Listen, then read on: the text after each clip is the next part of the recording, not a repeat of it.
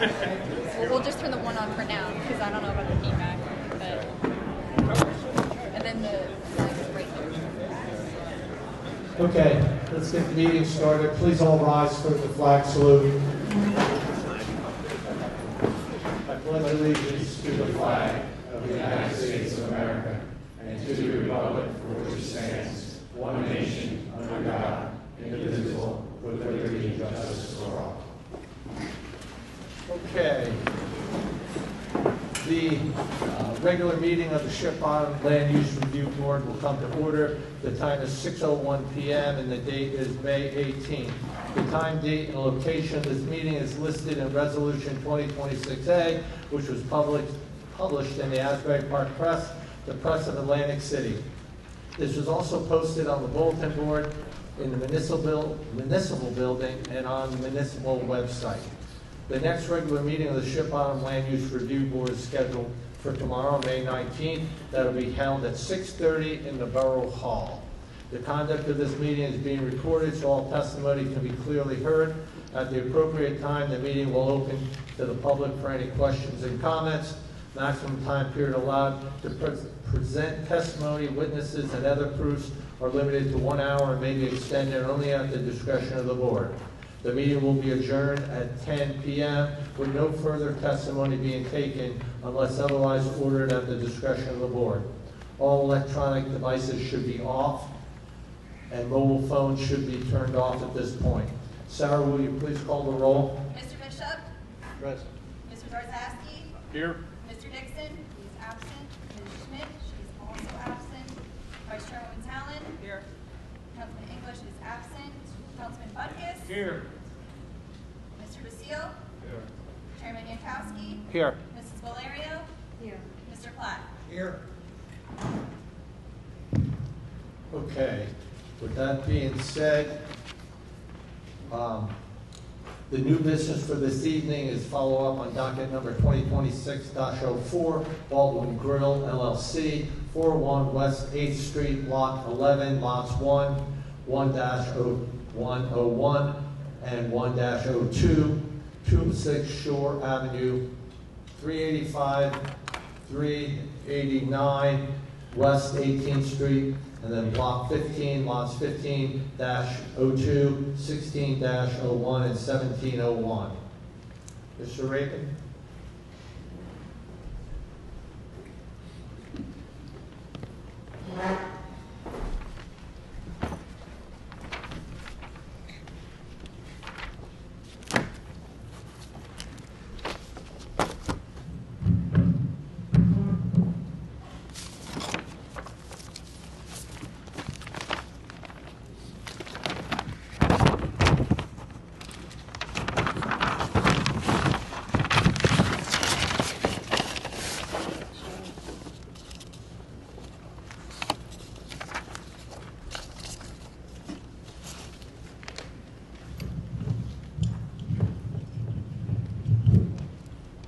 Good evening, James Rabin on behalf of the applicant, Baldwin Grill.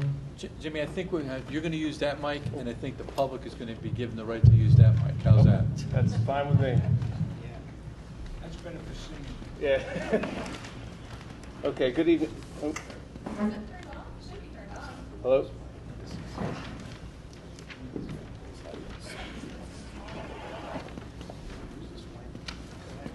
I don't want to touch it. And also everybody's ears.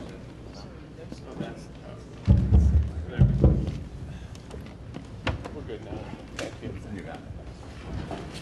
Okay, good evening, James Rabin on behalf of the applicant, Baldwin Grill, LLC. This is a minor site plan application.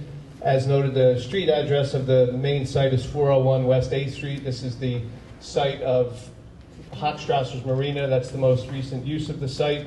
The applicant, the Baldwin Grill LLC, is a contract purchaser of the property, who also is under a lease agreement for the use of the property currently. And we're here again, as I said, for minor site plan approval. And what the applicant is seeking is utilizing the property as basically a bar restaurant use, while at the same time maintaining the existing marina use. There's 72 slips currently at the site, boat slips, and we're proposing to renovate the existing buildings on the property. There's as designated on the site plan, a Building A area and a Building B area, Building A being the westerly building, and Building B is the easterly building. And the westerly building,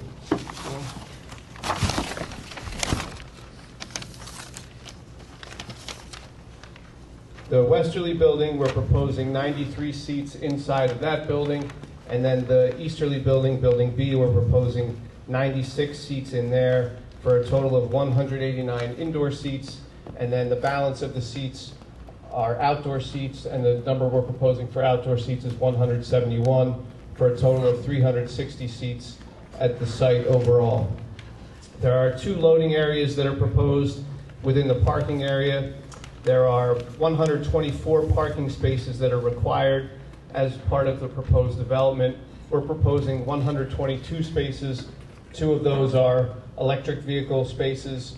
So under state statute, we get credit for 2 additional spaces. So we do meet the parking requirement where there's 124 spaces required, and we're providing 124 spaces, 122 actual spaces, with 2 of those being the EV spaces. So there's additional properties associated with this site at block 15.02, lot 15.02, 16.01, and 15.01, 17.01 is the other one, and those are across Shore Avenue from the subject site. Those properties have been historically used to store boats and trailers, and also for some employee parking. That's going to be the continued use of those properties, are simply for storage of boats and trailers. It's not proposed to be utilized for customer parking as part of the proposed use on the subject site. So all of the uses that we're proposing are permitted uses. We're not seeking any variances as part of this application. We're going to hear a general overview from Chris Vernon, who's a member of the applicant Baldwin Grill LLC. Then we're going to hear from Megan Jacobs. Before that, we're going to hear from John Cornick, who's the engineer of the project. He's going to give the testimony regarding the overall operation of the site. And then Megan Jacobs is going to provide testimony regarding the operation of the bar restaurant use at the property. And then we're also going to hear from Elizabeth Dolan, who's a traffic engineer that's going to provide some testimony as well. But now, first, I'm going to turn it off to Chris Vernon. I want to raise your right hand. Do you promise to tell the truth, the whole truth, so help you God? I do. I need you to state and spell your name for the record, please. Christopher Vernon, CHRISVERNON. Thank you. Thank you, Jim. Good evening, members of the board. It's an exciting time for us. Here we are with the Hofstrasser Marina, and first I'd like to thank the Hofstrasser family. I think it's been in their family since the early 60s. We've been talking to the family for the last 20 years. We've come to an agreement over the winter, and we're really, really excited about possibly continuing this great opportunity to take this to the next, hopefully next generation of what it can be used for. The marine commercial use is something that's really special for us because the Hotel LBI, I think we can all, we don't have waterfront access. And to have the ability to have our guests have privileges or reservations on the bay at the marina is going to be crucial with our, our long-term plans to really marry the bay and the sunsets to Hotel LBI, but also most importantly to the community. There's a lot of concern really. I think the challenge is what is it going to be? How busy is it going to be? I've gotten so many comments that oh well, it's going to turn into another boatyard or another this or another that, and that's a great challenge to have. But that's not our intention here, to really create this as a big, high-demand, high-volume restaurant. It's really more geared towards more of a cafe model. The Blue Water Cafe down there at Beach Haven area, a smaller, intimate kind of a restaurant cafe, if you will. It kind of lends itself to Piazza, where the bridge is, to the front of the buildings, where we could walk and we could have bicycles and we could have, basically a really neat environment between basically the front of the building and the bridge, and really create something that's, has been stored boats and has been pretty much, not a very active marina. We were one of 3 bidders. 2 of the other bidders were very serious commercial marina operations. Our operation really is we would like to continue the marine use. but also add the food and beverage element to it in the cafe to really create a community local family restaurant. It's really a restaurant first and foremost, and the ability, and I'll have some of the folks that run LBI for us to come in and tell about what kind of caliber restaurant and what type of menu and the type of the seating and how we're going to have reservations and how it'll be a much more managed environment. Okay, so, Can we use the other one? Yeah, the house here is not good. No. Test. Better too much. There you go. so All right. pass, why don't you pass that one up here? Yeah, pass that one over here. Here, I'll turn it off. So in summary, Take off. that's much better. Thank you. We are extremely excited to be here tonight. What's it And, up? I want to thank the Hofstrasser family for allowing us to be the next family generation business. So that said, we have a great opportunity. We see some of the struggles. We've met with a few of the neighbors, and we've talked to a lot of folks in the community as well, and to try to juggle and figure out how we can together design this and cooperate and make this work for everyone. We're up for discussion tonight. We're really excited about the type of restaurant this is going to be that happens to be on the bay and happens to be a marina and will have access for a really family environment. We really specialize in bringing the kids out, the family out.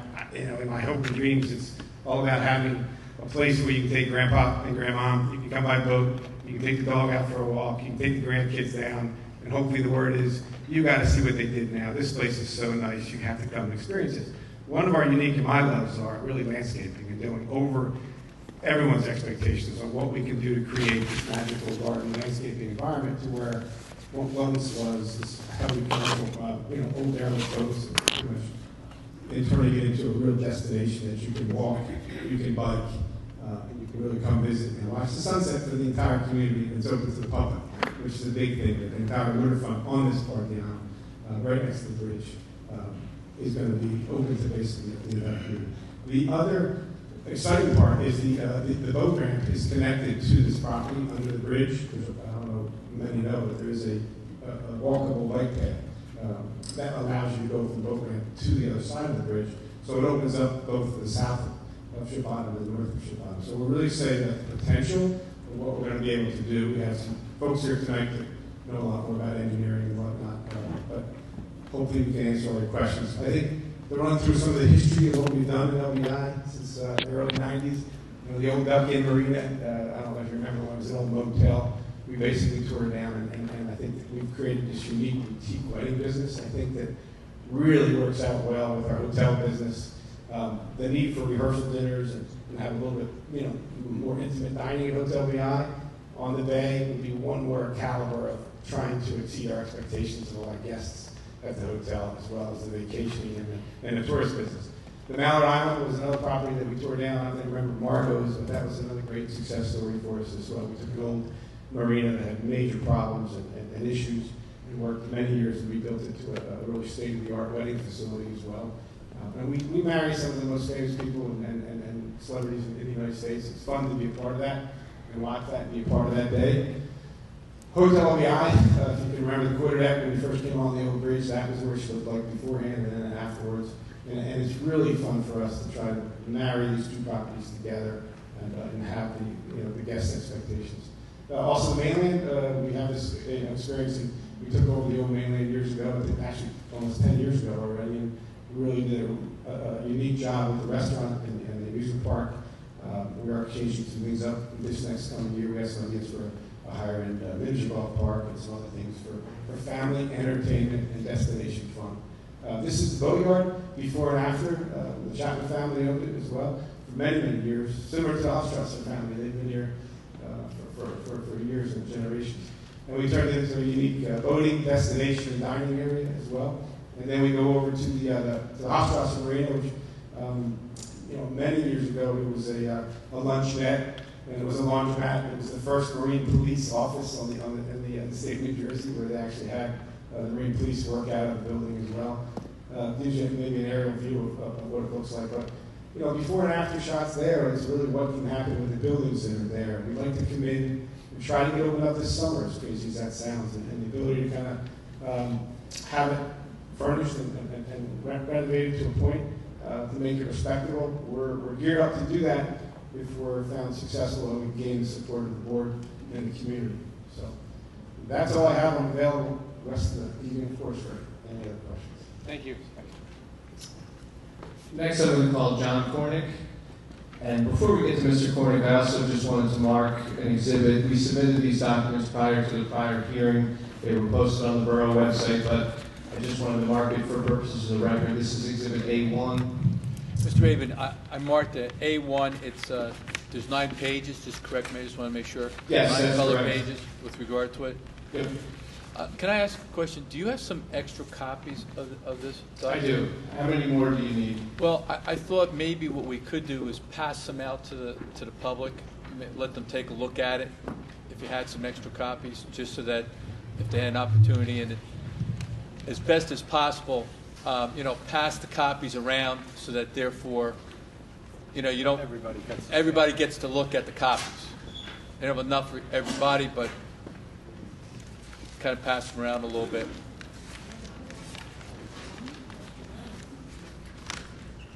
If you can hit both sides of the. He's got enough there. Enough. Yeah. All right. Good. And the first 3 sheets on the exhibit are photographs, and then we have renderings of the proposed, just general renderings of the proposed site, what it's going to look like, and then sheet 8 is seating layouts of the building, and then the final sheet is a detail regarding the mobile kitchen that's proposed. That's where the cooking is going to take place between the 2 buildings, Building A and Building B. What sheet is that?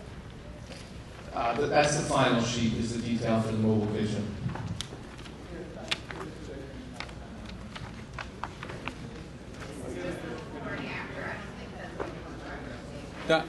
What was handed out is just A1, which was introduced. It looks like maybe also the before and afters have been handed out, but the sheet you marked as A1, are you able to put that up, Megan? Which is the aerials?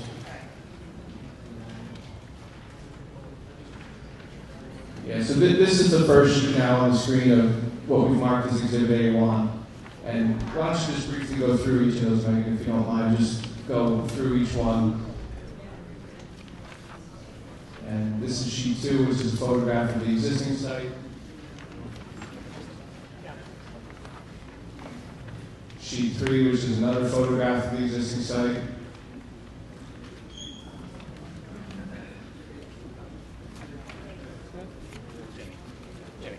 They only handed out. Okay. I guess we didn't circulate the entire contents of Exhibit A1, but we also, part of Exhibit A1 is renderings of the proposed site as well. I think we did circulate some of those, so we'll try to get some over to this side as well. Any other questions before we get started? You want to raise your right hand? You promise to tell the truth, the whole truth, so help you God? I do. I need you to state and spell your name for the record, please. I had a question. Oh, sure. Do you have a picture of the outside of the mobile kitchen? That I don't believe we have. Does anybody? Does it look like a food truck? We'll get there. We'll get there to the next one. With the visual. Yeah, I don't think we have the visual of the exterior to present tonight, but we can have more description from either Megan or Mr. Cornick. We're getting a lot of questions. Okay. Maybe somebody could Google it. You want to raise your right hand? Promise to tell the truth, the whole truth, so help you God? I do. I need you to state and spell your name for the record. John Cornick, Kornick. Thank you. Mr. Cornick, if you could briefly recite your qualifications for the board, please. Sure. My name is John Cornick. I am the principal and owner of K2 Consulting Engineers. We are a land development, site civil engineering, and land surveying firm. Our corporate office is in Haddonfield, New Jersey. I have a Bachelor of Science in Agriculture. I know that's a weird degree, but it was in environmental protection. And I have a Bachelor of Science in Civil Engineering from Drexel University, so 2 degrees. Both of my licenses, professional engineering and professional planning, are in good standing in the state of New Jersey. I have not presented before the Board of Ship Bottom, but I have presented before approximately 120 of the land use boards, both county and township and rural, within the state of New Jersey. I've been licensed as an engineer, professional engineer since 2011, and as a professional planner since 2016. Accept. Okay, thank you. Thank you. Mr. Corning, you prepared the minor site plan that we submitted with this application, is that correct? I did. And you're familiar with the site, you visited the site? I have. Okay, if you could just give a general overview for the board, how the site's developed and what we're proposing with this application. Sure, and I'm going to go over to the screen over to the right. I don't know if you've labeled this as an exhibit yet or not. Is that Mr. Raven, is that part of the package or is that different? This is not part of Exhibit A1. Is that, Mr. Cormick, was that submitted as a pack, as part So of the this, package? I'll go through what it is, but it's essentially submitted as the site plan as part of your application package, but rendered in color. Yeah, that was what I was going to ask. I can't tell, but it looks like it needs to be colored. So we're going to have to mark that as A2. So it's going to be a color rendering of the site plan, right? It is. Okay. So what it is a plan dated March 26, 2026, with a revision, I believe, May 15th of 2026. I'll look at it here. It's blurring the screen. Nope, May 5th. Ahead of myself. 2026. Go back that one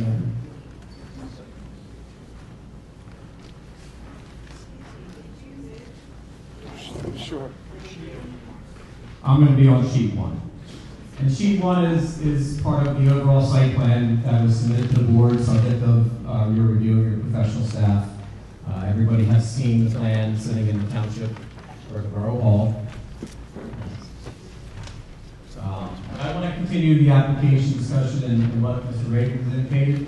Again, we're here for a minor site plan approval of a site that is fully compliant, no variance requests, no waiver requests.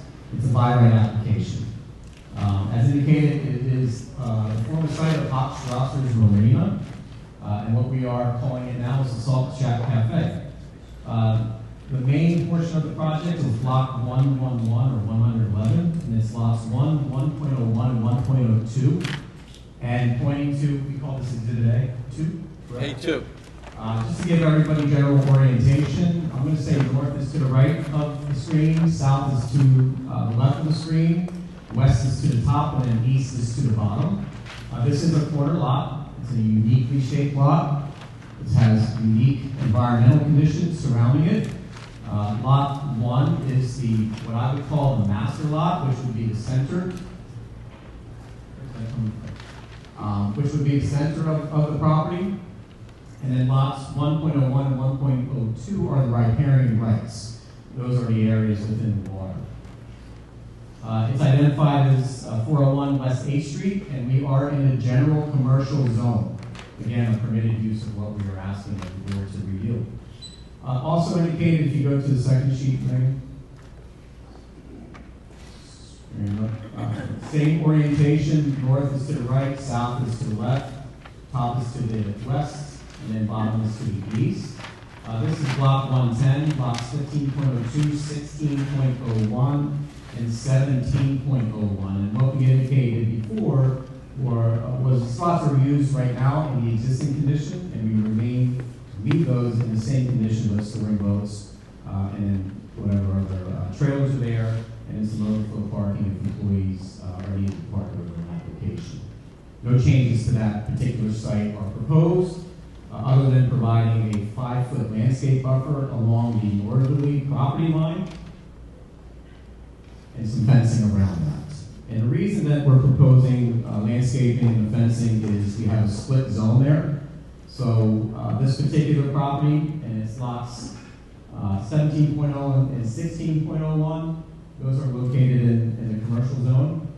And then the existing corner lot, 15.02, is located in the residential zone. But again, we're not changing anything as a result of this application in the existing condition. As indicated, we are approximately 72 in-water boat slips. The overall tract with regards to the property to the north of shore is approximately 2.67 acres. 1 acre of that is within the riparian rights, so that's within the water area. So everything that we talk about with your bulk standards we want to talk about the upland, and that is relevant to setback requirements, your building coverage, and your impervious coverage, as in the discussion.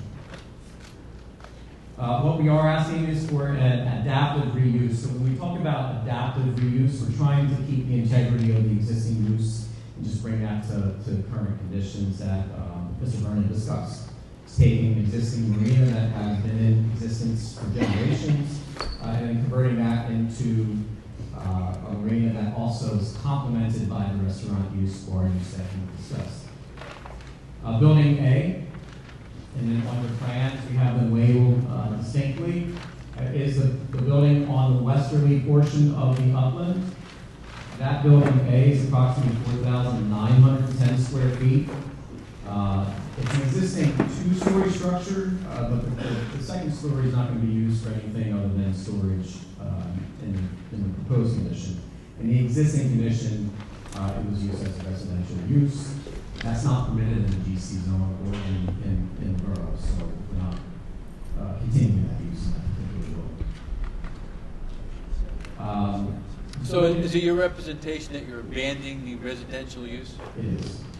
The property record card shows a 2-bedroom, 1-bath apartment there. And that would be abandoned as a result. Your ordinance doesn't permit residential use of commercial in this case. So that building again is 4,910 square feet roughly. Will maintain approximately 3,070 square feet of indoor dining and recreation area.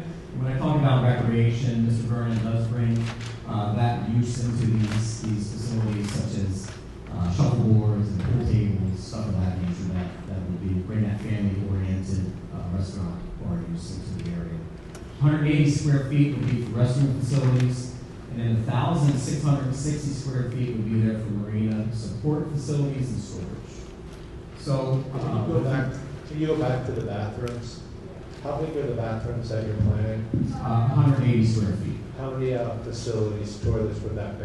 I can go through the architectural plan once I get to that point. Okay. Bring it up and describe what's going on inside. Is that okay? Good. Total seat count in building A is 96 seats with 19 tables. So 96 seats, roughly 4 seats per table. Building B is the building to the east, roughly on the corner of Shore and 8th. That's this building here. I'm going to cut off the visual. Building B is approximately 2,620 square feet and will maintain approximately 1,820 square feet of indoor dining area, 800 square feet of storage, with a total seat count inside of 93. That includes 29 bar stools and 16 tables. So what we are proposing is 171 seats, or 189 seats inside. And as indicated, we're going to have outdoor dining capabilities as well, with 171 seats. That outdoor dining would be flanking building A to the north and south. Total area roughly about 11,000 square feet. So total seat count for this proposal is 360 seats. So when we talk about this adaptive reuse, it's critical that the continued utilization of waterfront use is integral and integrated into the plan. That's not only part of the GC zoning district, but it's also part of the state standards. So we're not allowed to remove the water-dependent use completely from the site. So what we don't want to see happen to a marina is it converted to residential, especially within the ship bottom. Your master plan talks about keeping your commercial uses in the area, not converting it to single family, and that's what we're proposing here in this condition. We're not expanding any of the building footprints. Again, we're focusing on reuse and not new construction. But we are bringing the facilities up to current standard, to your ordinance for general design standards. So, as Mr. Reagan indicated, when you go through the parking lot parking calculation, we're required to provide 124 parking spaces. That's an aggregate of everything with regards to all uses on site. So that's boat slips, that's bar use, employees, that's all part of your ordinance. But what we're proposing is 122. And just to correct Mr. Raven, We're proposing 4 EV parking spaces. That's a state mandated ordinance, and the borough has to take that on as well. And what we do when we do that, we get a 2-to-1 bonus or a credit where we're allowed to reduce our overall parking count to 122. In addition to that, we're providing ADA access to the south side of the project. So we're proposing 5 parking spaces on that side for ADA access. That's required under the state and federal guidelines. And as I'm sure all have seen, improvement has already occurred within the right-of-way.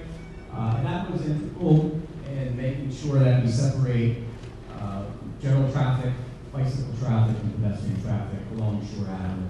So what we did propose is a 5-foot wide sidewalk, curb, concrete aprons, and as Mr. Bergen was talking about, that integration and tie into pedestrian access to the south that allows for that pedestrian access to traverse north to south, west, and across the street so that they can get on that bridge to the south part of Ship Harbor. It also separates that conflict of traffic between cars, bicycles, because there's bicycle lane there and there's pedestrian traffic. That was there before this application as proposed.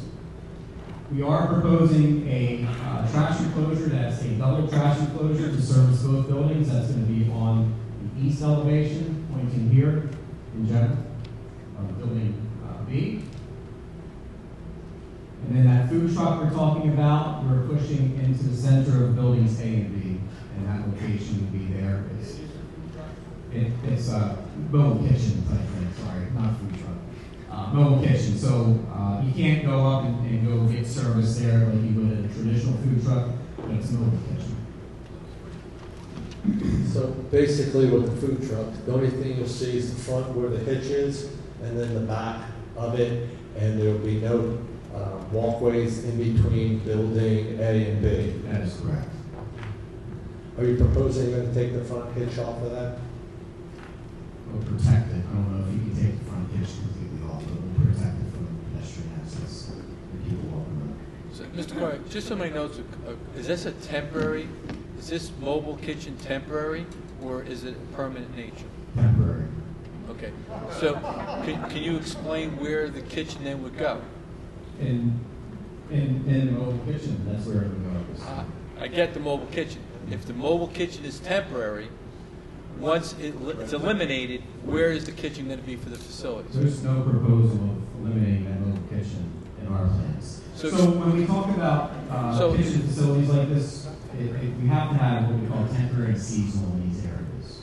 And it's similar to the boatyard. We have temporary kitchens, temporary food trucks. They'll have to be removed. Are you going to move? The intent is to stay on property. Can you do something so Pass this we can case. verify? Can you put blocks on it or something? Yes, we can talk extensively about the mobile kitchen and the reasoning behind it, but it's basically going to be used as a permanent kitchen at this facility. That will be, if need be, removed from the hitch and basically still blocked up, so it can be moved in the event that there was ever a storm. But it would be permanent. Just one point on that. So there is concern about the way this kitchen looks, right? No one likes food trucks. So questioning why I questioned about the hitch. If you take the hitch off the front, then you could do something from a decoration or planting or whatever on the front. You could do something on the back. So I'm at your facility, I'm not looking at a food truck. Because the only people who go into the side of the truck would be your servers. That is correct. People that are coming to pick up. That's our intention, is to do entirely, you will not be able to see the truck or the kitchen by any means if you show up there. We hit either a landscape wall, or we hit the two buildings, or we some type of fence that we do. Okay, so your testimony is when we're standing there, we're not going to see something. You will not that see looks like a food truck. anything that will resemble anything on the wheels. Okay, that we block from sight. So I guess my question then is, why isn't that an expansion of the buildings? Most restaurants would have a kitchen inside the building. Now what you have is a marina, and now all of a sudden you're putting a mobile kitchen on the outside. I'm not saying it's not permitted, but I want to know why that's not an expansion. Well, we don't want to expand buildings, number one. And number two, when you go into the facilities and start bringing these upgrades inside the building, and we have certain triggers that have to bring the building up in elevation and meet your current FEMA standards. So there's a lot of changes that we're trying to do and keep the integrity of the site, keep the nostalgia of the site where it sits today, without having to go and bring these buildings 5 feet over. So in other words, just so it's clear, this mobile kitchen is going to be permanent. It's not here for 1 year or 2 years. It's not looking at that you're looking to later on remodel one of these buildings and put the kitchen on the interior of the building. Is that what you're saying? It's not the intent.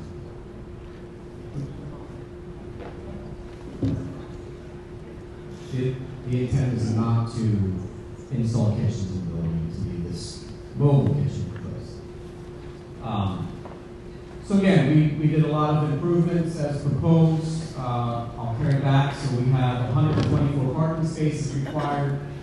We're showing 122, again, using the EV or conventional vehicle standards. We have to put 4 of those in. We get a 2-to-1 bonus for that, so we propose 122 parking spaces. Again, to the north and to the south of the existing building A, that's where the outdoor seating would be. So with the outdoor seating, we'll show you some renderings of what that would look like, similar to what you've seen in Mr. Vernon's projects. We'll have tables with umbrellas, suns, shades, all the sorts. And if you look here, I guess we can call that one Exhibit A3. There's an exhibit up on the screen. That one is the one we already marked as Exhibit A1. That's part of Exhibit A1. So that gives you a general orientation looking from west to east of what the proposal would appear to be. Hold it 1 second. I just want to make sure. That's sheet 4 of Exhibit There you A1. go. That's what I'm looking for. It says sheet 4 of A1. Right. So I understand these are rendering. We always do a beautiful job, so I don't doubt that. How close would you say the final product is going to look to these renderings? I think it's going to exceed it because of the landscaping. So this is going to show a lot of landscaping, but I'll let Chris embellish a little bit more of it. Yeah, the color and the textures will be similar. We're trying to maintain the original blue and some floral colors, but the sunshades, landscaping offer, as well as the planters, it doesn't really do the justice of what we're trying to do here to create the garden effect, but to give you an idea of what we're trying to do with this layout, we're seeing how it will lay out in conjunction with the front. Okay, and then maybe you're going to hit this in the architectural plan, but Building A, there's not going to be any deck on the top of Building A. No. Okay. Go back to the segment.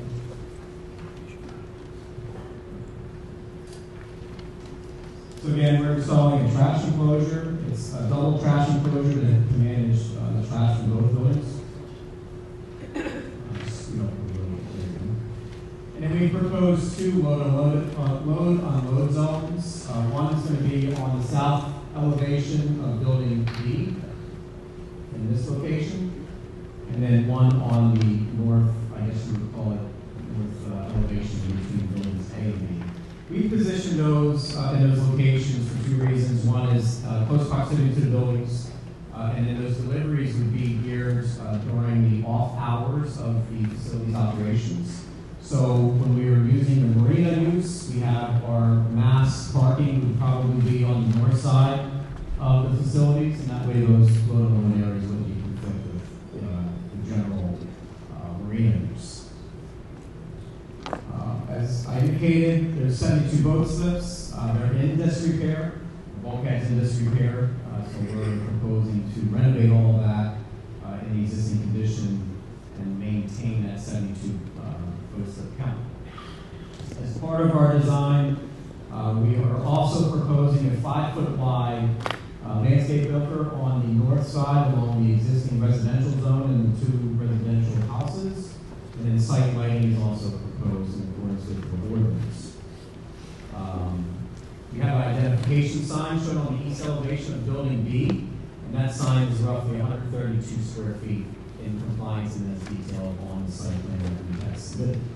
So just confirming, you'll have a buffer every place that your lot meets a residence lot. A residential lot and zone. So all of, let's see, over here. Yeah, the whole north side. So it would be the whole north side, and we would rear butt lots 1.02 and 1.03, so if you can slide down one slide.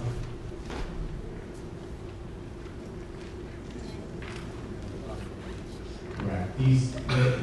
The split of the DC zone to the residential zone is our common property line between Salt Shack Cafe and residential uses to the north. So we have that buffer along that entire. Okay, so just to confirm, every place that there's a residential lot, whether it's a zone residential or commercial, you're going to board That's a correct. buffer. That's And you're proposing a 5-foot buffer in accordance with your zone. and a fence. Correct. Was there any discussion ever about having more than a 5-foot buffer? No, we're fully compliant with the ordinance. Okay, is that something that would be considered? Well, that starts to conflict with your parking and site circulation. So again, we're going to put in 122 parking spaces to meet the conditions of the site. And that fence is going to be up on the slope. So I don't know if you've been out to the site and seen the grade differential. That 6-foot fence is going to be on top of that berm. So it's going to be even more pronounced when you do that. Okay. We'll come back to that. Sure.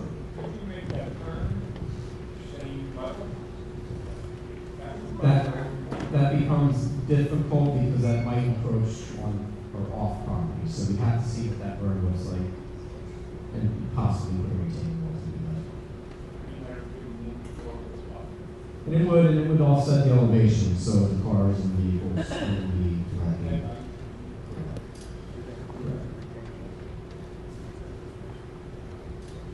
Going back to that, on the north side, are you, the note says potentially a retaining wall based on the borough engineers prior to construction. So what actually are we going to be proposing on that northern wall? What we do have, Chairman, is some existing vegetation on the site. Now, it's not deciduous, it's not evergreen, it's deciduous, but it's established. So when we get there, it's some weeds, obviously, but some of it's hardy. So we want to make sure that when we work with the neighbor and getting this buffer established, whether we put a fence up, landscaping wall, that's what we're going to do, or if so, if they prefer for someone to remain, then we design around that, they construct around it. So it's not uncommon to get inside of a project with existing vegetation, work with the borough engineer, try to make something that works in compliance with the ordinance and plans and as represented at the board. Okay, so if a retaining wall is going to look better there and provide a better buffering, you're willing to put a retaining wall on the north side? Absolutely. So that berm, you can fill in the back of the berm so you get even a little bit more buffering on that north side. Yes, we would be willing to do that. So again, this is a seasonal operation. You don't see this operation going 365 days a year, so you would start to see the return of coach storage potentially and trailer storage through the winter months. And again, that's part of the overall activities of the existing active marina. Other than that, there's no other changes to the site physically. Again, I think we have to focus on the application as a by right application without any variances or waivers.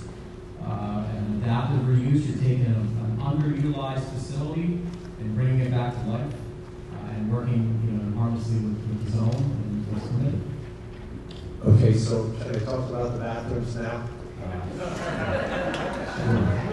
Speaking of which, we do have a temporary bathroom that we are proposing. I forgot to mention that. But before we really delve into your bathrooms, we are proposing a temporary and seasonal bathroom facility, and that's going to be located on the west or east elevation of Building B in this general footprint location. Sorry, I forgot to say that. Just, It is. okay, taking a step back, can you define exactly what seasonal means? When you're opening, when you're closing? That's operational, and Megan's going to come in and give you the operation. Okay, so bathrooms, the standard for the number of toilets is for every 20 women, you need to have one. For every 30 men, you need to have one. So if you do the math, do you actually have enough facilities there should you get approved for 360 people? So with regards to the interior bathrooms, obviously we haven't submitted for building permits, but we would comply with the building code as it relates to that. So we have some additional areas identified in the building as storage, and those areas could be converted into restrooms. So how many will you have? What's compliant with the seat count in the building areas per the QCC building? Okay, so my 20 and 30 is a legit number? That seems extreme for this type of size. They said that wasn't even for heavy use, and I'm thinking your facility in the summertime is going to have pretty heavy use. We would comply with the building code, absolutely. Okay. So let's And then confirm what that is. the outdoor restroom facilities is just for that surge, that overflow, but we would certainly comply with the building. I'm not sure I understand what you mean, the outdoor surge. I mean, you got 300, you're showing 360 seats, right? So why is that an outside surge? I'm not trying to be difficult. The question really is, have you anticipated the amount of bathrooms that you'll need for your use? Either you have or you have not. We have. Okay, so what is it? What you see on the plan, interior improvement, is what we were proposing. But again, the architect hasn't submitted the building permit applications, and the UCC will dictate the number of toilets and fixtures. And if we have to amend that plan, then we can certainly do that, comply with that aspect. No disrespect, man, but no, you're the engineer. Is the architect here that's going to be able to testify as to the bathrooms? No. Okay. But again, that's why I'm saying we have to apply for a building permit, and that building permit is going to dictate the number of fixtures required for this use and the number of seats. Well, I understand that, but I guess the question is that if you have, I go back to my notes, it looks like you have substantial seating outside. So at some point in time, you've got 171 seats outside, 189 seats inside. So where are all the bathrooms for those 360 seats going to take place? So if you're not the architect, and I respect that, make sure that your architect can articulate at some point in time where all those bathrooms are going to exist in the building. And is it going to be on the second floor, or is it going to be on the first floor? Where is it going to be? Right, so just so you're aware, Building A, as I discussed, had extra area for marina operations and storage of 1,660 square feet. And then Building B had an additional 800 square feet of storage. Okay. So we would work with the architect, work with your building department, make sure that we're complying on that. Okay. I have one question. There's like a third structure might be There's like a third structure. It looks like it could be a tent, but you talk about A and B. Can you speak about that one? You go to your A, I think it was A2, right? this is actually A6. I'm sorry. A6. So stop again. Page 6. So it's, sheet 6 of Exhibit A1, right? Sheet 6 of Exhibit A1, and Mr. Buckus, right? Yes. I don't have my glasses, I can't see that far. So I believe you're pointing to kind of this tent, the white surface here. Yeah, it looks like it could be the bar. So that's just the outdoor representation of either tents or sails or what they call sunshades. That's what that would be. That's where seating would be potentially. Again, this is just a rendering. My question on this, would that come down when the season's over? I mean, you're got a very windy spot. So is that temporary for the season? Everything that you see with regards to the sunshades and sails and tents, those would all come down as the season ends. Thank you. Okay. We got another question. I got two questions. Question on A5, the upper right-hand corner, looks like a building, a facility of some sort. You don't have to come. Yeah, sure. Point out. Absolutely, right here. This one here. So that's the existing residential house, or representation of the existing residential house to the north. So Megan, if you go up one, I believe, is what he's pointing at? Yeah. Yeah, so it's just, the artist rendition is showing the structure there. Right. It's not 100% accurate, obviously, but that's what that is. Okay. It's not a proposed structure. Second question, the portable trailer, the restroom trailer, did you ever give it consideration to tuck that into the southwest corner in between those handicap spaces, get it out of the way from the front? So you're speaking southwest corner? Yeah, where the bridge is. So that Get it out of the way. That compromises the parking count that we are proposing. And just like with the food trailer or the mobile kitchen, we're going to have that landscaped around and naked, as it traditionally does with those type of structures. You're saying it compromises the parking? There's not enough room between that last handicap spot? Okay. So there's a site triangle that we have to protect in that location. And then... not on that drawing. So I think we talked about the same spot? No, we're not. So you're talking about the top. I'm talking about where you got those 5 handicap spaces, 1, 2, 3, well, actually 4. So you're talking in this location where we have an existing manhole? There's not enough room for that particular trailer to fit in there with the truck to come in and out and deliver this.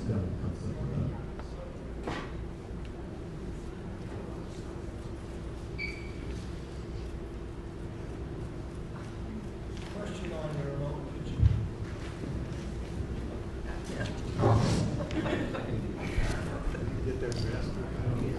Mr. Cornick, with respect to the mobile restroom trailer, would the applicant have the ability to buffer that in a way similar to the mobile kitchen? He would. Just a quick question on the mobile kitchen. Will that have permanent utilities hooked up to it, water, sewer, electric, and gas, not temporary type hoses and extension cords? It would within accordance with the building code official and application. What? Wow. That's up. Are you?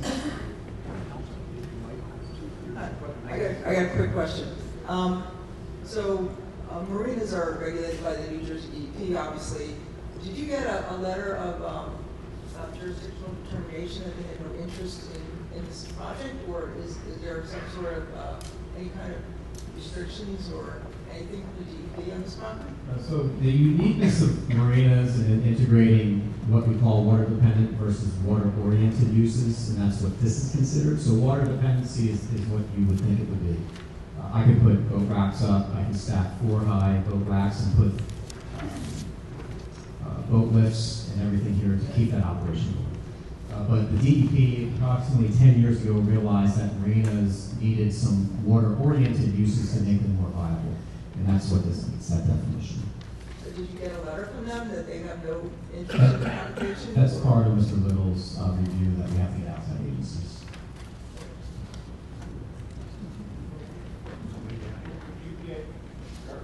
One question. It's part of the approval process, but you make renovation permits for this. The kitchen can handle 360. Okay. Should it not be able to, do you have, the way it's laid out, additional space there to be able to put in a bigger one? The kitchen we're showing on the plan should be able to support 360 in the flow. You'll never ever see 360 people all at once. We transition to the turnover. But the design of the kitchen that we were basically putting in, based on our experience, we actually have the kitchen in use currently in another location down in the Florida area. The intention would be to basically use that exact model that we've experienced with, and bring it up here, and we can do those kind of numbers. But you'll never see and serve 360 people at once. But the ability to have reservations and scale it appropriately and seat it appropriately is all the dynamic of operating a lobby kitchen. Okay, thank you.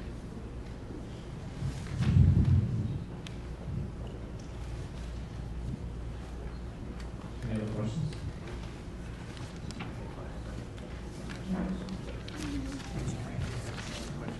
Okay. Need the mic. Want me to hold it for you? No, I got it.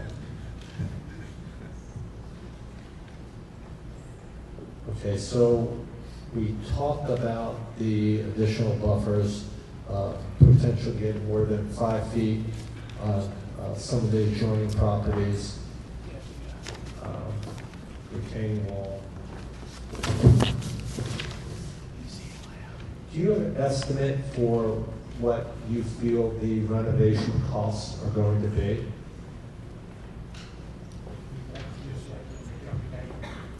So the one ordinance says if it's more than 75%, you have to raise the whole structure, right? That's if you expand it more than 75% of the current area of the building, not that if you renovate the interior. It would have to be a physical expansion of the structure up to 75% increase in square footage. So they're not adding additional buildings. That's one of the reasons they're considered a minor site plan. By definition in our ordinance, you would have to expand the building considerably to be considered a major site plan.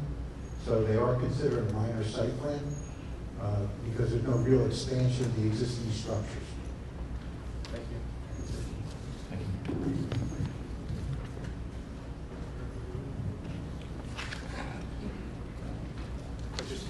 I just had one other quick thing. On the lot that currently exists in the residential zone, in my review letter, we're also requiring a buffer on that lot. We would comply You with would that. comply with that? Yeah, Okay. we would turn that buffer to the north. Turn that buffer to the north and run along the property line of the lot that is going to only house boats, correct? Okay, thank you. So every adjoining lot will be covered.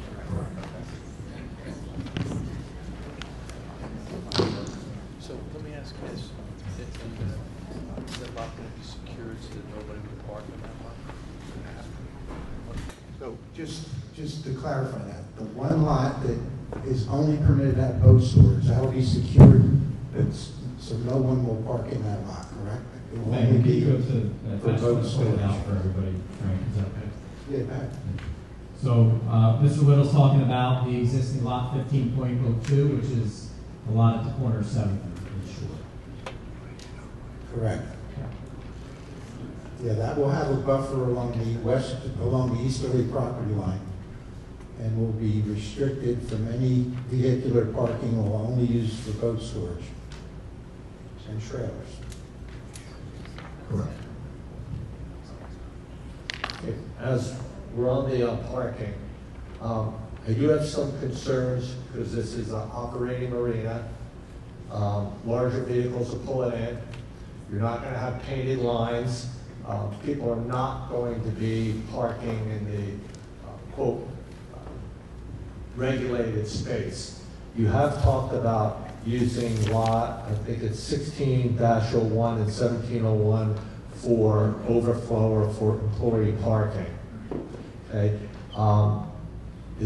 I understand that's not included in the application now, but for concerns for having, quote, marginal parking based on potentially people not parking everywhere where you have a wheel stop, can you take lot 1601 and 1701 and make it available for parking? So, marina parking is obviously difficult to delineate because of stone and shell and maintaining that. But Mr. Vernon's operations, they do a lot of maintenance on their facilities. And using wheel stops, that will delineate each and every one of those 22 spaces. So I don't see where that's a problem. And again, those get pulled up during the winter months when we come in to store boats and go from there. But I don't think that we take any exception of your comment of being able to do that on those lots. But I don't think that we have the jurisdiction capacity to do that here. Well, I guess, what is your application note that you're going to have employee parking over there then? Because that's the existing condition that's there now. That's what it's been used to store before. So you're going to have employees park over there, you're not? Correct. We have to say maintain as historic, maintain for trailer storage and parking. That's just what's been Right, it's my understanding that now it's utilized at times for overflow parking if necessary for employees, so we would like to continue to have that option, not for customers, it wouldn't be any customer parking, but to the extent employee parking is required over there for some overflow spaces, we would like to have that ability as it's been used in the past. So I think we're along the same lines, because I'm personally feeling that you're gonna need more parking. So we certainly would want you to have safe parking over there, whether it's for your employees or anybody else that would venture over that way. So that's where my train of thoughts go. Sure, so we would like to have that ability, yes. Okay, so the concern with that is at night, if the employees are parking over there, what are we doing about lighting and safety for the employees? Are we gonna do a lighting plan for those lots? Well, I think the intent is not to light that just because of it's an existing condition, so we would prefer not to light it. Well, but if you're having a lot that people have to go out in at night, certainly it needs to be lighted. So we can do something like shutting it off, automatic shut off at a certain time. We can do that. Okay. That's a dangerous With the lighting, it's pretty sophisticated now. It's not your old glowing halogen lamps. We can certainly put them on timers and maintain them, drop them down, at certain hours. Absolutely. We know exit entrance off of those lots. We do. We're talking about the curb cuts. So the current cut, the current curb cuts are set up for residential lots, right? There are curb cuts there as you're coming on 8th Street. I believe the curb cuts are on 8th Street. They are. Left by the Department of Transportation, and they put their curb in. They did. So I believe there's an entrance to each lot off of 8th Street. Correct. Yeah, there's 2 curb cuts there now. 3. One for each of those lots. We'll work with Frank on delineating those and make sure that they're controlled. Are any of the parking spaces designated for the marina use only?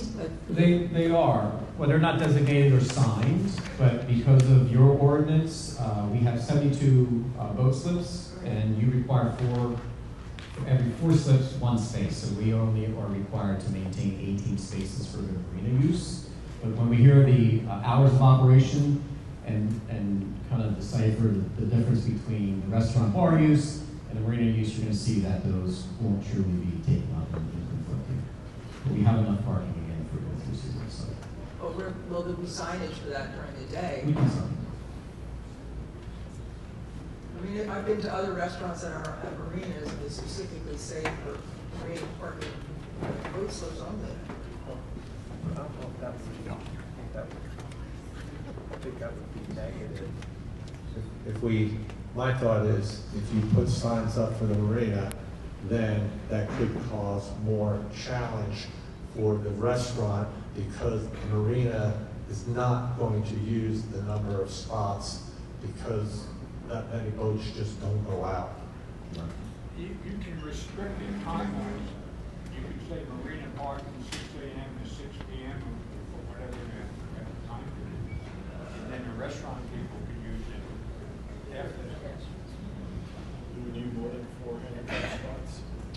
No, so with regards to the federal guidelines, for the number of parking spaces proposed are for ADA spaces meet the ADA requirements. So just to be able to close that, the needed number, whether you mark signs for the marina or not, you're willing to work with any plan that's going to be feasible for the marina folks and restaurants, making sure we don't slide the restaurant parking. We will work with your board. One thing that you did have in your plan, this is not a phased operation. So this is what the plan is for now. There's no future plan to expand this site beyond what it is right now. No. Okay. Okay, thank you.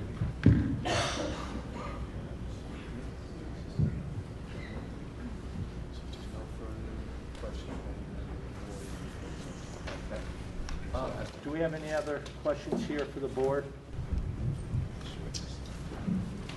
Okay, so before I open this up to the public, We have some additional witnesses. No, I I'm think. sorry. Oh, just with respect to See if Mr. there's any Cornick. questions. It's Okay. not for any statements, any questions. Just open to the public for questions. okay.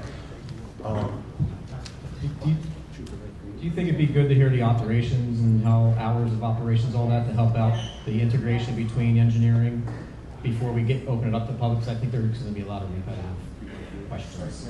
And maybe Yeah, answers. I'm okay if you want to. Who's going to do that? Megan Jacobs.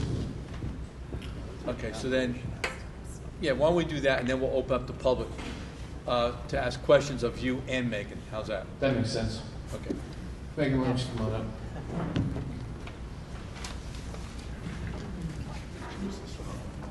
You want to raise your right hand? You promise to tell the truth, the whole truth, so help you God? Yes. I need you to state and spell your name for the record, please. Megan Jacobs, M-E-G-H-A-N, Jacobs, J-A-C-O-B-S. Thank you. I'll leave the microphone. And you, yeah, you're probably going to have to speak up as well. And Ms. Jacobs, if you could explain your employment capacity as it relates to this application. Certainly. I work for Mercer Management, the parent company for this project here. I've been with our company for 20 years, and I'm a project manager. So I'm involved with all of the Long Beach Island area hotels, restaurants, wedding venues, marketing, a little bit of everything. Okay, and we submitted a statement of operations that you prepared and attached that to the application. If you could just explain to the board generally how the site's going to operate as far as the operations of the restaurant, hours of operation, number of employees, things of that nature. Certainly. Our plan right now, we're planning on opening for lunch and for dinner. So we would have a 12 o'clock opening. Our staff would probably arrive a little bit earlier just to clean the grounds, prep everything. And then we're proposing for dinner hours ending on ending at 10 p.m. on the weekdays and then 12 a.m. on the weekends.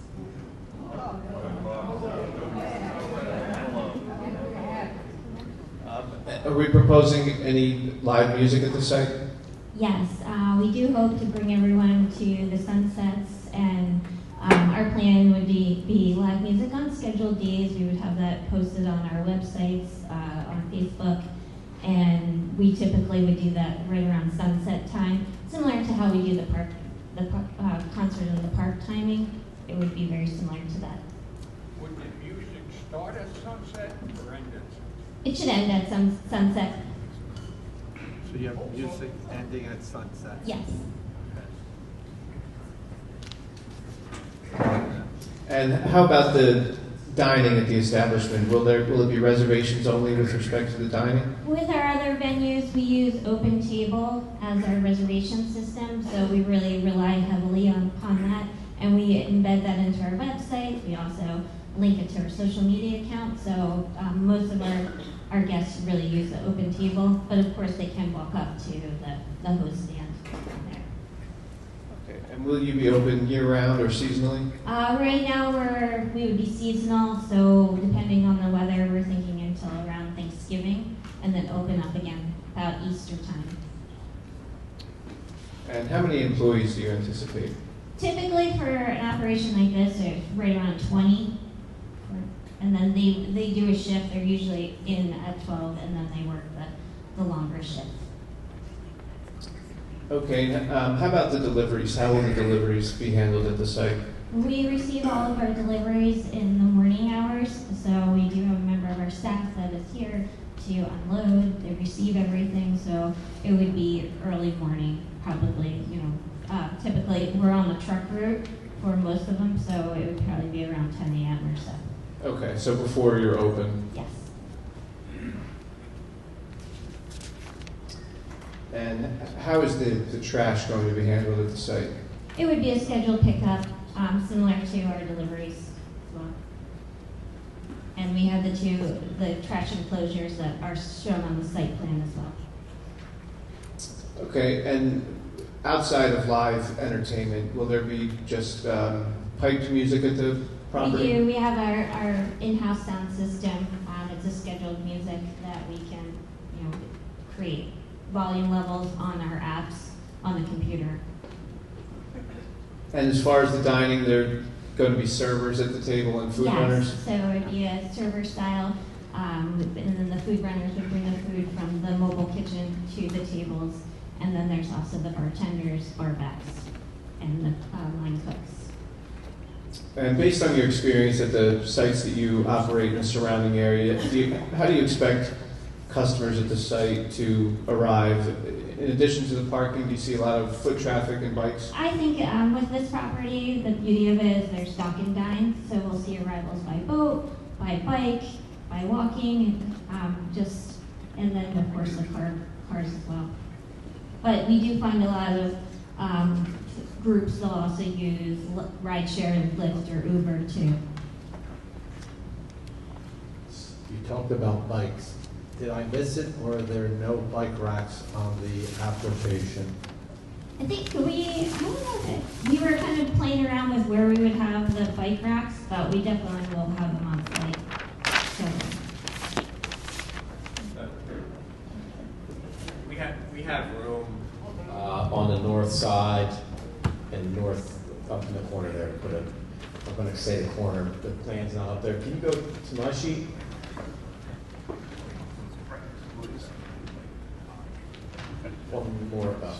One more sheet.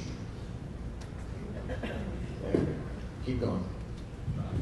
I just want to say it's a shame that the state didn't rehabilitate that bike path under the bridge. We requested that when they were doing the bridge work, and it didn't. It would have made this a whole lot nicer. Yeah. So we do have room and opportunity up in this northwest corner of the property to put bike racks in that location. Okay, It's so not in how conflict many? with the traffic or any parking. How many? I'd have to do the design, Chairman, but we can get a significant amount of parking there. For bikes, if I were to park cars there, I could probably get another 4 parking spaces. So I'll take that area and put bike racks. Okay. One of the things concern that Mr. Vernon mentioned, and not to go back to Hotel LBI, but the valet, we've always, and you've done a great job getting the valets to follow the rules much better, but we have a concern with them running across the street when they're parking cars. So you mentioned about your customers from Hotel LBI going over to this facility. Just want to make sure you have some plan for those people going over. Certainly, we don't want to add to our problem of the valet running across the street. We do have these shuttles that we can bring the guests over with our LBI shuttles, and that would be part of something when they check in. The front desk will notify them about that and then offer that service if that's something that's desired. And then with biking and pedestrian, we can work with the town engineer on wayfinding signs that are appropriate to get from point A to point B.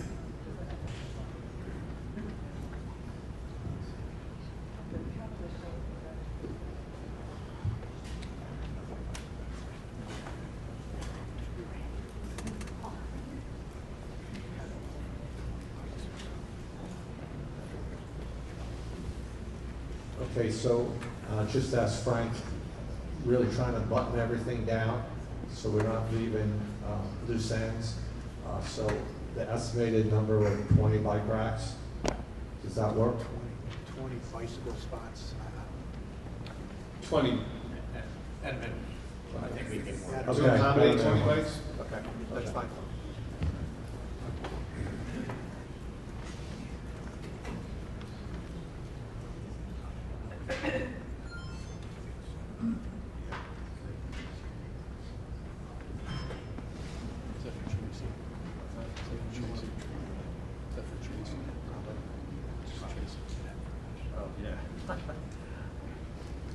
Anything else? I don't have anything further from Ms. Jacobs. Thank you.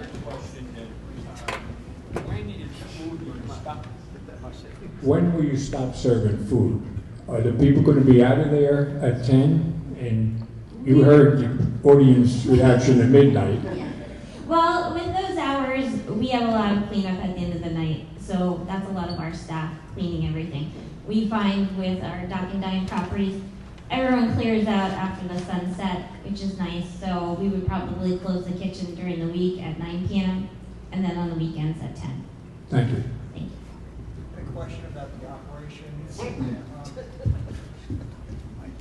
I think I heard you say that after Thanksgiving, the place would be completely closed down. There wouldn't be any smaller version of restaurant or bar service? At this time, we don't have plans for it. You know, it's windy, and then we kind of switched to winterizing all the boats over there. So when we discussed, we figured Thanksgiving is a good time to close.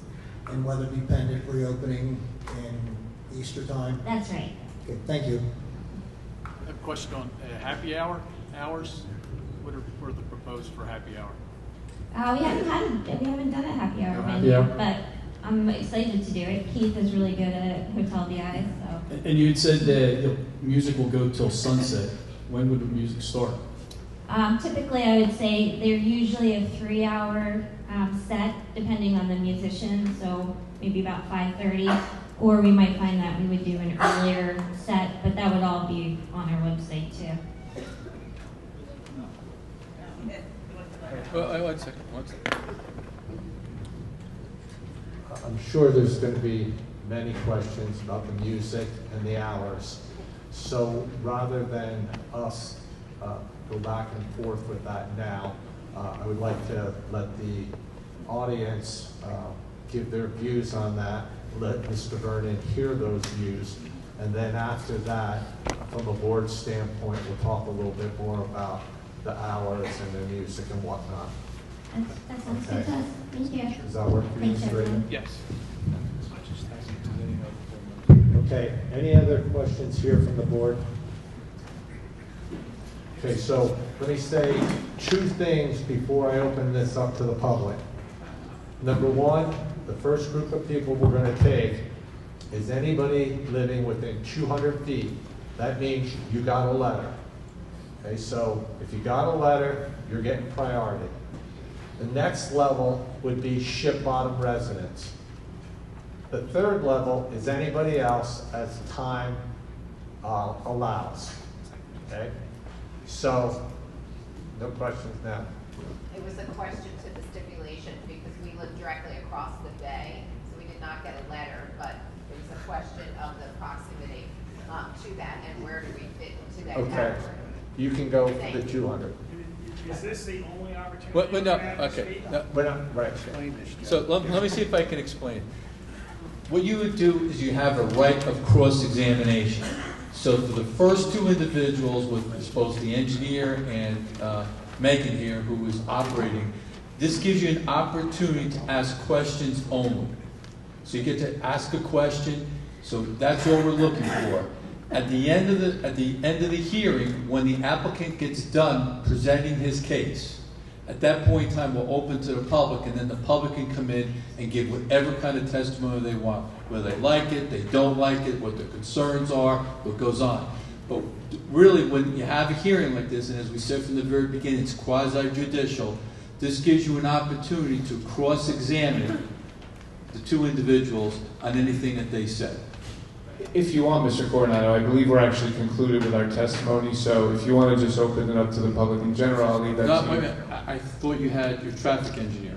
Well, if there's questions, I guess, in that regard.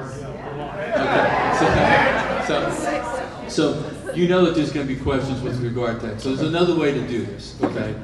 We've had both the engineer testify, we had operational testify. Why don't we bring in your traffic engineer right now? So this way they get full boat to ask questions of all the individuals and make whatever comment they want. How's that? Okay. I have a question for Mr. Raven before we go further. Jim, did you get a copy of the fire chief's letter? Oh, yes, I did. I'd like to know, I have public safety. Are we going to meet these requirements? Yes, I'll have Mr. Cornick speak to that. Okay. So we did review this document. It's dated April 30th, 2026. It's to the planning board from Fire Chief McLennan. 17 comments. Mine is April 17th. We have an April 30th because the plane Yeah, there was an updated version, April 30th, with a few additions. But we've talked to the fire chief briefly at the last meeting. We take no exception to his comments. We'll comply with all his comments. Some of them are relative to site conditions, installing certain signs and notifications for the fire company, and others are UCC building code requirements. And again, when we apply for our applications for building code, building permits, we'll have to comply with all that. So you'll meet what he's requesting? We will. Thank you. Next, I'll call Elizabeth Dolan. Raise your right hand. You promise to tell the truth, the whole truth, self you God? Yes, I do. Okay, I need to state and spell your name for the record. Elizabeth Dolan, D-O-L-A-N. Thank you.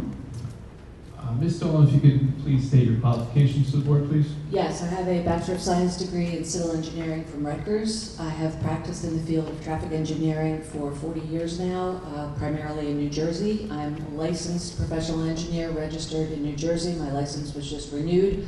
I'm also licensed in neighboring states. I'm a member of the Institute of Transportation Engineers, and I have testified in Ship Bottom and in over 250 municipalities throughout New Jersey, and I've also had the benefit of reviewing traffic, parking, and DOT aspects of site plan applications for planning and zoning boards in New Jersey. The board accept Ms. Dolan's qualifications? Yeah. Thank you. Thank you. Ms. Dolan, were you able to review this site as it relates to traffic safety? Yes. What did you come up with? Well, as this is a permitted use, the traffic impacts are considered in the zoning, but nevertheless, understanding that the board and the public would have a question as to how much volume the restaurant could generate, we reference data that's published by the Institute of Transportation Engineers to help us estimate driveway volumes during the busiest hours, which, as you've heard, would be lunch and dinner, and that certainly would be appropriate for the different categories that ITE provides. They have high turnover restaurants and also fine dining restaurants. The fine dining is more applicable based on what you've heard from Mr. Vernon and also from Ms. Jacobs, that this is going to be a reservation-based restaurant with food service at the table, menus, and so forth. And based on that type of activity, we'd be looking at, during peak hours, 35 to 45 vehicles entering and exiting the site driveways. So that would be 35 vehicles turns into 35 in, 35 out is 70 over the course of an hour. And at the higher end, 45 vehicles entering and exiting, which is 90 trips. And as Mr. Vernon indicated, you're not going to have all 360 seats occupied at any one time. There's going to be continuous turnover. And that's why the numbers come in at about 45 on the high end, entering and exiting during a peak hour. So that level of activity is not necessarily considered defined by ITE as significant. The ITE's threshold for significant is 100 trips or more. We're approaching that. And similarly, the DOT standard is analysis is appropriate when you're going to have 100 or more trips at an intersection in an hour. At that level, you may start to change the operational characteristics of the adjacent roadway system. We're not anticipating that there will be a negative impact. We are expecting there's going to be turnover of parking and vehicles entering and exiting the site, along with the pedestrian trips. Some of the vehicle trips, as was indicated in earlier testimony, would be Uber, Lyft, Hotel LBI shuttle, as well as personal vehicles, and we are expecting some pedestrian and bicycle trips, and perhaps some trips associated with the marina activity. The site, as John Cornick took you through, has been designed in accordance with recognized design standards to promote safe and efficient vehicular activity. The sidewalk addition, which has been put in place, is certainly a significant safety enhancement to the area, connecting to the other sidewalks in the area. There will be a crosswalk across to access the bridge access. That's been set up, but it's not yet painted So certainly there's been some thought to the enhancement of the on-site circulation with the defined driveways that have also been constructed, and the ability to separate the pedestrian traffic from the bikes and the travel way for the vehicles. Thank you, Ms. Dahl. Questions for the board members?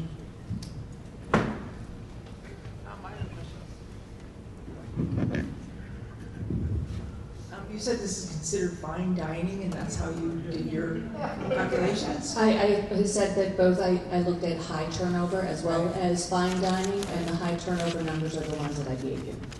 Okay, so Mr. Vernon mentions this based on a cafe model, which to me would mean there'd be a higher turnover. Sure, and those are the numbers I gave you, and those are the ITE numbers for high turnover sit-down restaurant. That's their full definition. Yeah. Okay, so we talked fine dining, but cafe, what is the demand for when there's a bar? So the high turnover sit-down definition includes sites with bars. The fine dining doesn't have that specific designation. The fine dining definition differs more so because it's an extended stay of over 60 minutes, whereas the high turnover is more like an hour per typical turnover, table turnover. Would you say these standards are aggressive or conservative that you're using? Well, these are average. There are averages based on studies of these types of restaurants with bars that are driveway counts by traffic engineers that are then submitted to the ITE. And so the database includes different sizes of high turnover restaurants, but the definition does include bars. Okay. Shore bars. Well, we could talk about it because I think somebody mentioned before the boatyard. Those numbers are based on summertime.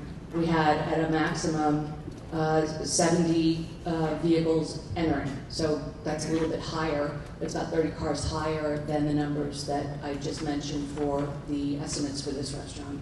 There's a big difference though. When you're coming out of the shore bar, you have a merging lane. That's 3 lanes there before you get on.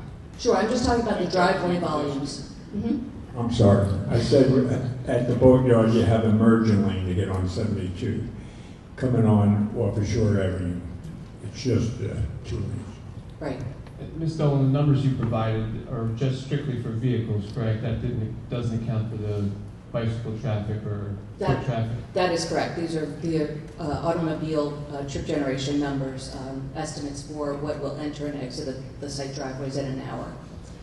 So you mentioned the boatyard was 70. Yes. How many seats are at the boatyard? I don't know that off the top of my head.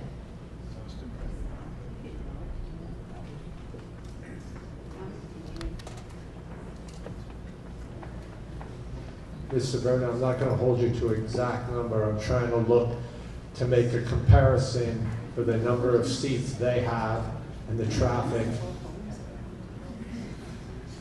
300 inside, another 300 to 400 outside. Okay, so what we're, rough math, 600 to 700 seats at the boatyard, and you have actual traffic measurement of 70? Yes. During peak hours? Yes. Okay.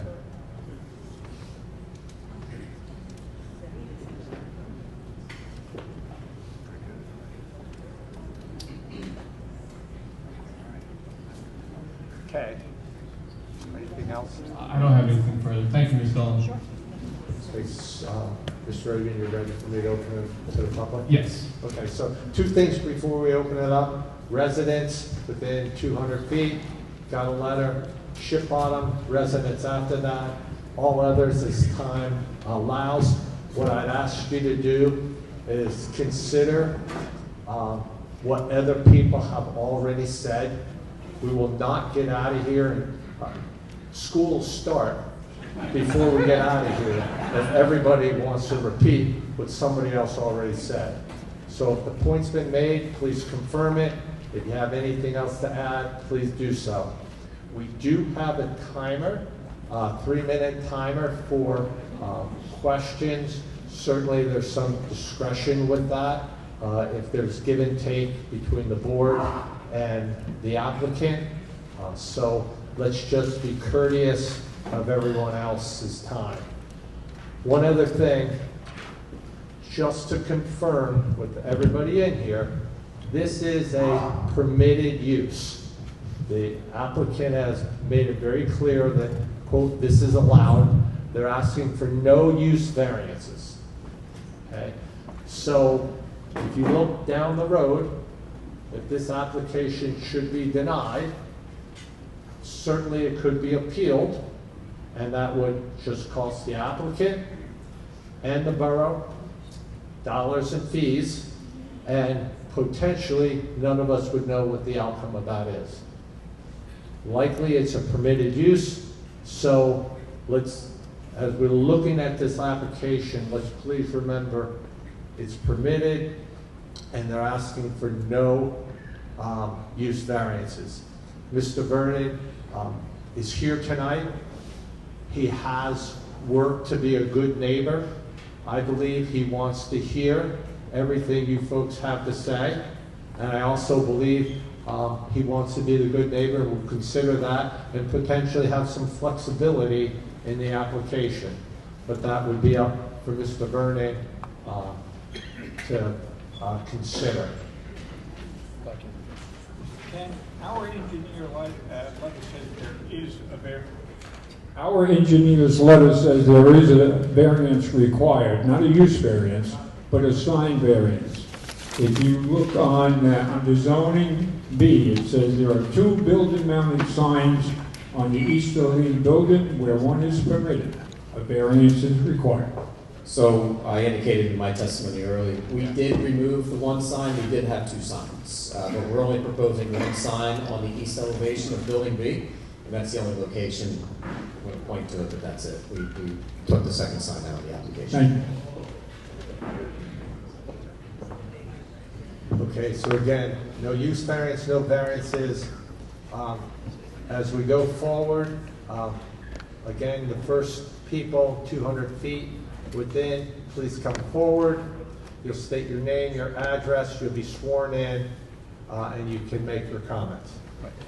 So what really comes in is that you'll come up, you can either ask a question of the engineer, ask a question of Mr. Vernon, ask a question of the operator, Megan, and if you want to make a comment, you can make a comment now too. I'm sorry. No, I did. You did that on purpose. Yeah, put that up on the tape. Ken, are we going to make a motion? Yeah, we are. Okay, so I'd like to make a motion. I'd like to see a motion to open the public. So moved. All in favor? Aye. Okay, so now this is open for the public, and again, it'll just be dealing with this application. Please come forward. Dr. Spazio. I have a... Okay, why don't you step up? I'm sorry. Okay, let's see. You're the first one, so we're going to give you a little leeway, okay? Okay, thanks. I need you to raise your right hand. Do you promise to tell the truth, the whole truth, so help you God? I do. Okay, I need you to state your name for the record.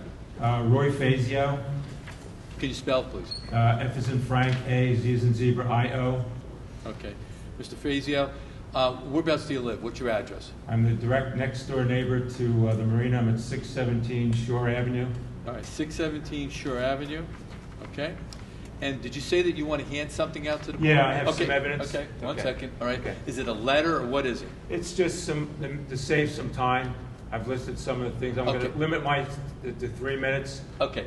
So let me see if I can help you. Okay. So you're really going to read off that document, but you want to give a written form of what you're going to testify to. Is that right? Mine is a lot shorter.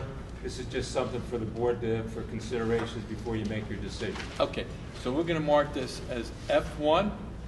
How many pages is that? It's 2 pages, but I made 17 copies. Okay, 2 pages. Yes. So what we're going to do with that? Mr. Coronado, I don't know that it's appropriate to mark what he's not going to testify to, but he's free to testify to it now. That's not an issue. Yeah.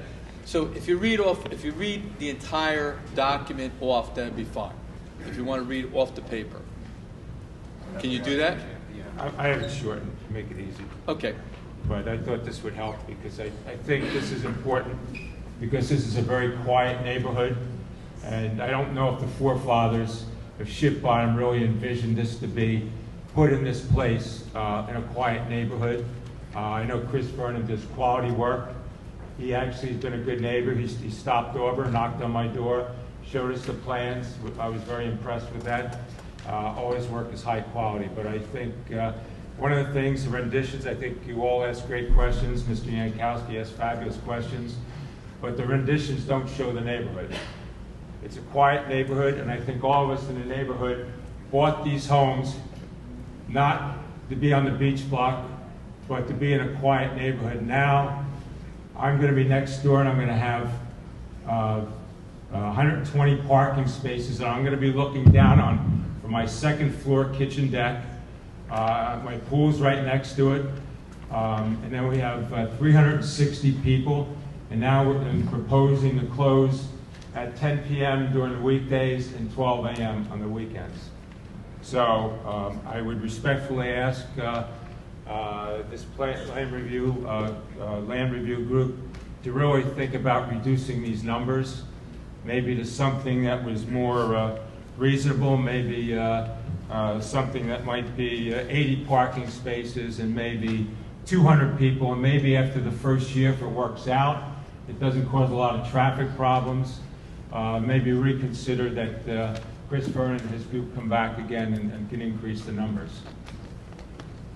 But I think for this quiet neighborhood, which the renditions don't show, this is going to change the environment totally with noise. We all have grandkids living in the neighborhood, and right now, I don't know, one of the questions I have to the person that did the traffic, we have a traffic issue right now. We've got one stop sign on Shore Avenue, and people blow. I could stand outside, and I think within an hour, 4 people blow through that stop sign. Don't even stop. All the way to the end. So I wonder if this traffic person that you had talked about maybe putting speed bumps in there, or maybe an additional stop sign, to help out the neighborhood. So do you have any other questions that you have of Ms. Dolan besides that? No. Ms. Dolan, did you get an opportunity to go out and take a look at the site? And I did, and I'm aware of the stop sign issue. I think the applicant would be willing to work with Mr. Little and the police department to enhance signage. I don't know how the municipality feels about speed humps and so forth, but I think he'd be willing to work with the town on that. Thank you. You're welcome. All right, thank you. And, okay, did you want to take a look at your document to see if there's anything else that you forgot? I think I got everything. All right, so why don't you hand in one, and I will mark it for the file. Okay. Thank you so much. Thank you, Mr. Glenn. Appreciate it. All right, thank you. Appreciate it, and I hope you guys will make the right decision. Thank you.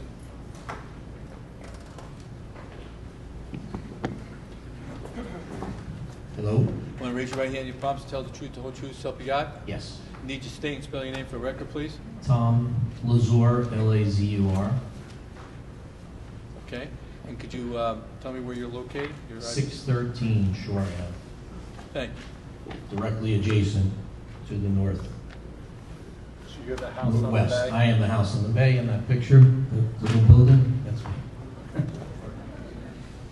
So I obviously have many concerns with, and everybody here does, with the traffic, the hours, what it's going to do to the neighborhood. Okay, so let me see if I can help you out. Is there any questions that you want to ask? So traffic-wise, has there been a traffic, what's going to be the traffic flow coming in and out of there? Okay, so you want to ask... I assume most people coming, if they're leaving the island, are going to the boatyard, if they're going to go to a place. The people that are on the island, how are they going to maneuver between those 3 streets? I'm going to push some of it to you, but one of the comments that Mr. Little brought up to us at the last meeting, we didn't get to come to the public and discuss, but his concerns were the on-site circulation and having people coming in and out because parking, the way that the flow was designed, wasn't allowing people to stay on premise and find a parking space. So he asked us to create these curb cuts, so we have 3 curb cuts, and then we have a drive aisle that's parallel with Shore Avenue. So that was there to alleviate that continuous people coming in and out because they were at dead-end parking. But I'm going to punt over to Ms. Dolan for the rest of the discussion. This isn't taking up my 3 minutes, is it? Sure, so vehicular access is on Shore Avenue, so access can be gained via 8th Street, 7th Street, 6th, but, you can get there from any of those streets. Probably the easiest is 8th, and then you're coming in, and then if you're leaving the island, of course, you just get on 8th to, right on 72. Otherwise, you're going to use one of the other streets to get back into different parts of wherever you're headed in LBI. That's the problem for the neighbors. I'm luckily set back, so the people that live on 5th, 6th, and 7th are they're in for it. Sure, I understand. But, and just moving on, my biggest concern for myself, because I know let's come up and talk about the traffic and the noise and the hours, those are the 3 big things for me. But the other thing is the buffer. Currently, we have about a 25 to 30 foot buffer there with all the growth that's there and some trees. And I understand it is a 5 foot, that's the requirement, but I think in this case, when it's a commercial property butting up against a residential property, that should be extended to accommodate way high. So when I went and looked at the site, before they cleared that chunk of land, it looked like 20 or 30 feet. Now, with the bottom of that berm to your property line, are you saying that's 20 or 30 feet still? Yeah, I think you would confirm that, right, Chris? It's 25 feet. I mean, there was a big. I mean, there were boats in there, 20 foot, boats under the growth. So it is a big berm, and even if it was cut back somewhat in certain areas for the 2 of us, where our pools are, so we don't have cars pulling in with the headlights. I got it. So what are you proposing as the width of the berm? Are you keeping the berm the current, as it currently is, or are you going to be cutting into that current berm? I see on this plan, Chris, you changed it. There's no longer parking. Right After we spoke, we limited that next, and that. But now we're going to add. Well, what'd you say? Bikes? Well, I think that's the discussion. We'll work with Frank on where to put the bike rack properly for location. But after we spoke, those parking spots, we removed those and allowed for that because that is the entrance to the northern dock as well. But that, we're going to be putting in a retaining wall where it's needed as it feathers back to the bay. We can work in conjunction. Some of the more mature Russian olive trees that are there are, they're not as manicured as they could be. But I think with a fence and cedar trees on this, on the side, and as much berm as we can work on that side, that's possible. That the site will allow. I think we just ask that you consider making it a wider berm. I have a question. Parking, it's 120 required, 144 proposed. That's a difference of 24. 124 required, 122 proposed. 100, I'm sorry, 22. The original one was below my last. So, and also the lighting in the parking lot. I don't know if that's shown on there. Yeah, the numbers of the parking changed from the original submission. That's what the confusion might have been. I saw him get his architectural ruler. Can you tell how much of that berm is going to stay there, or you can't determine that here tonight? So if you'll remember, recently there were 20, 30-foot boats underneath the berm and basically the canopy of the trees tucked right up into the berm. So we went in and demolished all the boats, crushed them, and removed them. We haven't really gone into the berm. Our property line is about halfway into the berm, so there's some existing berm still there on their side of the property, right up, I think it's a little bit more than half. Yeah, but John will probably pull the measurement, but okay. We'd like to do a retaining wall if it helps us, because then it hides the cars as well as elevates the additional trees as well as fencing.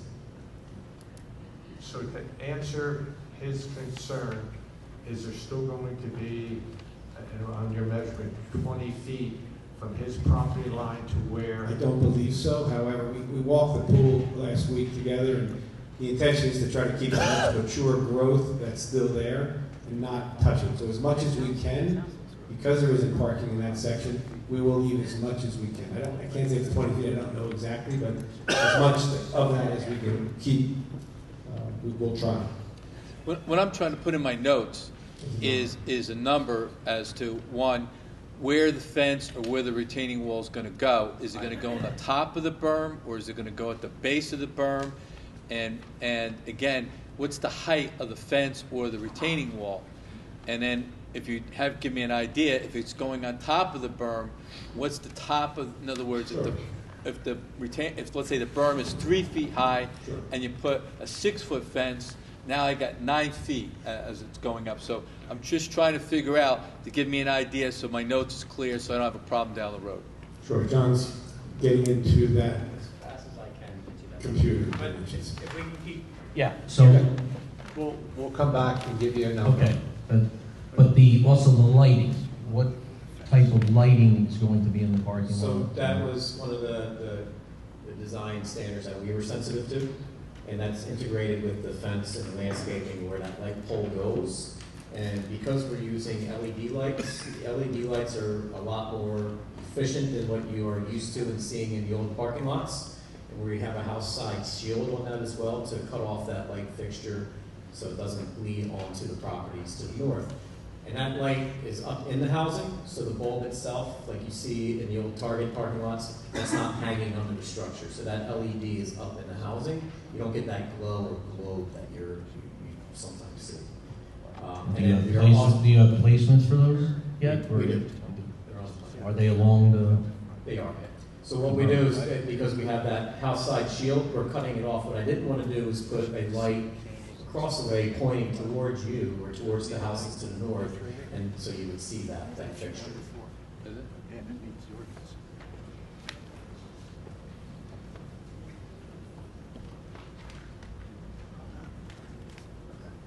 Okay, I guess I'll sit while he's doing that, right?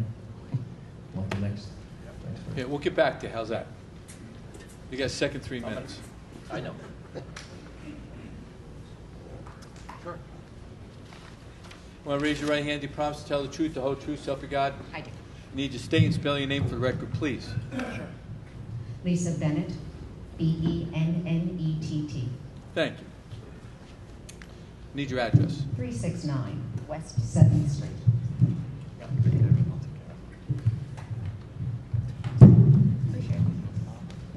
So, because I don't know the street numbers there, how many houses are Three. you up from Shore Avenue?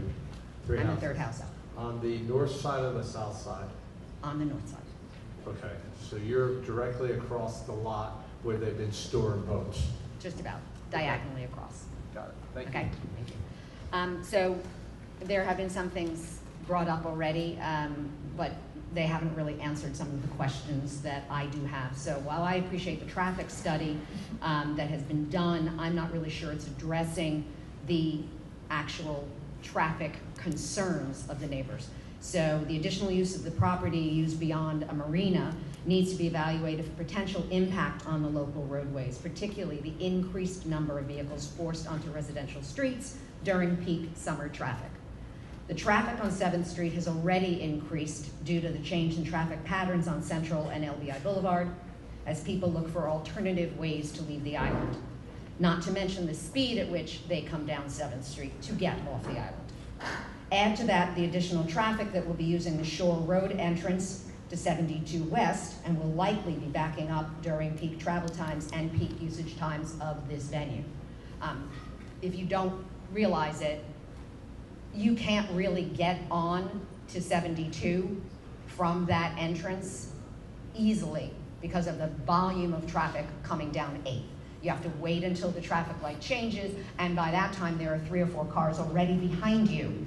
So once this venue opens and you have people doing the same thing, trying to leave that venue while other people are trying to leave the island, it's going to back up on Shore, and then people are going to get frustrated, and they're going to go up 7th, because that's the direct access from the parking lot is 7th, and then go around and come down 8th.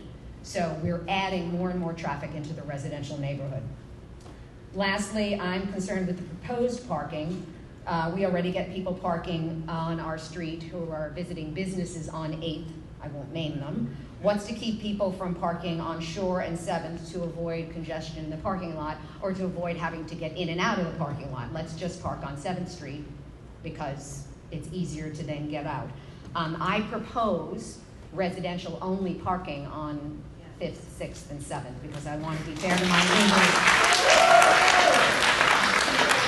So that is my request on parking and Okay, so let me traffic. see if I can help you. Yep. The board does not have the authority I get it. It's to land reduce use. it. I understand So, that. so what has to happen is that whatever happens here, you would have to go to the mayor and council, and they would have to adopt an ordinance that would prohibit other parking other than residential parking. So there's nobody on this board who can take this request to the next level based on the fact that we are Well, being asked of it for the land use. My suggestion to you, okay, I'm on council, I'll bring it up.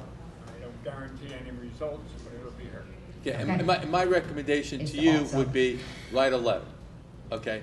I'm not saying that No. he will not bring it up, but I'm just saying, just to be on the safe side, you can address the letter to mayor and council making that request. Okay, Okay. thank you.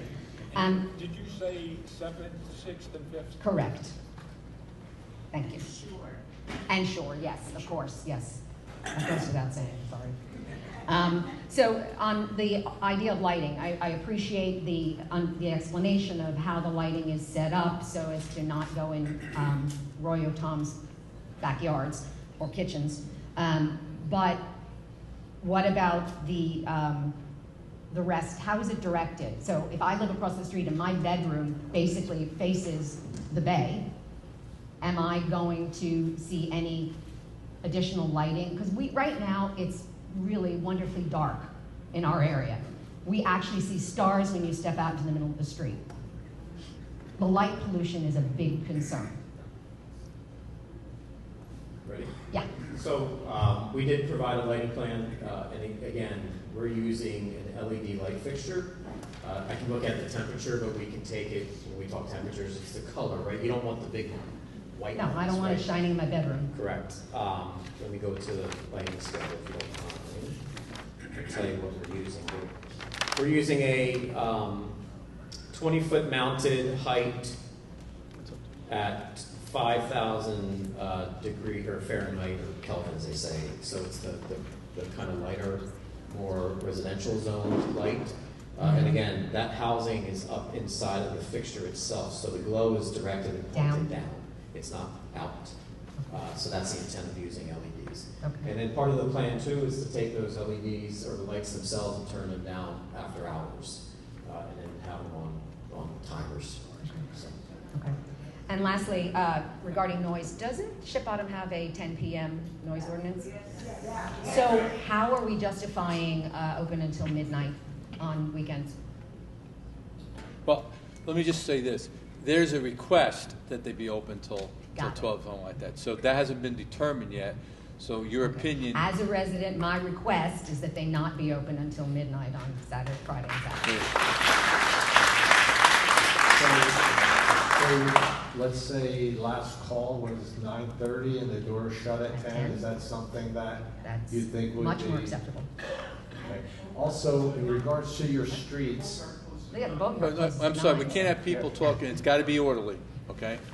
Thank in you. regards to your questions for the street, I know the mayor is working on those streets currently. Yeah. So my guess is he'll be very amenable for additional input because he's quite concerned with those streets, given the change in the DOT pattern, Right. which Ship Bottom had no control over. So I know he's working on that, and it'd be great input with the residential only parking, because I haven't heard that yet, so I'm sure I'll write a letter. Bob will bring it in. Okay. Yeah, we'll make sure your parking and traffic concerns on those three streets get heard. Thank you very much.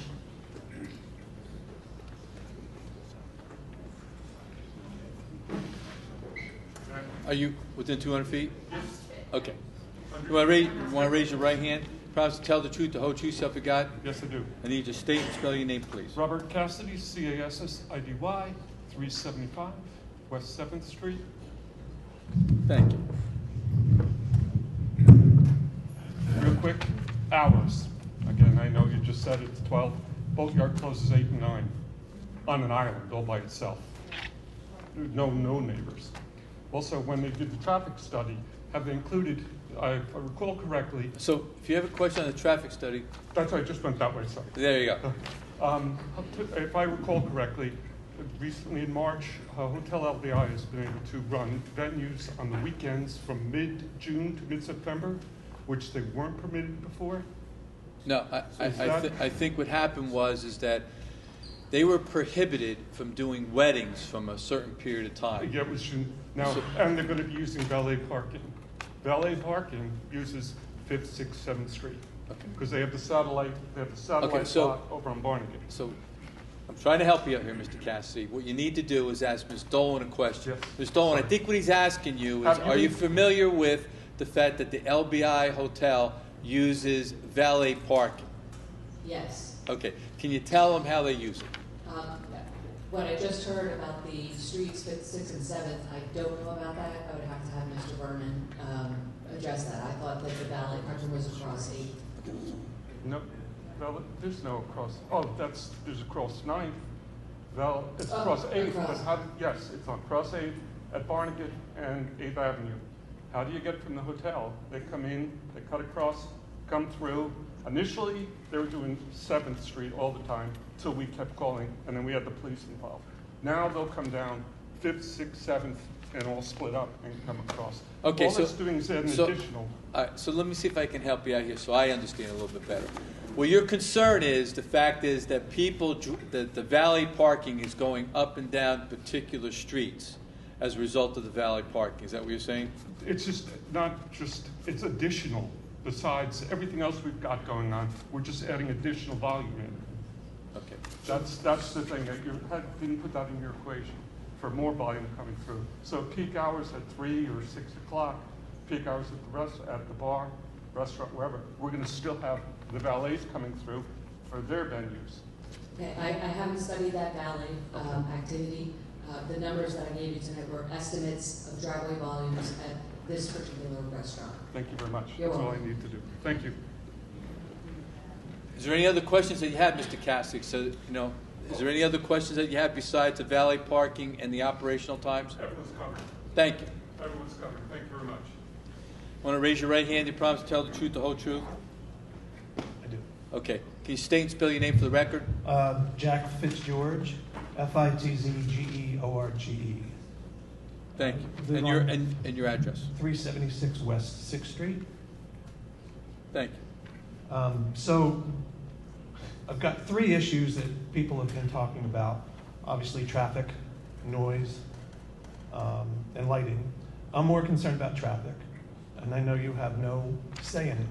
But my question is, when did you do this study?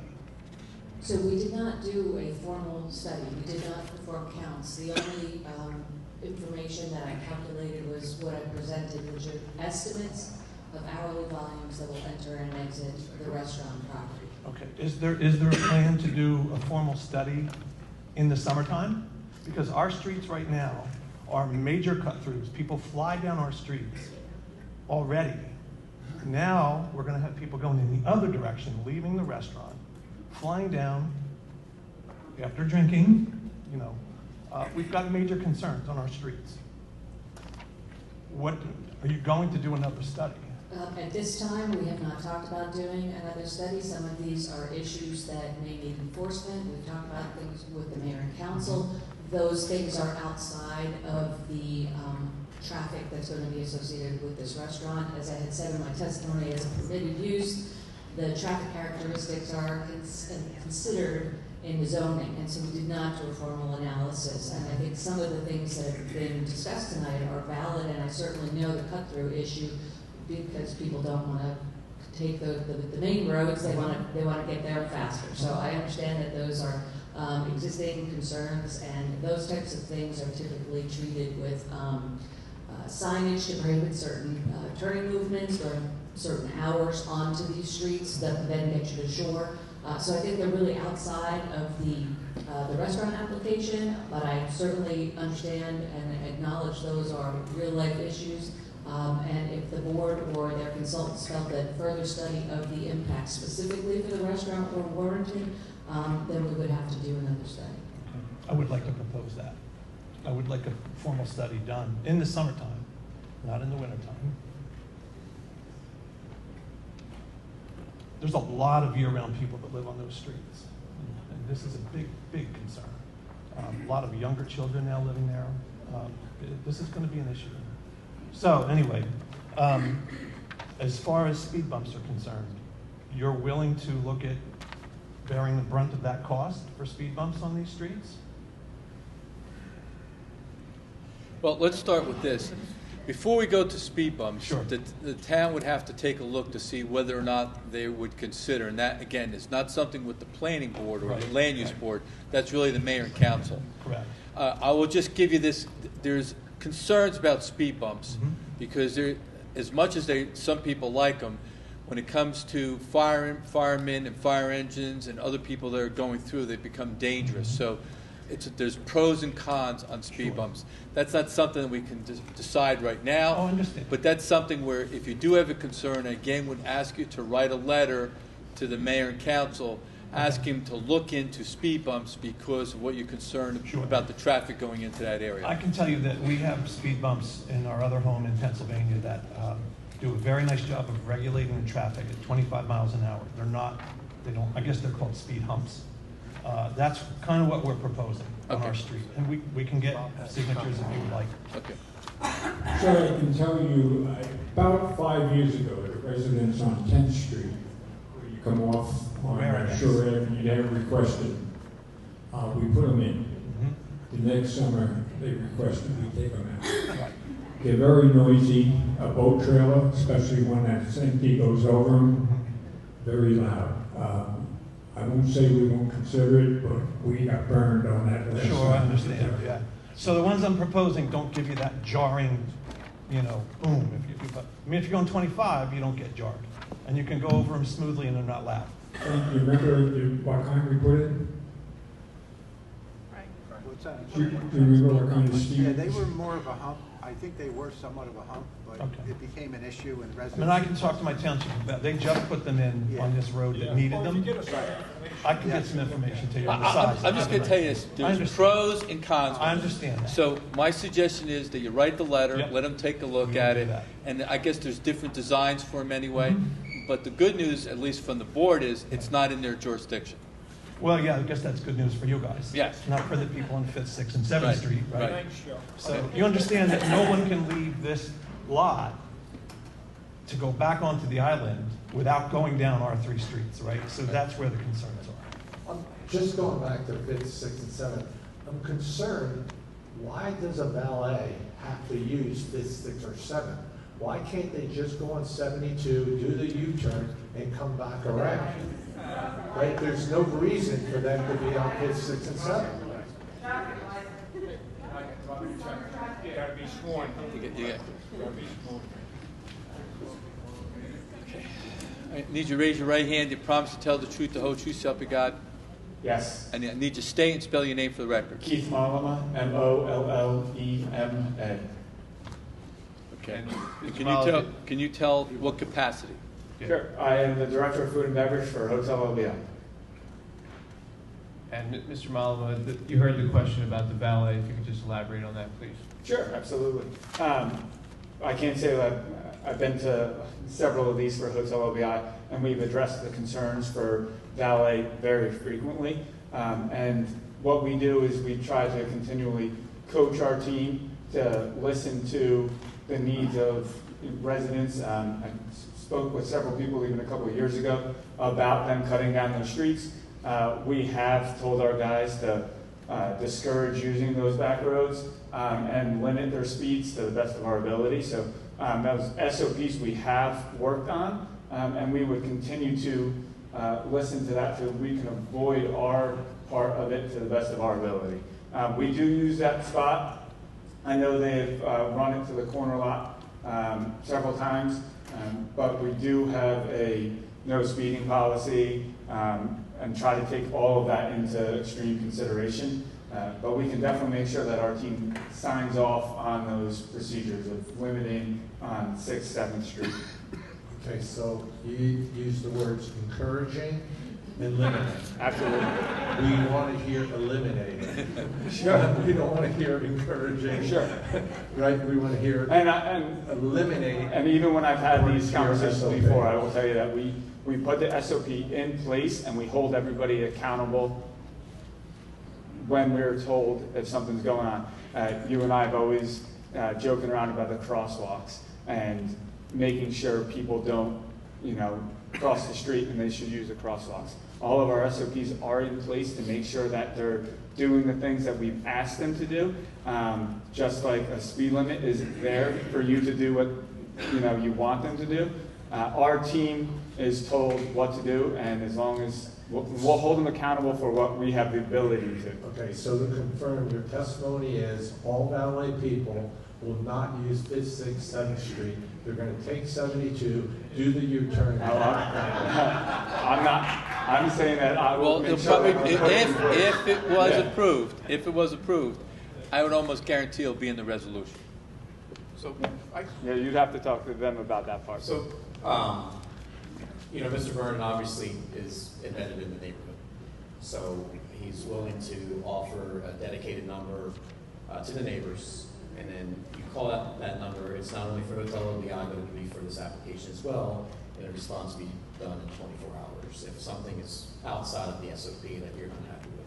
I think that is a good neighbor policy. And I think it's something that's obviously outside of the board's purview, but it's something that he would offer up.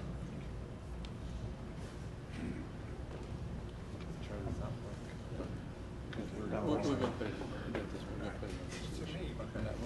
Promises are promises. Okay. Good, thank you. Is there any other comments? I have one more. Okay. Address about noise. I know that there's a noise ordinance in Ship Bottom, and I'm going to ask the operations person maybe, or the builder. Are you doing anything to mitigate the sound coming out of that tented area? I'm assuming that's where the live music will be, and I'm hoping that you'll hire me. I play in a band, so but I know bands can get loud. Is there any plan to put up some sort of barriers to protect my good friend Roy here, my new friend Tony? Is there any plan for that? Just some sort of planting or something around those tent areas, because that's where the sound's going to. So that's where the sound's going to generate from, right? I'm going to go up to 8. I think it's 8-2, right? For Frank, the site plan right there. So on the south side is where the band and music would be, and then as Mr. Vernon said, when he gets into the sites, he embellishes his own landscaping. Yep. So with the planters and the landscaping, I'm certain that we can work with the town engineer or board engineer, look at those areas and make sure that we landscape that to mitigate that noise. Awesome. Thank you very much. Okay, anyone who is within 200 feet. Sure. Want to raise your right hand? You promise to tell the truth, the whole truth, so help you God? I do. I need you to state and spell your name for record, please. Michelle Green, MICHELLEGREEN, 25 North Bay Avenue, Cedar Bonnet Island. Thank you. So we're literally across. So I appreciate the noise comments, and a lot of it is the noise. Noise travels very far and wide across water. So how for operations is you're going to have bands. We would request acoustic. We would not like loud bands. Sorry, if your band is a loud band, but we would like only acoustic music. So what is the band situation that you're going to have? And even also the outdoor activities. So we would request no outdoor amplified music, acoustic only, no DJs, no large bands, no outdoor house systems. Even the activities outside, limiting the noise, you're gonna have 360 people inside, outside. That's a lot of noise, plus adding all of those activities. If there is a noise violation, I'm calling. That's not going to help me sleep past 10 p.m. If you're going to get back to me the next day, am I going to call the Shipon police every time that there's an issue? And then what is that resolution? And it's the noise is not how loud it is on site, it's how loud it is to me. It's how loud it is to all of these residents. It's the receiving is what the Shipon regulation states. Ms. Green, it looks like the ordinance requires that there be no music after 10 o'clock. Well, there's actually a decimal requirement. Right. So it's 7 a.m. to 10 p.m. is 65 decibels, and then it drops to 50 decibels. Right. So there's a noise requirement at all times. Again, I would only suggest this. If there's a problem with the noise, then you would have to go to the code enforcement officer, okay? So I would guess that if there's a problem on a Saturday night or Sunday night or a Friday night, you're not going to get the code enforcement officer until Monday morning. Right. Hopefully after that they would go out and they would then go out to the following weekend, do the inspection, okay? That's not a great resolution. That's the only resolution. I'm just going to tell you, I've been a municipal prosecutor, Right. county prosecutor. The only way it's going to work is that you're not going to get somebody, you're not going to be able to call somebody at 1 o'clock in the morning and get to go out there to measure it, or 10 o'clock at night. But they will respond. And if they don't respond, or if there is a problem, then my suggestion would be is that you write to the police department to ask them to help you with that. It seems like we should be able to have a quicker response for those noise violations, that the public shouldn't have to suffer if they're violating it. So I appreciate the phone call, so we'll, I don't know, either a phone call or an email in today's world. Okay? And then with tracking the speed limits, I understand with the SOPs, but I mean, we all have apps on our phone. They can track how fast we're driving, how fast our kids are driving. So maybe there's an app that you can install with I'm sure your valet parkers are using their cell phones. So you can see exactly how fast each one is driving and where they're driving to, so you can track that. I can track how fast my children are driving. I think that was everything. Thank you. Can I help alleviate some of the noise? So, sure. Willing on a statement that when we say SOP, it's how they operate facilities. We'll certainly make sure that any speakers associated with bands or music is directed towards the facilities, not towards the day. And then obviously representation that we would provide with the noise ordinance in its fullest. And with the landscaping, I mean, that's great. You're going to have the sound with the landscaping block it, but it's not going to help the sound going towards the water area. Listen, the bridge is there, so the bridge in, the noise that the bridge generates is there too, so it kind of would help. We don't hear the bridge at all. We hear the music from Ship Bottom, so this is going to be even louder. Thank you. Okay, anyone else within 200 feet?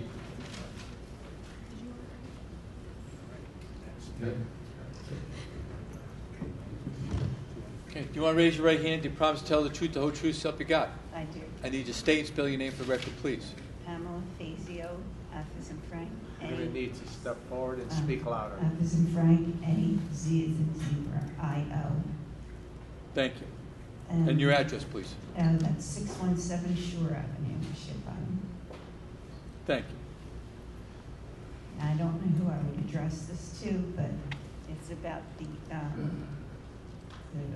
what do you call it? The easement, whatever. You need to speak louder and get closer. Okay. The easement between our house and the property, the berm, yes. I have concerns about that, and I would like to be actually a part of the planning of it, or... Okay, so, Mr. Cormack, I think this is for you, okay? She has concerns about the berm, so are you familiar where her residence is located? You're the first house to the north, on the street. Right? Okay, can you explain what's Sure. what's So proposed? right now, in the existing condition, I think we talked about what's going on out there. It's currently an earth and stone berm that has some older vegetation on it. What we're proposing is a 5-foot separation between the parking and that property line. That's going to be a mixture of both retaining wall vertically and then a fence on top of that with some landscaping. I heard all of that. The problem that I have is that I would like to be involved only because you can see through my fence the parking lot. And I have a garden and birds and the pool and a barn. And through my fence, I can see where the current parking lot will be. And you go back further, and I'm sure probably Tom has the same problem.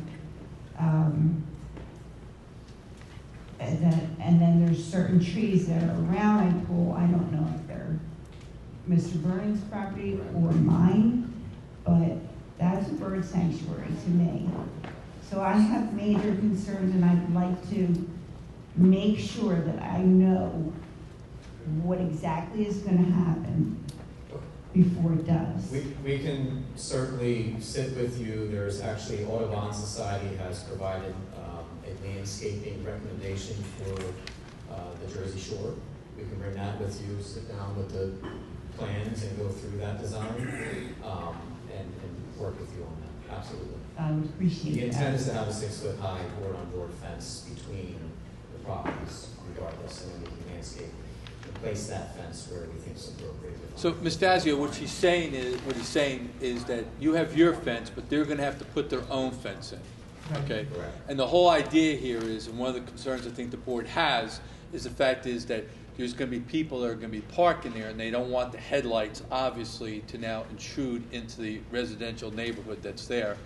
And one of the things that we were talking about is the height of the berm and how high the fence was going to go above the berm and where the retaining wall or the buffer wall is going to go. So that has yet to be totally determined, but that's one of the issues that have been raised and has to be addressed. And it would be easier to work with you to do that because there might be some historic vegetation that's not healthy that we can pull out and work with you.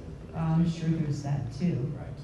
No, we'd be more than happy to sit with you. I would appreciate that. Sure. Okay. I think Mr. Vernon has. Vernon did say he would get to me, but I don't want to be left out. I have to be certain that I will be He will included. probably give me a hotel room tonight, and I will have to stay and meet with you tomorrow morning. Do you think you can get me one of those? Thank you. Thank you.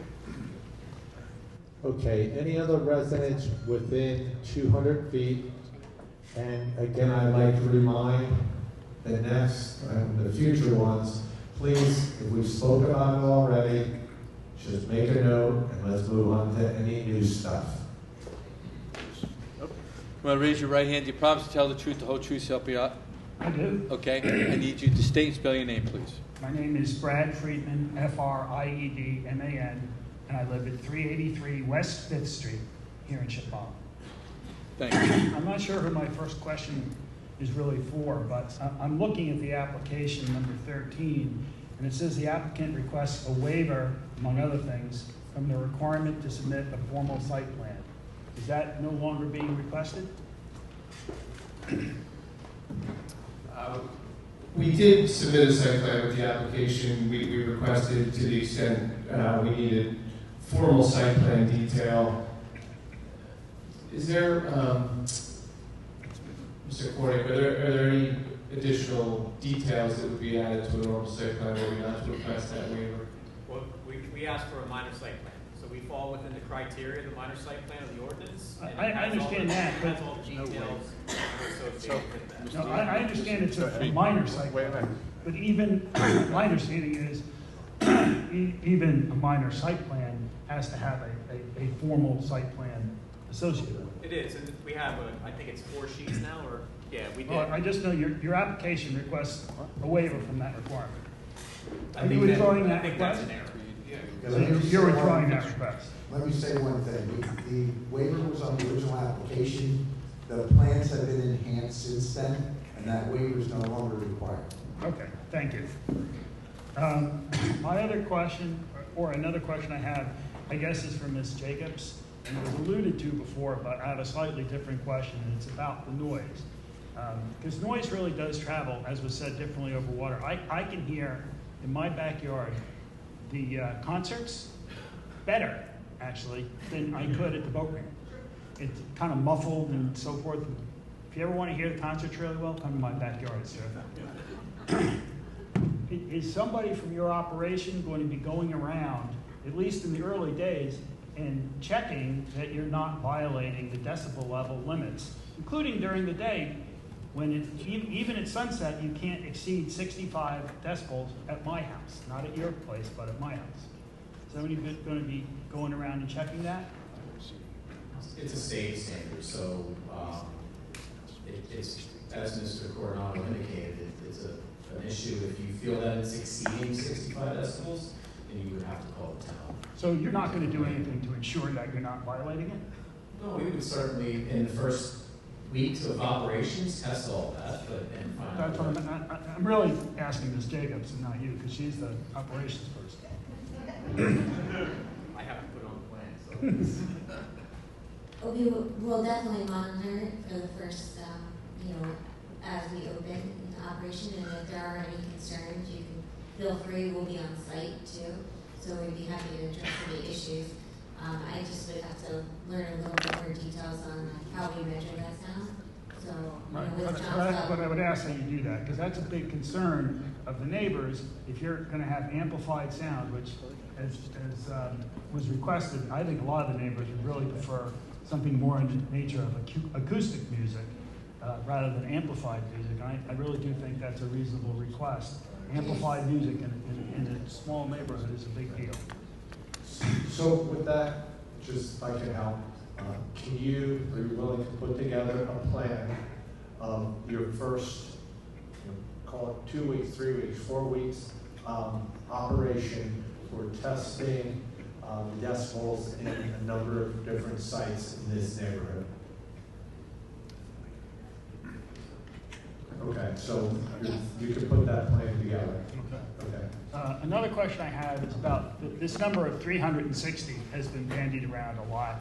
We know how many seats there are going to be in Building A and Building B and outdoors, but are you going to be limiting to 360 people, or is that just the number of seats? And then if another 100 people want to show up and just get a beer and mill about, we can have that as well. Well, with our open table reservations, they're required to put the number of guests inside the property. So we would monitor that number, so we would be able to. Well, but people can walk up, right? They can walk. I mean, I can walk from my house. I can But walk they're from my. also assigned to a table, Right. so we would know. They won't be assigned to a table, but Yes. can they grab a beer from the bar and just If they are along the bar area, and stand around? probably if they're waiting, they would. So it's actually, more than three, even though we have 122 parking spots, we can actually have more than 360 patrons.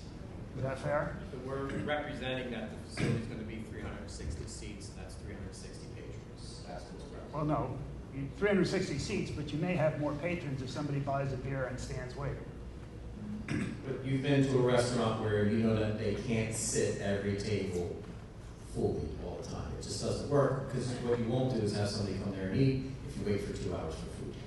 Let me jump in. He's making an argument for you ultimately to reduce the number of seats. Right. That's the argument he's making. So let's Yeah, move on. okay. And I just want to make the point that it's not really 360. Okay. Duly noted. Yeah, thank you. And then on the traffic engineer point, which is really, I guess, here my last point. Obviously, we don't have a study, and I would echo that I think we do need a traffic study, because one of the things I'm aware of, because I live in the neighborhood, in the summer, particularly on a Sunday afternoon, and all the day trippers and weekend people are leaving the island, 72 West, as we know, gets pretty darn crowded. And people on Shore Avenue who are trying to merge onto 72 West, it takes a while before you can merge on, because there's a lot of cars. And things back up onto Shore Avenue. And those cars that back up are going to end up blocking those 3 little curb cutouts that you've created. And so people in your parking lot, they're not going to be able to get in and out of the parking lot. Even now, without your restaurant, in the height of the summer, Shore Avenue backs up all the way to 5th and 6th and sometimes 5th Street.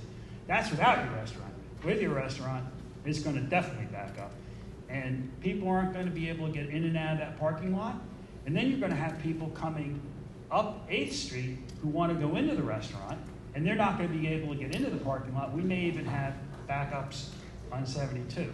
So for all those reasons, I would urge that we have some kind of a traffic study so that we understand a little better than just, a generalized 90 cars coming in and out. That's great, but what is actually going to happen to the traffic patterns? Because I am concerned about that. So one of the things we talked about is that the lots being used for parking. There's also some curb cuts on the 8th Street side, and we talked about potentially putting together a plan for that to be used as a parking lot, and how there could be in and out traffic that could be used for 8th Street as a way to potentially eliminate this problem or reduce this problem. Not giving a solution, just saying that we're going to need some type of plan for how that lot can be used to again, potentially help this problem you're mentioning. And I guess the last thing, which isn't really a question so much as a comment, I think that there's been a lot of things discussed tonight. There's probably going to be a couple more things discussed. There's a lot of things that it seems to me have been submitted kind of late in the day. I mean, they didn't exist even 2 weeks ago. And it seems to me unfair to you, unfair to your professionals, unfair to the public to expect, that at the end of this meeting tonight, we're going to have a decision. It just seems to me that there's a lot to think about. And some time ought to be taken, and I don't know, if your decisions are limited to up or down, or whether you can actually table this and spend some more time on it. But it just seems to me that this really requires a little bit more thought than, a 2-hour meeting and then voting up or down. Thank you. Thank you very much.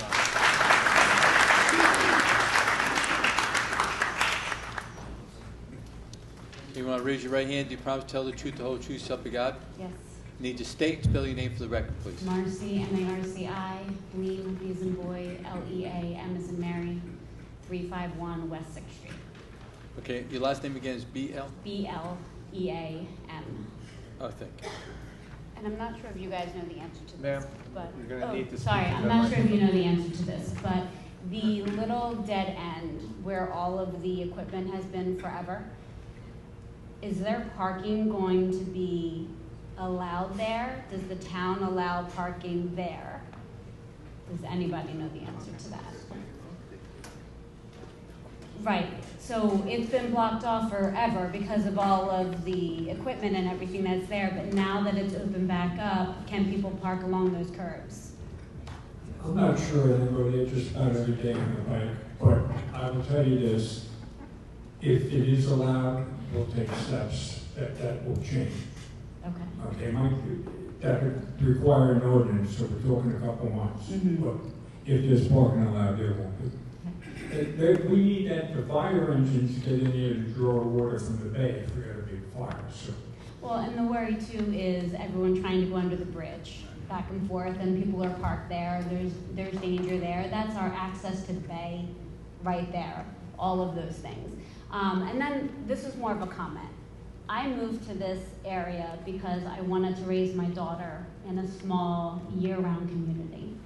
And that is what we have. Those 5th, 6th, 7th, 75 to 80% of those people are year-round. So I implore you to shorten your hours. My daughter has to go to school in the morning.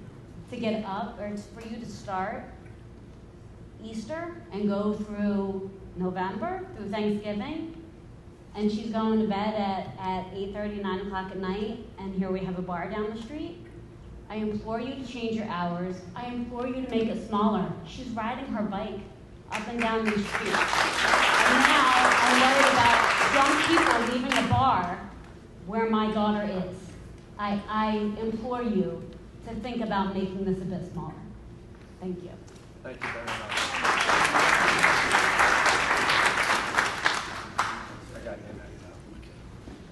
Want to raise your right hand? Do you promise to tell the truth, the whole truth, so help you God? I do. Okay, I need you to state and spell your name for the record, please. My name is Edward Maffey, M-A-F-F, like Frank E-Y, 357 West 6th Street.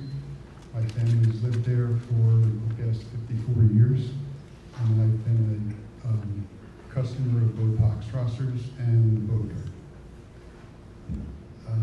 I have one question. I haven't heard anything about an environmental study for underground tanks or pollution on the site. Having been there for 50 years, I've seen over the years, you know, there's oil and gas. There used to be a gas pump on the dock. What about all those tanks and underground pollution? What are you doing about that? So, have they been remediated? As part of the acquisition, Mr. Vernon's LLC that is purchasing is required to do a phase 1 environmental study. And that phase 1 will identify what they call area concerns. And those area concerns are similar to what you're asking about, which is underground tanks, any spills or anything associated with that.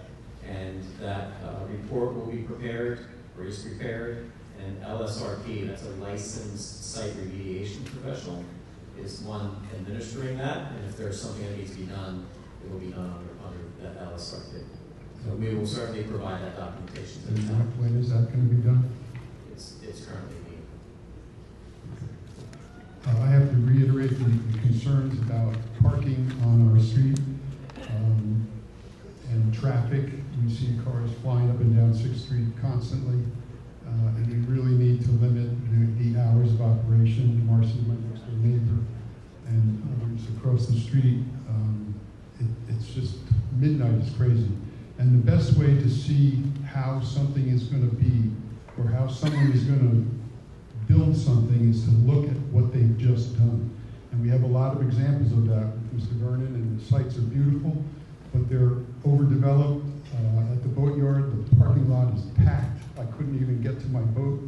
Sometimes it's going to be nuts down there, and we need to limit the number of people. And the last thing is, in my cursory look at the codes and everything like that, there was something in there about any indoor dining and bar facility in a GC and an SC zone, which they both apply, has to be in an enclosed building, not in a tent or on an outside venue.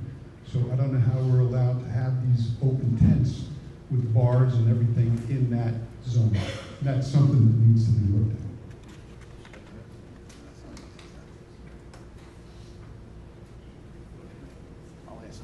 I'll ask a question. Are there any open bars outside under the tents, or is everything in the buildings? No, everything's in the buildings. Thank you. We just have outdoor seating for tables.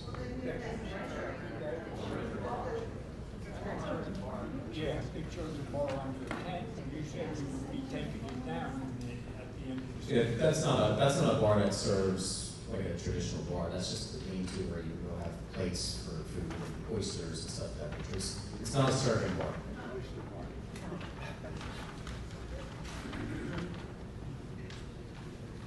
So the applicant's stipulating that there's no outdoor bars.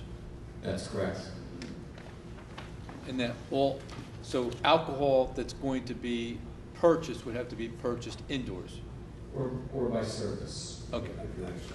The board, I want you to take a look at page 6 of A1.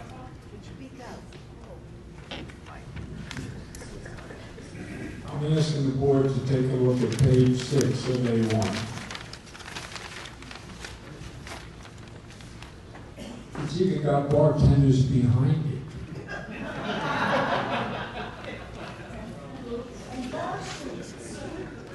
What is that, sir? And remember, you're on go. And I appreciate that.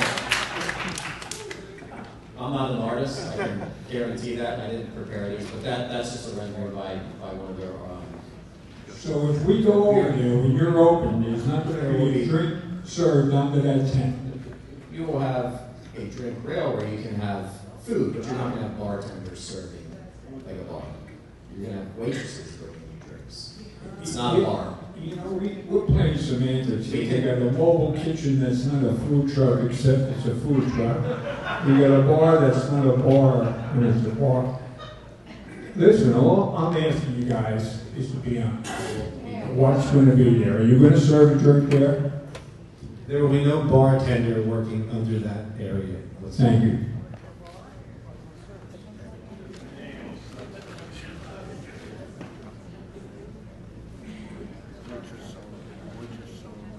Thank you. Okay, thank you. Okay, this gentleman over here is next, ma'am. He's been waiting over here. Ma'am, this gentleman's been waiting. Okay. All right. How you Raise doing? okay. Raise your right hand. Do you promise to tell the truth, the whole truth, so help you God?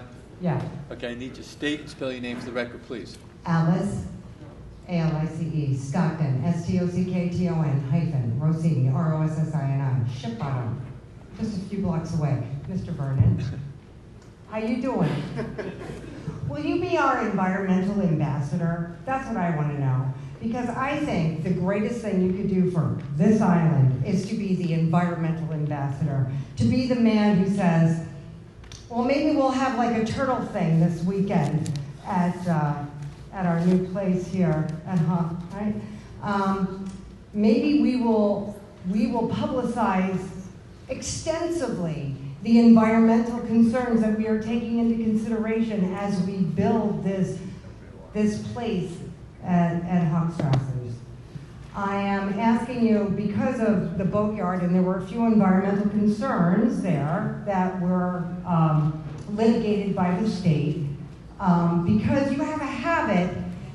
Let me first preface this by saying, Mr. Vernon, that you are a visionary. You're one of the most creative people I have ever.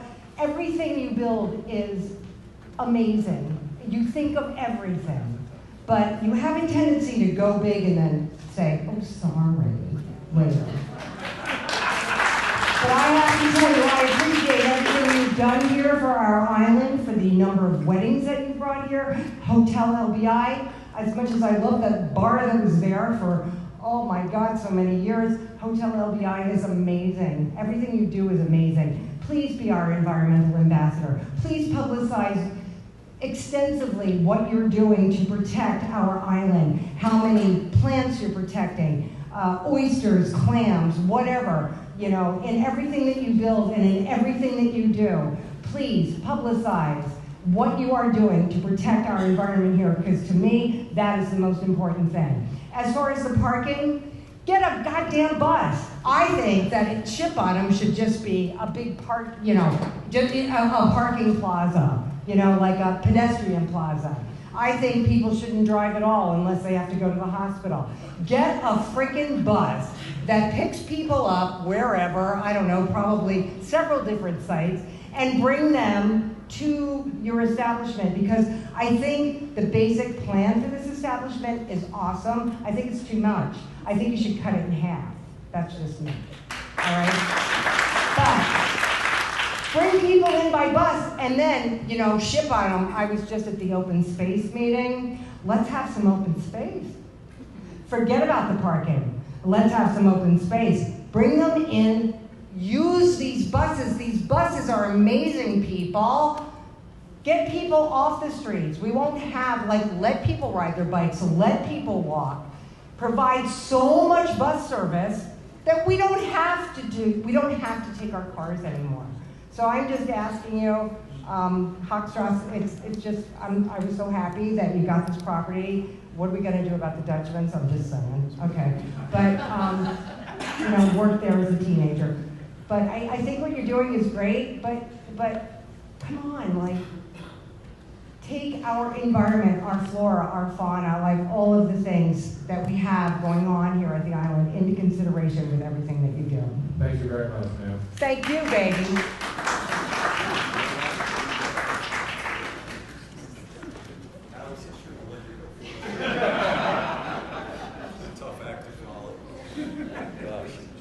You want to raise your right hand? You promise to tell the truth, the whole truth, so help you God?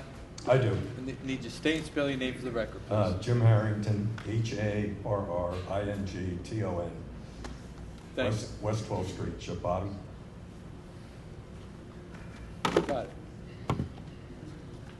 First, I think it's congratulations to the Hochstrassers. They've been in business in the community for many, many years. You know, and they've been serving the voting people in the area. I think that's a great thing.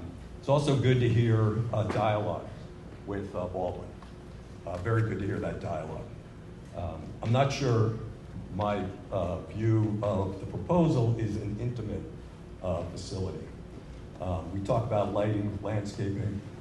We have a site plan that's a sketch when we could have a proper site plan that had site improvements, grading, drainage, utilities, lighting, landscaping, details of improvements.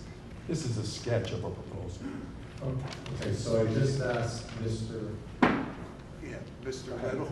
Mr. Little. Now, Jim, we have a 4-page site plan. We have a Right. detailed lighting plan with all the lighting isobars on it. We have a landscape plan, a fencing plan. It's a minor site plan. Is there a grading plan? The site's existing. There's an existing parking area, not changing the grade in terms of the. There's an existing lot there with dirt, but it's not a parking area. Anyway, I'm just saying. yeah, I understand. From a minor site plan Yeah. standpoint, they met the standard for plan submission. Yeah. And what are those minor site plan? What's the definition? I don't have it in front of me, but it's in the ordinance. I think it says anything that's not a major site. Right, which is really helpful, you know. But the one thing that I was looking at, it says any development plan consisting of an expansion of or addition to an existing conforming structure and use, which this is, not exempted from site plan review elsewhere, and not accounting for more than 5% additional building coverage. Right, and they're not expanding the buildings at all. So They're renovating them. right, but the mobile parking that doesn't move isn't considered a building? You mean The mobile food truck, yeah. That's kind of feels permanent to me. Yeah, well, I think they testified that, but that's not more than 5%. Okay, and then we have the bathroom facility. That's another permanent improvement building. So I don't know where that stands relative to the 5%. Well, just to help you out with that, they're going to have to come back and probably show, or at least have some sort of architectural as to where the bathrooms are located and how many bathrooms they have. So I think that's the issue, isn't it, really? I'm not trying to speak for the board. I mean, again, they're indicating they're meeting the building code, so when they come in for a building permit, they're gonna have to show that they comply with the code. Well, I realize that the board, though, can make a determination if they want to see it. That's up to you. That's up to the board. And it goes on further, and it said, provided such development does not involve installation of any road improvements, does not change the construction of borough drainage facilities, which it does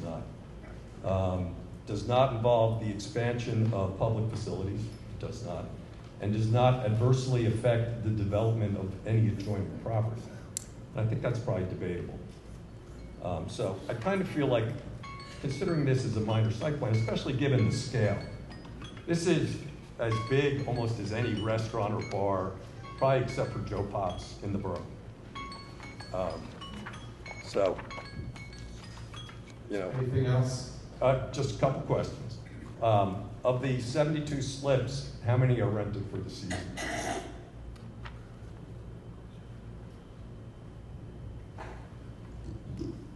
Currently, there's probably 20 slips, 20? maybe.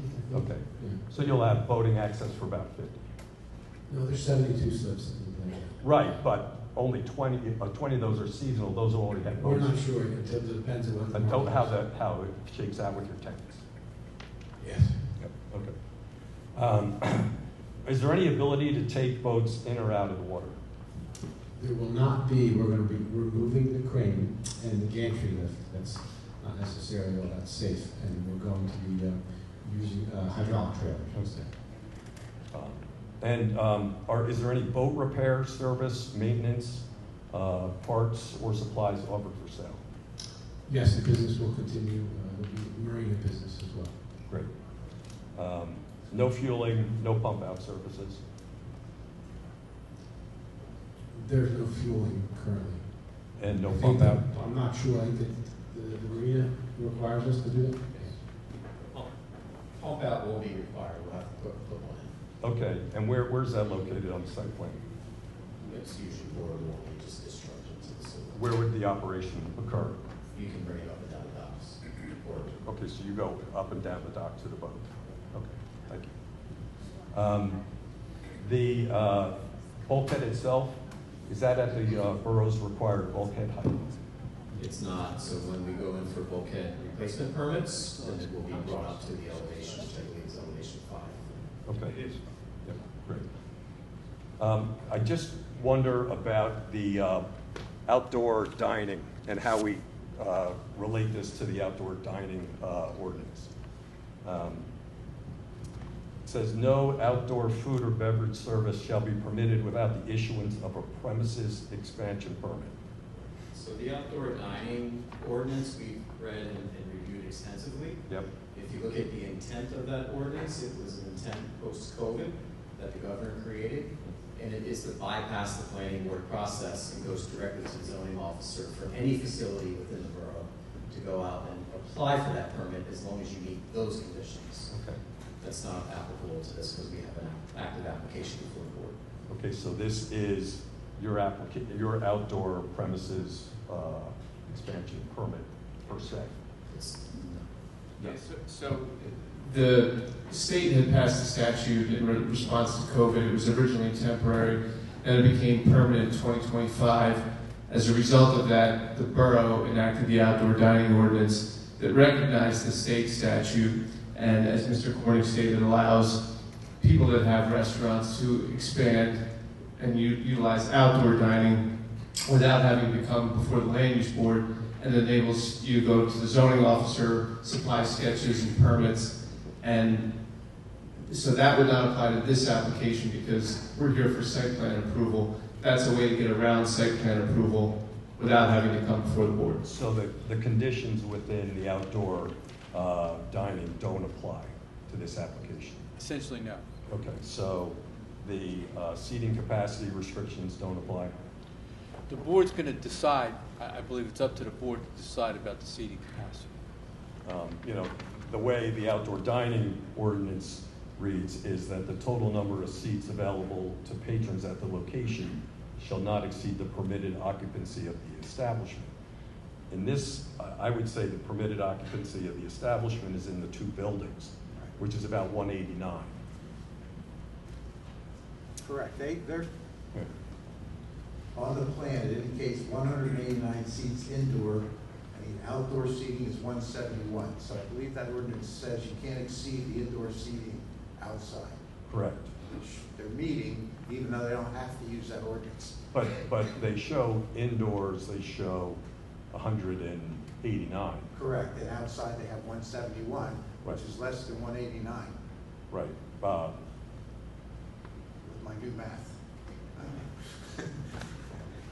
But the intent, I think, of that ordinance too, there's a percentage of the land that you're only But it allowed to use says- for outdoor. But it says without the impacting total number of seats available to the patrons at the location shall not exceed the permitted occupancy of the establishment. Of the buildings. So what you get indoors is what you get indoors and outdoors.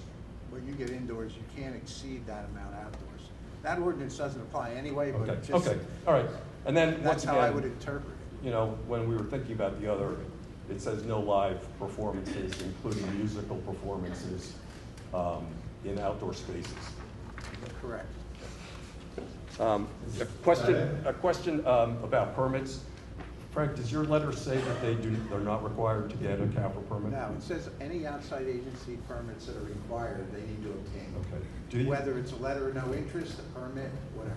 Can we make it a condition that they get a letter of no interest from CAFRA? I believe that's understood. I mean, obviously. It would be something. it would be in the resolution then? Yes. Okay. And there was a question about 8th Street, the extension, and the property immediately adjacent to the site. Who owns that? The extension of 8th Street, I believe, may be within the Department of Transportation right away, but it may be partially owned by the borough.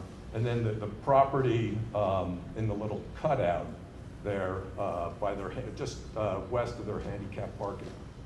Who owns that property? That is borough property. Okay. Borough or state. The main city electric's got a Easement, there's easements there there as well. So the site plan kind of hints at a driveway there. Is there a driveway out onto 8th Street? There is. Okay.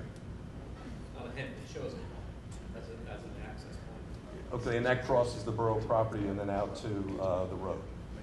It's all right away. Okay, if you can wrap it up. Okay, and then your truck loading zone, is there anything that delineates the loading zone? We show it on the plan, the locations. Right, you show locations of parking, but there's nothing on the site that delineates parking. We don't typically do that. It's an existing shelved stone parking lot. So I can come in there and park any angle I want to, right? With regards to, I think you misunderstood earlier. I indicated we put wheel stops. You're putting wheel We stops. typically Right. park. Okay. Yep. That'll help. Okay. So there will be no like concrete pad or anything that will designate a loading area. No, but there will be a concrete pad for the ADA parking access to the facilities. Yeah. Okay. The southerly loading area. What's the truck circulation route through there? We did a truck circulation plan. We can submit it. It shows. Can you just describe to me how it So- would leave that area? If we can, Mr. Harrington, Yeah. there's other people who want to I appreciate testify. that. So why don't you step down? Okay, let's see, give other people an opportunity I'd to be happy speak, to, yeah. okay? If you would answer Because- my last question, that's all. We'll supply a truck turning template for a plan, and it'll be part of the file. How would a truck leave 8th Street?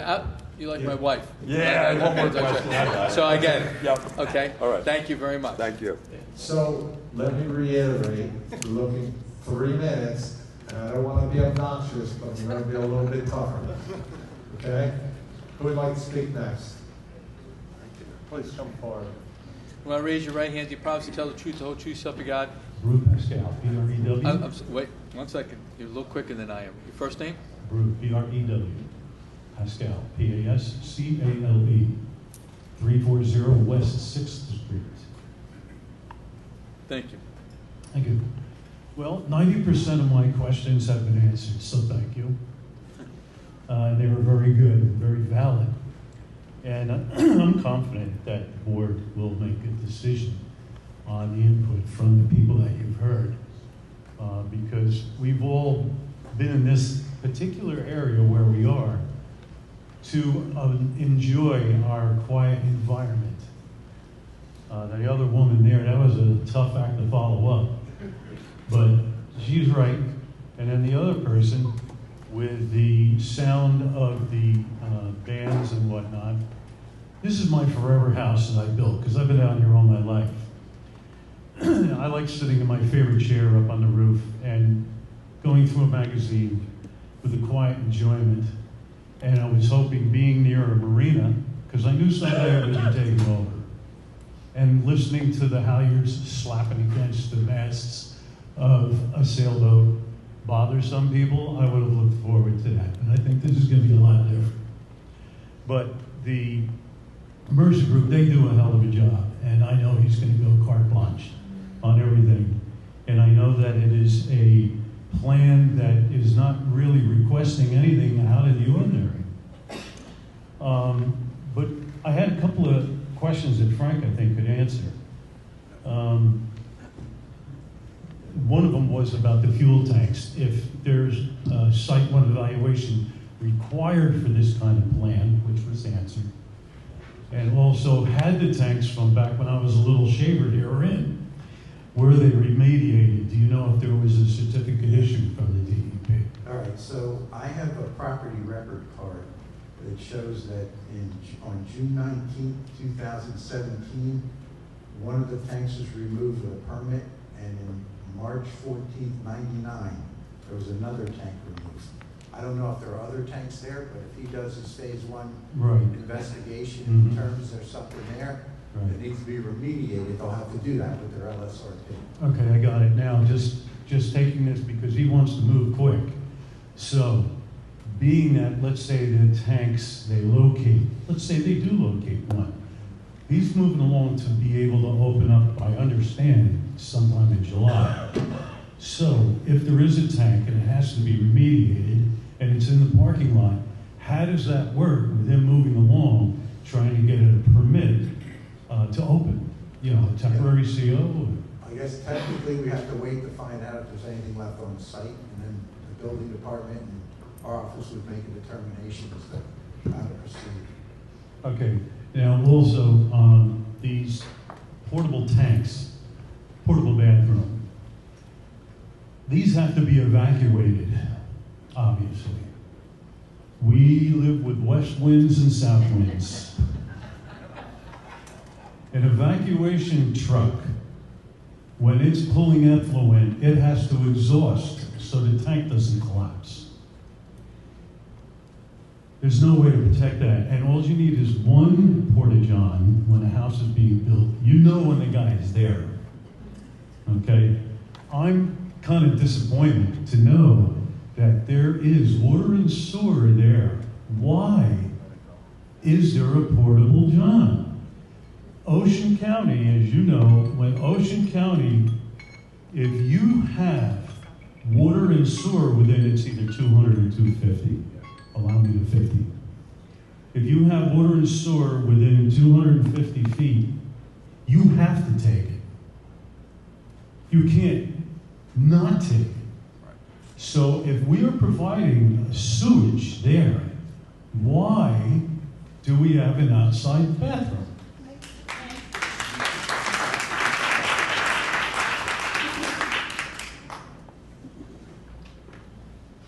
Well, anyway, in the meantime, with Do you guys have an answer for that? You guys want to answer that, Mrs. Irving?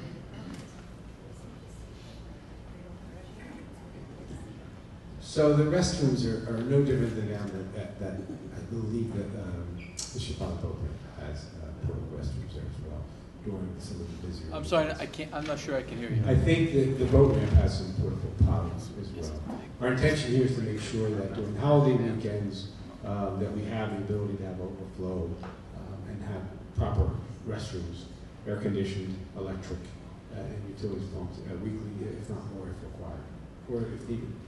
Just having the additional, and granted, if there's any issues whatsoever, where we might locate them, maybe tucked away from the building, or tucked away from the data system. Well, if I may, there is no water and sewer provided to the boatyard, so he has no choice but to have those tanks. We are providing him with water and sewer, and I don't understand why we have to have porta-johns. Today, with the technology today and the services that are provided to them, why? Now, I know you want to say something, but I wanted to finish. I'm not over 3 minutes. Oh, you're well over 3 minutes. You're well over 3 minutes. My watch stopped. You're well over. Not over like the other guy. Go ahead. Yeah, go ahead. Okay. Your one last question. Really, well, the last thing I wanted to throw in, because I think this is really important for everybody to hear this, because my wife and I, we live in Florida during the winter time, and where we are down there, the roads down there, it sounds kind of funny, but they're not speed bumps, because speed bumps are exactly what they're talking about. They're annoying for boat trailers and whatever. Down there, they're called traffic calming area. And it's called a speed table. And we go over them all the time. And they're a nice gradual up and a gradual down. The kids aren't coming out of the seat hitting the ceiling. They're very nice. You don't see them like a speed bump, but they'll slow you down for sure. And I need them on my street. I'm tired of being called every other name in the book when I'm out there. There's going to be 3 things. I'm going to have a dB level for the music. I'm going to have a radar gun, and I'm going to have my cell phone. And I'm going to call the police every time there's nonsense on my street, because I've had it. I've had it up to here with the speeders, and I understand it's the council that has to take care of it. Thank you. Thank you. I'm not sure I got the answer to the restroom question. Are you ultimately looking to put permanent restrooms there sometime in the future? In Okay, so your intention is, do you have any idea when you may be installing, I'm not going to hold you to it, but what's your plan for putting in permanent restrooms? Within the next year, once we get into this first season, we'd like to. Okay, and then we spoke earlier about having to have the plan or the study for exactly the number of portable restrooms you have based on the volume that may or may not be approved. Right, the intent is to have the architectural plans submitted to the building department in compliance with the UCC and New Jersey building codes. So it's based upon seats and the number of fixtures required. And when do you think that architectural plan will be submitted? The intent is to have the plans within the next 30 days. The ability to have those restrooms installed for the season may not be feasible, so that's the idea of the temporary trailer this season, okay, which would allow us to get opened up, and then in the fall, open up our pool permits to put the restrooms. Yeah, thank you. Mr. Cornick, I just want, I understand your position so far as the architecturals, but the board could require to see the architecturals before they approve it. It's, I just want, I don't know whether they will or not. I'm just telling you that that's a determination that the board can make. No, I can respect that, but typically that's out. We're representing that we're going to meet the intent of the building permit requirements of the UCC building code. That's not going to change whether or not I present it tonight or it goes to the. I mean, they're not looking at full architecturals. They're looking for, I think, layouts that's good. That's going to indicate. It's not that they need to know. Not simply. But I can represent that right now it shows 180 square foot for bathrooms. It doesn't show partitions or sinks or anything. Well, but what I'm saying is we have sufficient space inside of our architectural floor plan right now to add a significant amount of bathrooms in where we show storage, marine support and storage, and then back office stuff. So there's sufficient room inside of these buildings to put the necessary fixtures for us. Okay. We'll discuss it. I understand your point. Okay. Anyone else? Please come forward. Want to raise your right hand? Do you promise to tell the truth, the whole truth, so help you God? Yes, sir. I need you to state and spell your name for the record, please. My name is Tom Green, Green. Live across the way on Cedar Bonnet. So, is there going to be somebody taking care of the marina part, like the boats coming in and out? Yes, there will be a dockade. Because, like with the Party Island that's out on by the boat ramp every weekend, there's 300 or 400 boats out there. And are you going to be selling packaged goods? No, no packaged goods. But there's going to, when the bar opened up in Barnegat at Mariners Marina, that place is packed with boats. Like this, you're going to have a full marina all the time there with boats going in and out. And I was just wondering about somebody taking care of, where they go and park and this and that, because we have people on these 80-mile-an-hour jet skis wide open under the bridge all the time. The Marine police aren't there, like maybe one day every couple weeks, and it's a dangerous place. I think with our experience in the boating yard and also having a presence on the dock, kind of watching how people enter and exit the marina, it would be helpful to hopefully stop some of that. My other question is, are you voting on this tonight? Well, that's yet to be determined. Well, my question is because you don't really know if there's going to be enough bathrooms or if there's enough space to do the bathrooms and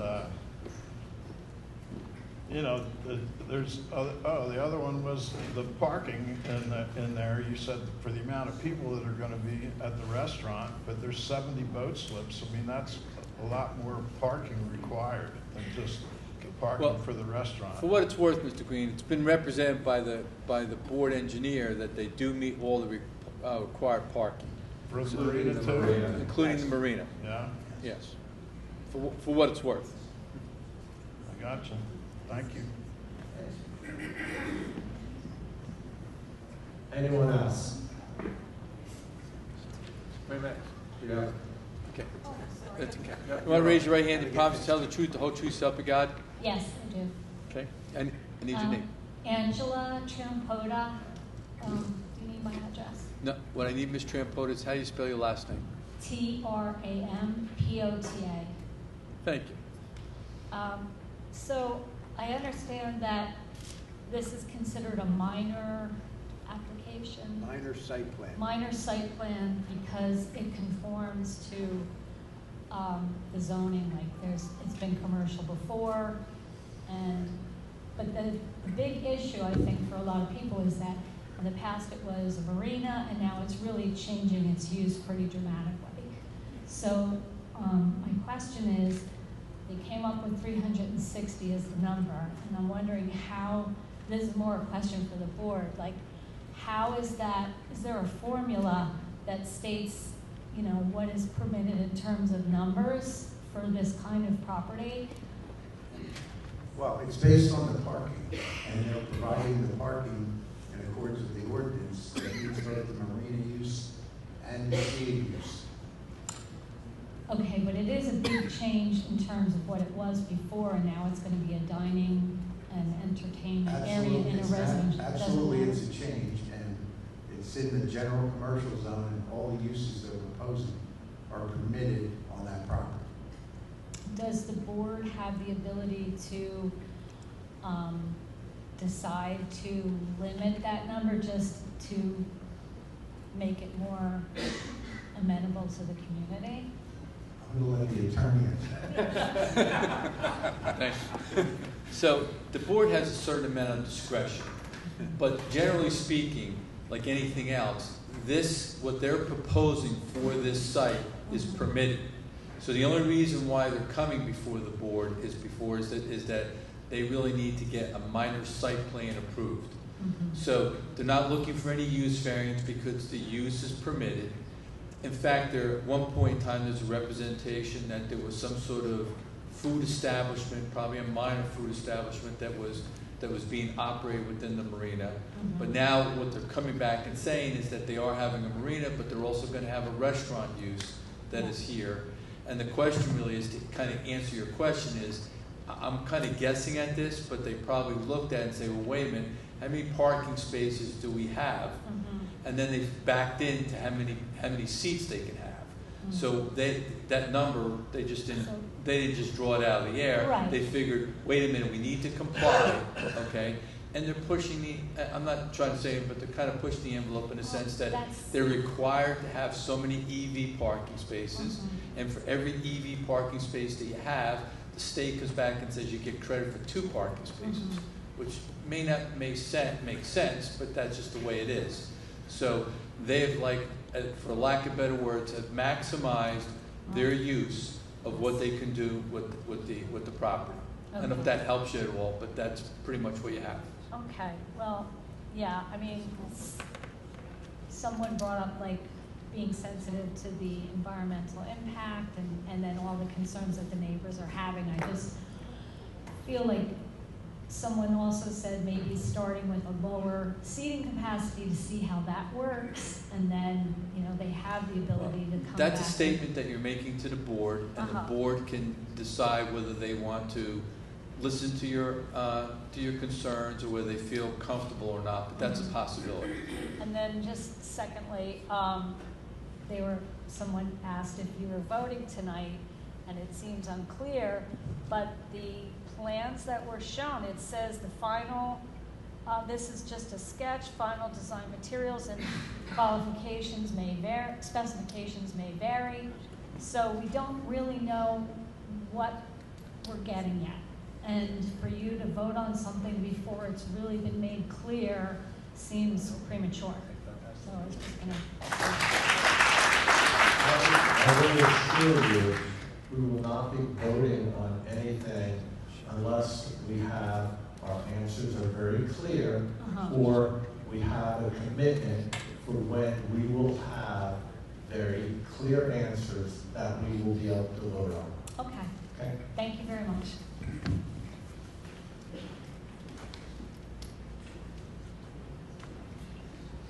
You want to raise your right hand, you promise to tell the truth, the whole truth, so help you God? Walter Rosenwitz, What? Okay, I'm sorry. Again, first name? Walter. Walter, okay, and your last? A-R-O-S-E-M-O-W-I-C-Z, 2203 East Bay Terrace. It has to do with the marina and the gasoline. I believe you said you're going to serve gasoline at the marina? Oh, you're not? It's not going to be no gasoline service at the marina? No gasoline service. Okay, I just wanted to clarify. And there are tanks there presently, that was the other thing. You said they're doing a surveillance on that. They're going to do a phase one environmental, but there were 2 tanks apparently removed years ago. There may not be any other tanks. Okay, that will be all cleared up before anything voted on, correct, Frank? I don't know about that. I would say that, you know, the applicant has an LSRP, that's a licensed site remediation professional, that would deal with that under a phase one environmental. Okay, thank you very much. Thank you. Okay, ma'am, there's a woman over here that's been trying to jump up. You got to jump up quick. You want to raise your right hand, you promise to tell the truth, the whole truth, so help you God? Yes. My name is Tammy LaRae. How do you spell your last name? L-A-U-R-E-I-G-H.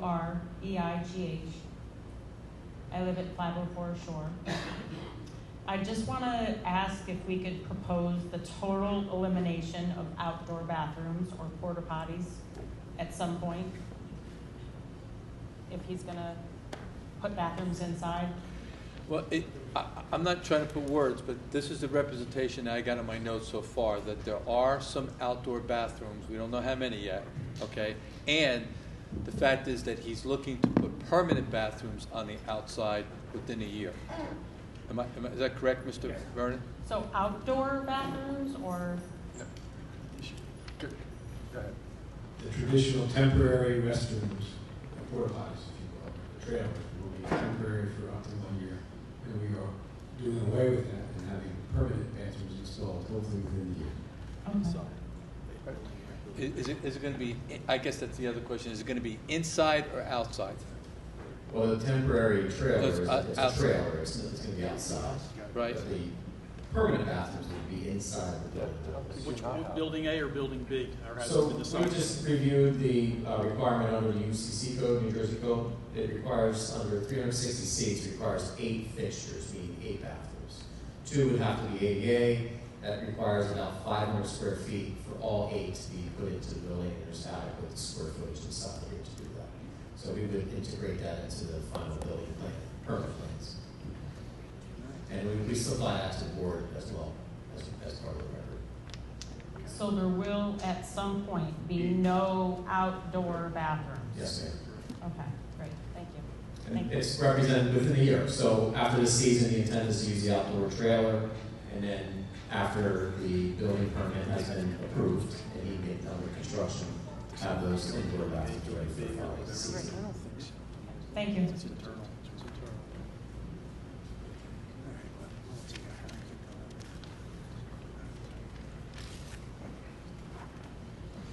Want to raise your right hand, you promise to tell the truth, the whole truth, so help you God? Yes. Okay, I need you to state and spell your name for the record, please. Karen Drucker, Karen, Drucker, Thank you. 110 West 27th Street. So I had a little speech prepared again, but I did have a quick couple questions. Just when we say the bathrooms again, is it more like the structure that's at Brant Beach? So it's like a, not a porta potty, it's actually a... Air conditioning controlled space trailer. Okay, sorry. Yes. Okay, that answers that. So, also like the ones that are at the boat ramp and ship bottom. So that's not really a porta potty when we're thinking of the things that are like construction workers on our streets. Okay, got it. So that's good. I am in support of this development. I think it's a reasonable and well-designed improvement to an existing marina that's there. Dock and Dine is just a great thing for our community, I think. If you think about it, Dock and Dine, they're coming in boats, maybe that'll alleviate some of the traffic. If there's designated bike racks, that will encourage some of us to come on bikes to the establishment. I know that there are many concerns with the outdoor dining, the noise and the lighting, which are really valid concerns, but we do have ordinances in place already that we can call the police, and hopefully Mr. Vernon does do a great job and will listen if there's any issues at all and fix them, basically. And again, it's a minor site plan. Like when I reviewed the application and looked at it, I'm not an expert, but it's already zoned for commercial use. So that's it. Thank you. Thank you.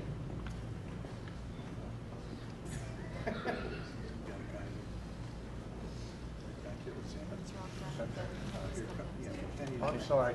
I'll get you next time. Okay. Want to raise your right hand? Do you promise to tell the truth, whole truth, so help you God? Yes. I need you to state your name and spell it, please. Ken Formica, Kenformica. Thank you. And your address? I own Surf City Marina and operate it, so I own the properties from 327 all the way down to 357 West 8th Street.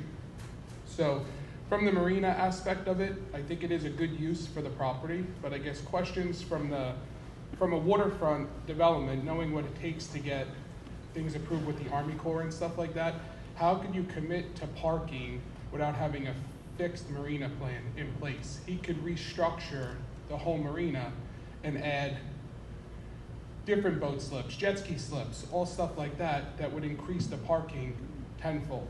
Another part, he said he's going to maintain it as a marina. Marinas are an integral part of this area. We need marinas that store stuff, that service stuff. If the whole parking lot is turning into a parking lot, where are they going to service the boats? And the adjacent properties that he's proposing for employee parking, where are all the boat trailers going to go for the customers? And how are you going to fit employee parking with boat trailers all in the same lots?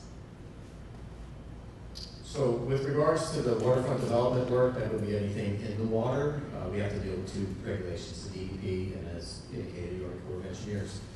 Because of where we are in the submerged or underwater vegetation, we're kind of bound by what we have. So we have to reconstruct in kind.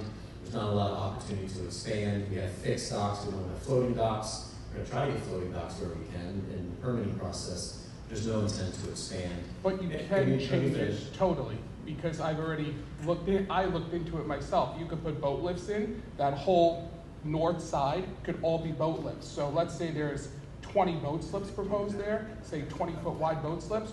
You could replace them with 20,000-pound boat lifts, and you can now fit 30 boats there. So just a quick comment.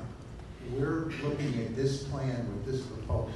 If they try to reconfigure the marina or do anything else, they're going to need to come back to this board for further approval. So the marina plan will reflect the plan that's on this plan, if the board did approve it, would stay with 72 slips. If they add one more slip, they have to come back here for another approval. And the same for jet ski slips too? Same for all that. Okay. 72 slips is it. And then the mixing of boat trailer parking and boat storage, I assume there's going to be rules in place. Is he allowed to have boats stored upland during the season if someone wants to keep a boat blocked? Well, let me say this, the boats are going to be stored during the season, I would assume, but there are some extra boats. They'll be across the street on those lots. But he just said those are going to be used for employee parking. The number of parking spaces that he's proposing, the ordinance takes into account employees. Okay. So 122 spaces includes the employees, anything going on at the facility. So the ordinance doesn't say that for every employee you need an extra parking space. It just talks about number of spaces per slips and number of spaces per seats. And that overall number incorporates the employees in the mix. Okay. He's saying he's going to have overflow parking for his employees, which he can do. But the total number of parking spaces required for this application is 124. He gets the 2 for the EV, so he's in full compliance with the ordinance. Okay. Thank you. Thank you. Anyone else? Front.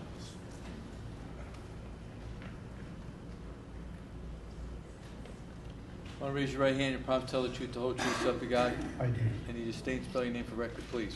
Ron Kraft, C-R-A-F-T.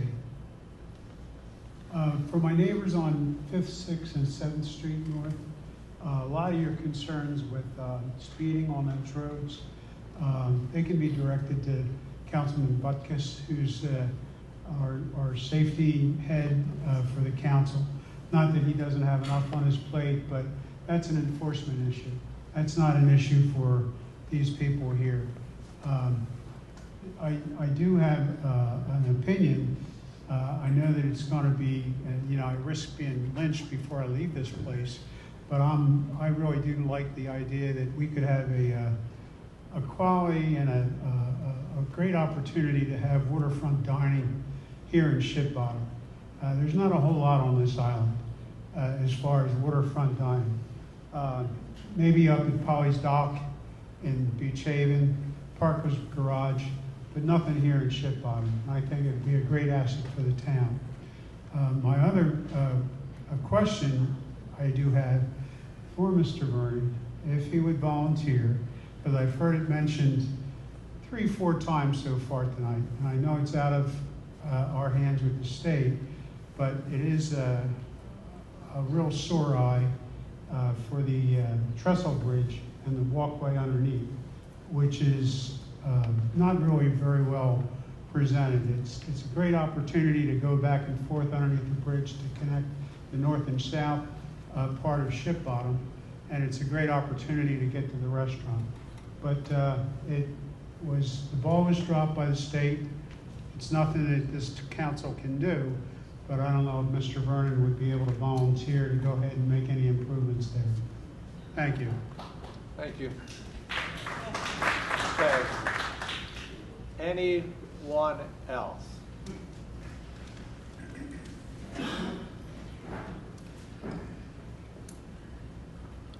Want to raise your right hand? You promise to tell the truth, the whole truth, so help you God? I do. Need you state and spell your name for the record, please. Kathleen Atkinson, A-T-K-I-N-S-O-N, 339 West 6th Street. A lot of things have been mentioned here.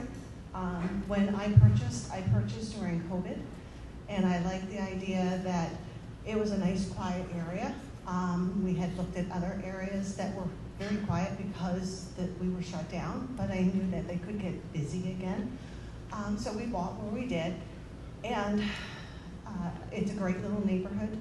A lot of concerns are here. I really hope in my heart that you do take what we said to your forefront, because our streets are not that safe. There is a lot of traffic.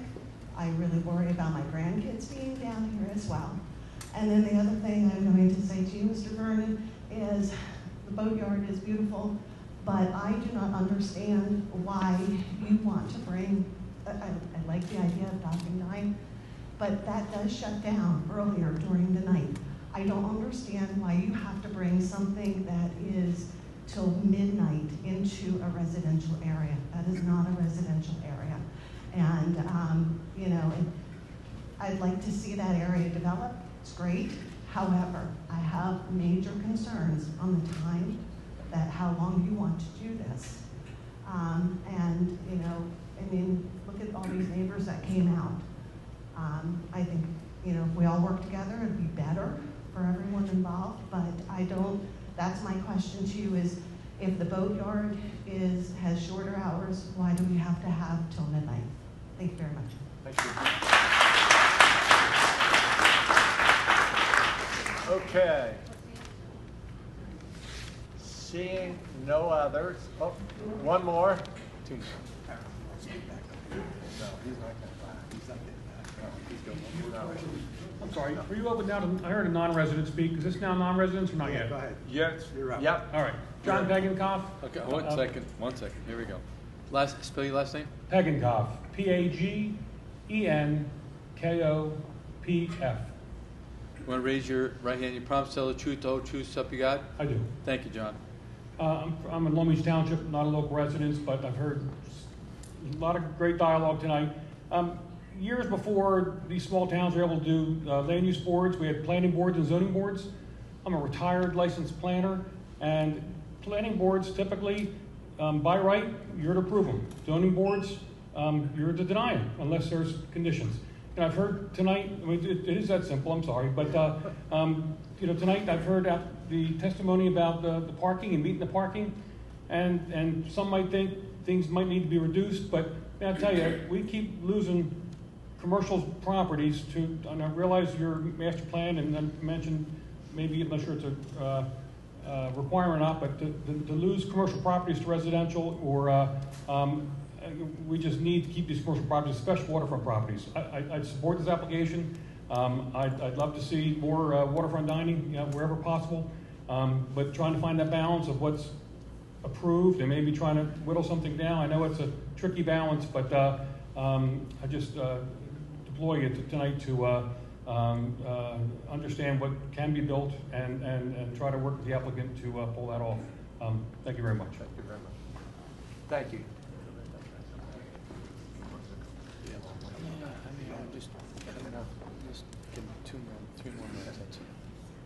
Anyone else? Okay. Hang on. Sharon Dugan. Okay. Sharon Dugan, D-U-G-A-N. Okay. 335 West Fifth. Want to raise your right hand? Do you promise to tell the truth, the whole truth, self you got? Thank you, Sharon. What was the answer to that woman's question about, at what time does the boatyard close? At your operations? At what time does boatyard close? During the week, we usually close at 10, and on weekends at 11. Okay, so again. I have the schedule here on my phone. Wait a minute. Wait. You can't do that. You can come up and you can add something later on, but you can't do that right now. Okay, so I'm hearing that it's earlier, and what was the answer to this woman's question? Because I didn't hear it. Why would you want to stay open until midnight in a residential area when the boatyard is an island to itself and it closes earlier?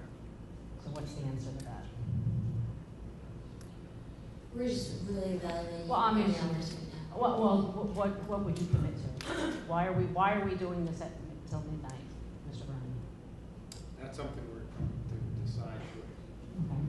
And so you will vote on, if you approve this, Let me it's just just a say, site approval. Wait, let me just finish. we've heard the concern about hours. I assure you that the board will very rigorously discuss with the applicant the hours of operation. Okay, so you will take that into consideration with your vote. You will not, I'm asking. Ms. Dugan, let me see if I can help you one more time. Okay. The applicant has asked to be opened until 12 o'clock on the weekends, Okay. and I think 10 o'clock during the week. Mm-hmm. Okay? The board will consider that. They may curtail that, but that's a decision that has not been made yet. But that's up to you, yes? Yep. We can't do that until everybody finishes speaking. Okay, but I just want, for my own clarification, that's up to you. Yes. Okay, thank you. Are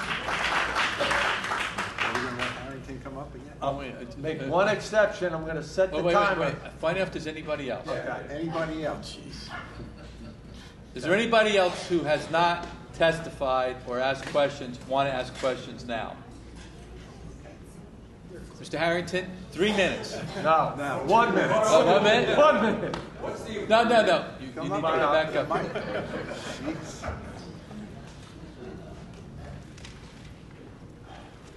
Yep, me again, sorry.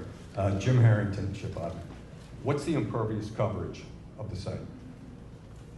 So using the existing conditions, and it's calculated on our minor site plan. Maximum lot coverage needs in the existing condition using the cover that's there because the DEP identifies stone and shell and any other mixture, not grass, to be impervious, is 100%, and the proposed condition we're at 78.8. Okay, so some of the seating area will be that ornamental stone that will be pervious. Correct. Okay, and then what elevation will the restrooms be at? Will they be above the flood elevation? So based on building code. Pardon? Based What? on building code. Building The code. interior ones or the portable ones? Yes. Yes, what? Both. Interior or Both. portable? Both. Yeah, both.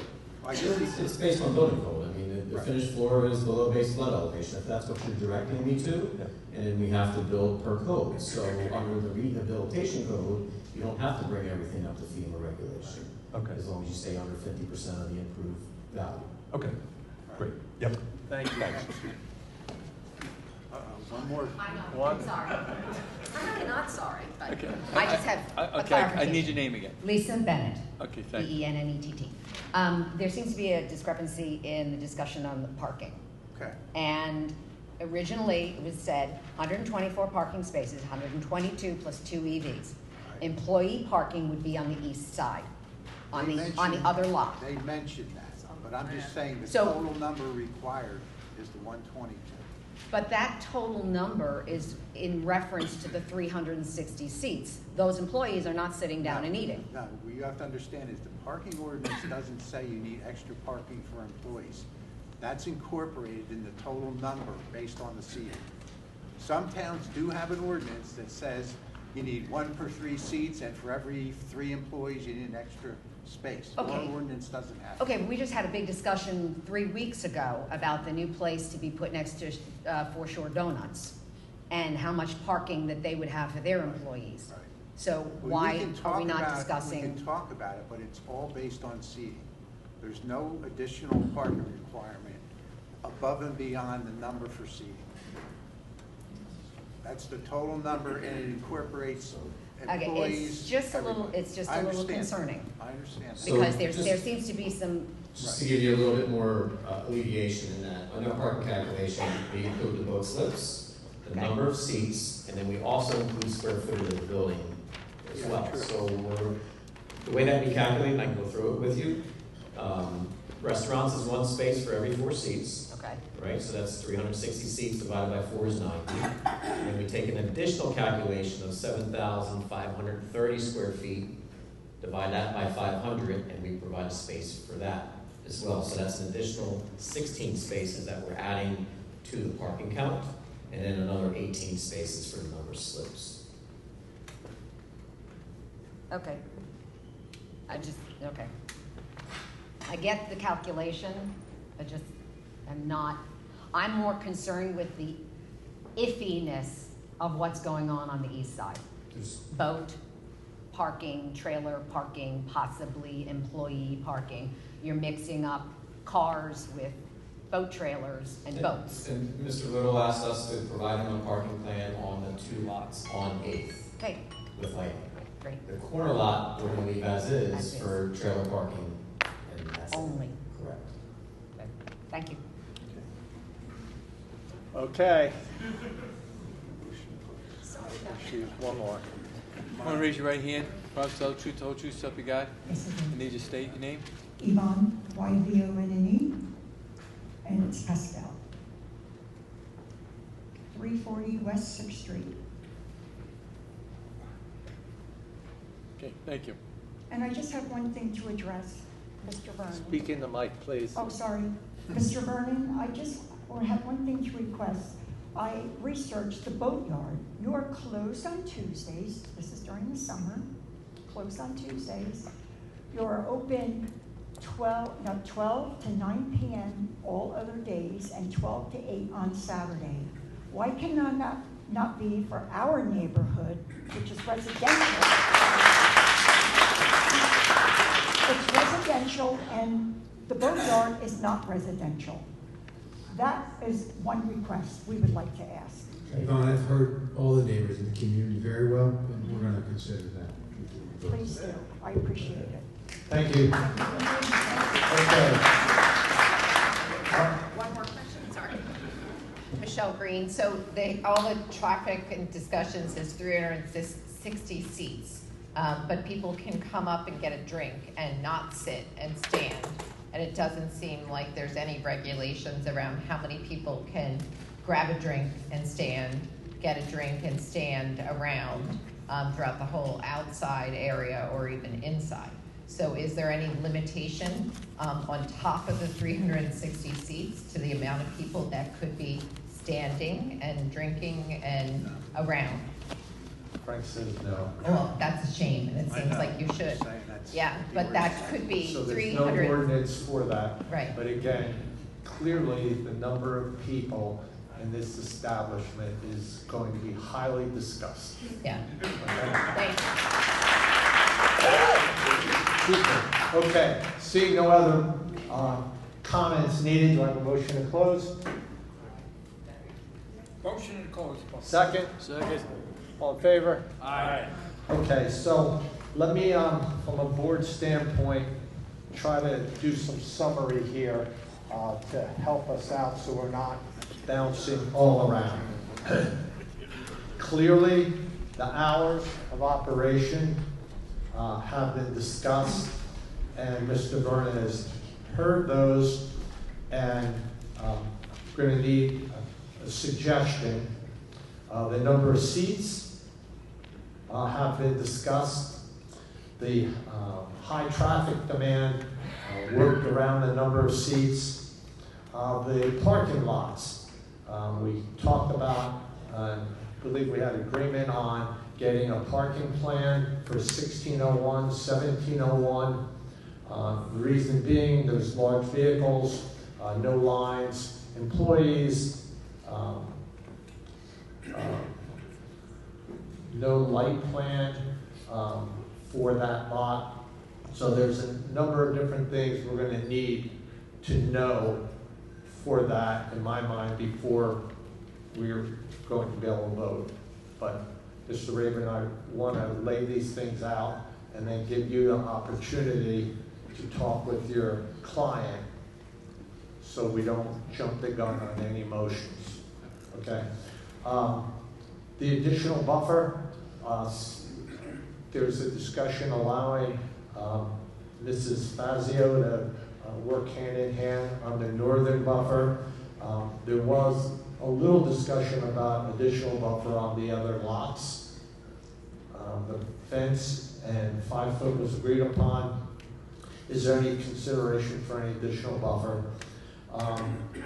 By the way, with the lots 1601 and 1701, we talked about the curb cuts on 8th Street.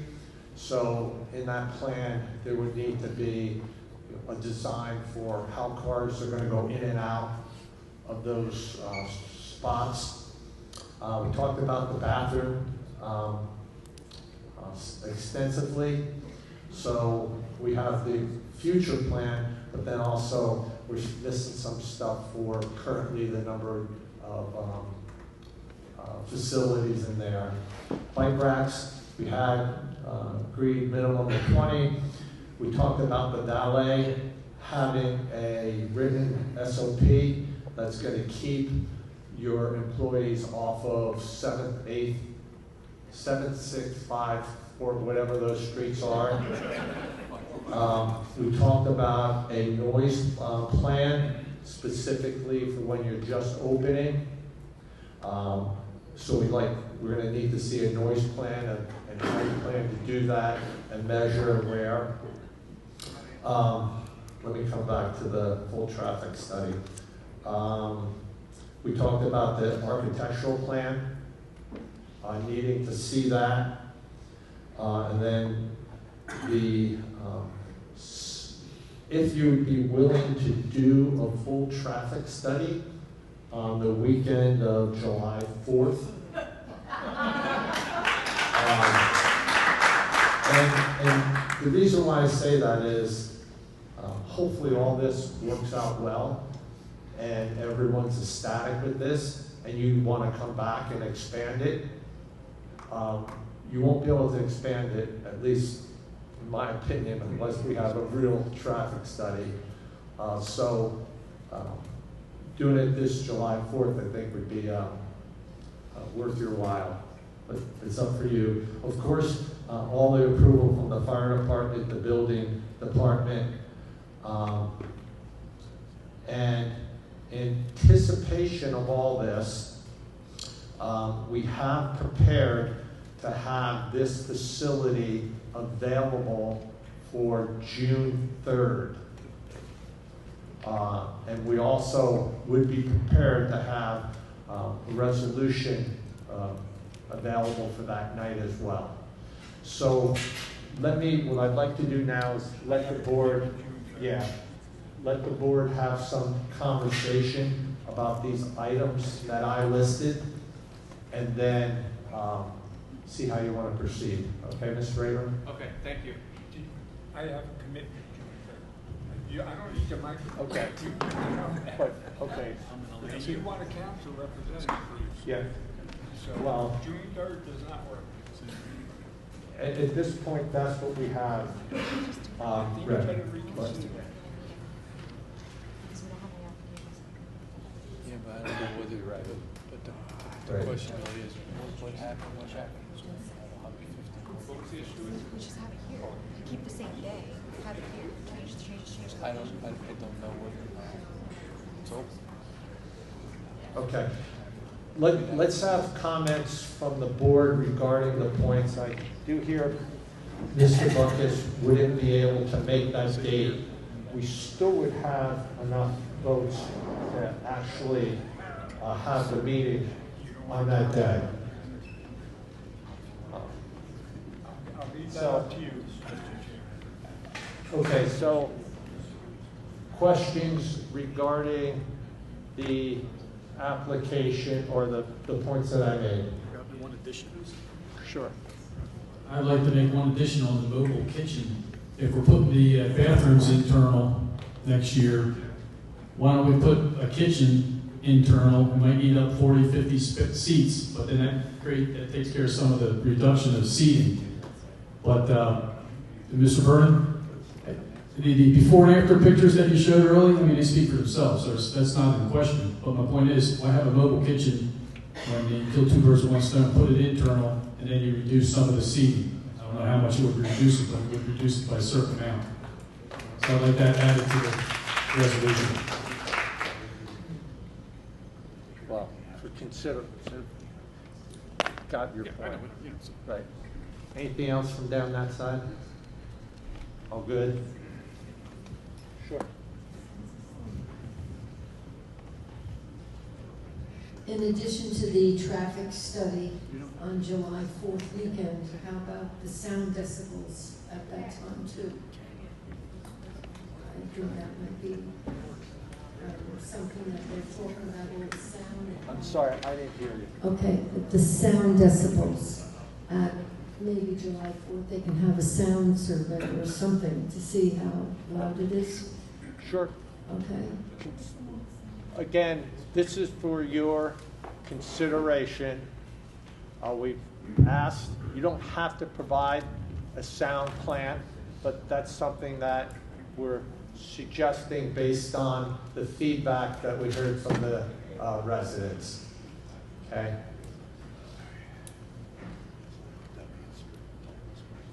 Okay, so what I would One other thing. This goes to Ms. Dolan. Okay, I know that they were talking about a traffic study. Okay, I don't mean to speak for a traffic engineer, but it's my understanding that you can do the study now and upgrade it for the. In other words, you don't have to do the study actually on July 4th to come up as to what it would be. Is that correct? Can you help me out with that? So that. Yeah, I'm not exactly sure. I know we're talking about a traffic study. It seems to me that if this restaurant is open and operating, that the traffic study would be to go and count how much volume is actually entering and exiting. Combine that with the activity on Shore Drive, because we've been hearing a lot about how busy Shore Drive is.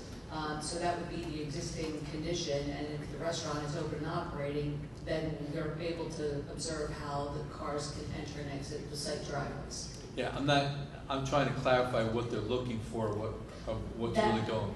That seems to me to be the study request, and I can't speak for the board members, but that seems to be the real life snapshot. We've talked about a lot of numbers, but that are estimates based on data collected. But that would identify the actual volume entering and exiting during peak dining hours, combined with the volumes on shore.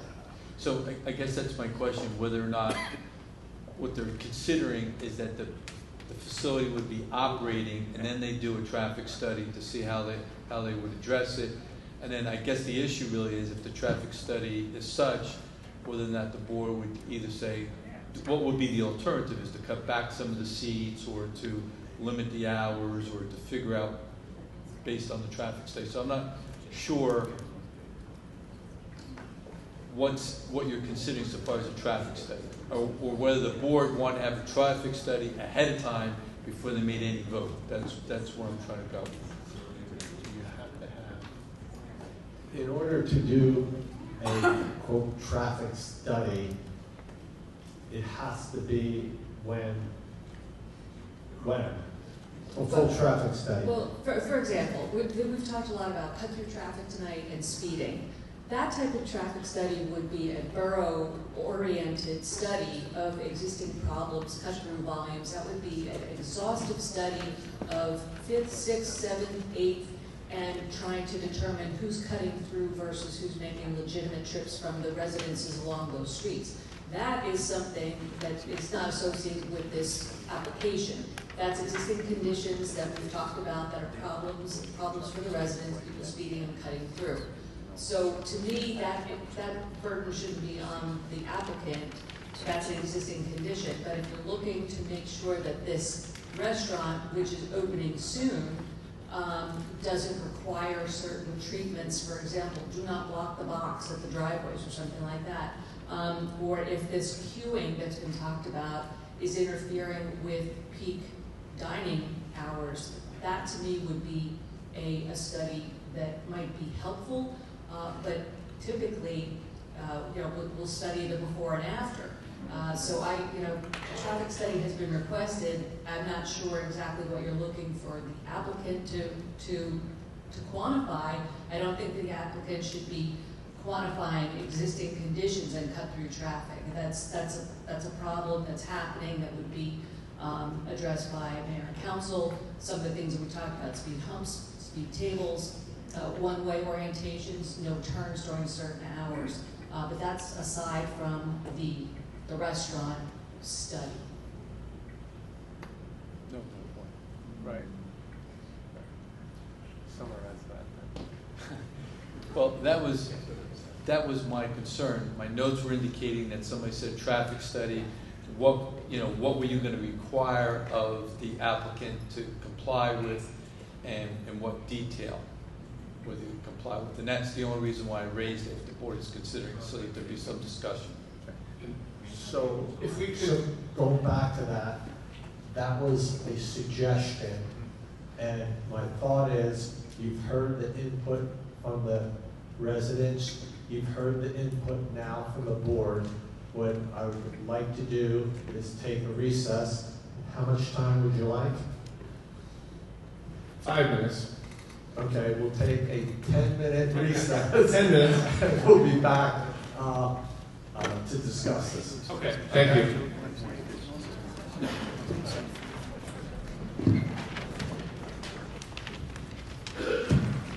Whenever you're ready, Mr. Raymond. Okay, thank you. Thank you for giving us the time to discuss all the comments. What we'd like to do, if we could, is have the board vote tonight with respect to the main site, the bayfront lot, and we can provide additional lighting, as we stated, with respect to the other properties, and we could do that subsequent to the vote and supply that, before the June 3rd meeting. Regarding the number of seats, the applicant is willing to reduce the number of seats to 295 from the 360, and we would be willing to close during the week by 9 p.m. and then weekends 10 o'clock p.m. Last call would be 8:30 and last call would be 9:30.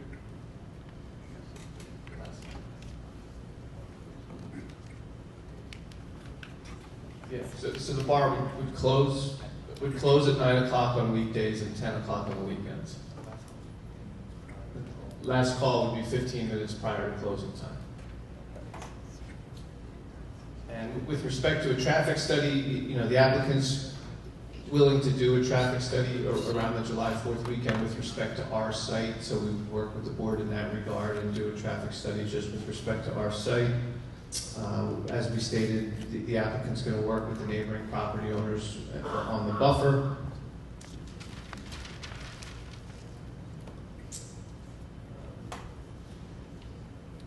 I know I hate to be difficult about the buffer, but I'm really gonna need in the resolution something about, you know, the height of the buffer, the height of the fence, I'm gonna, you know, I just can't say they're gonna work. I'm not gonna do, I'm gonna tell you this, I'm not gonna do a resolution that's gonna say. We can give you a specific, it's pretty simplistic. The grade at the neighboring property line is roughly elevation 8 to 8.8.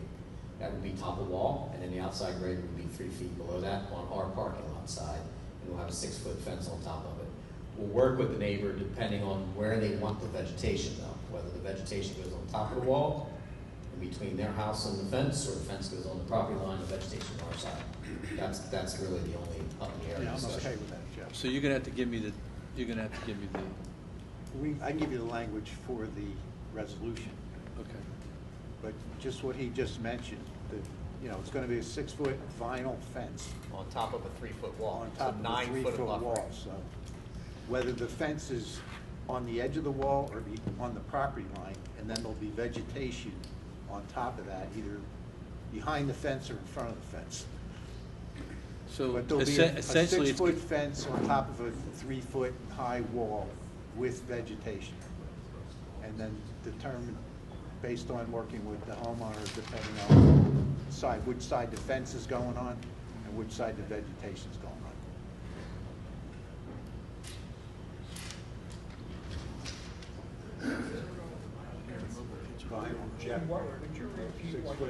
Vinyl solid fence.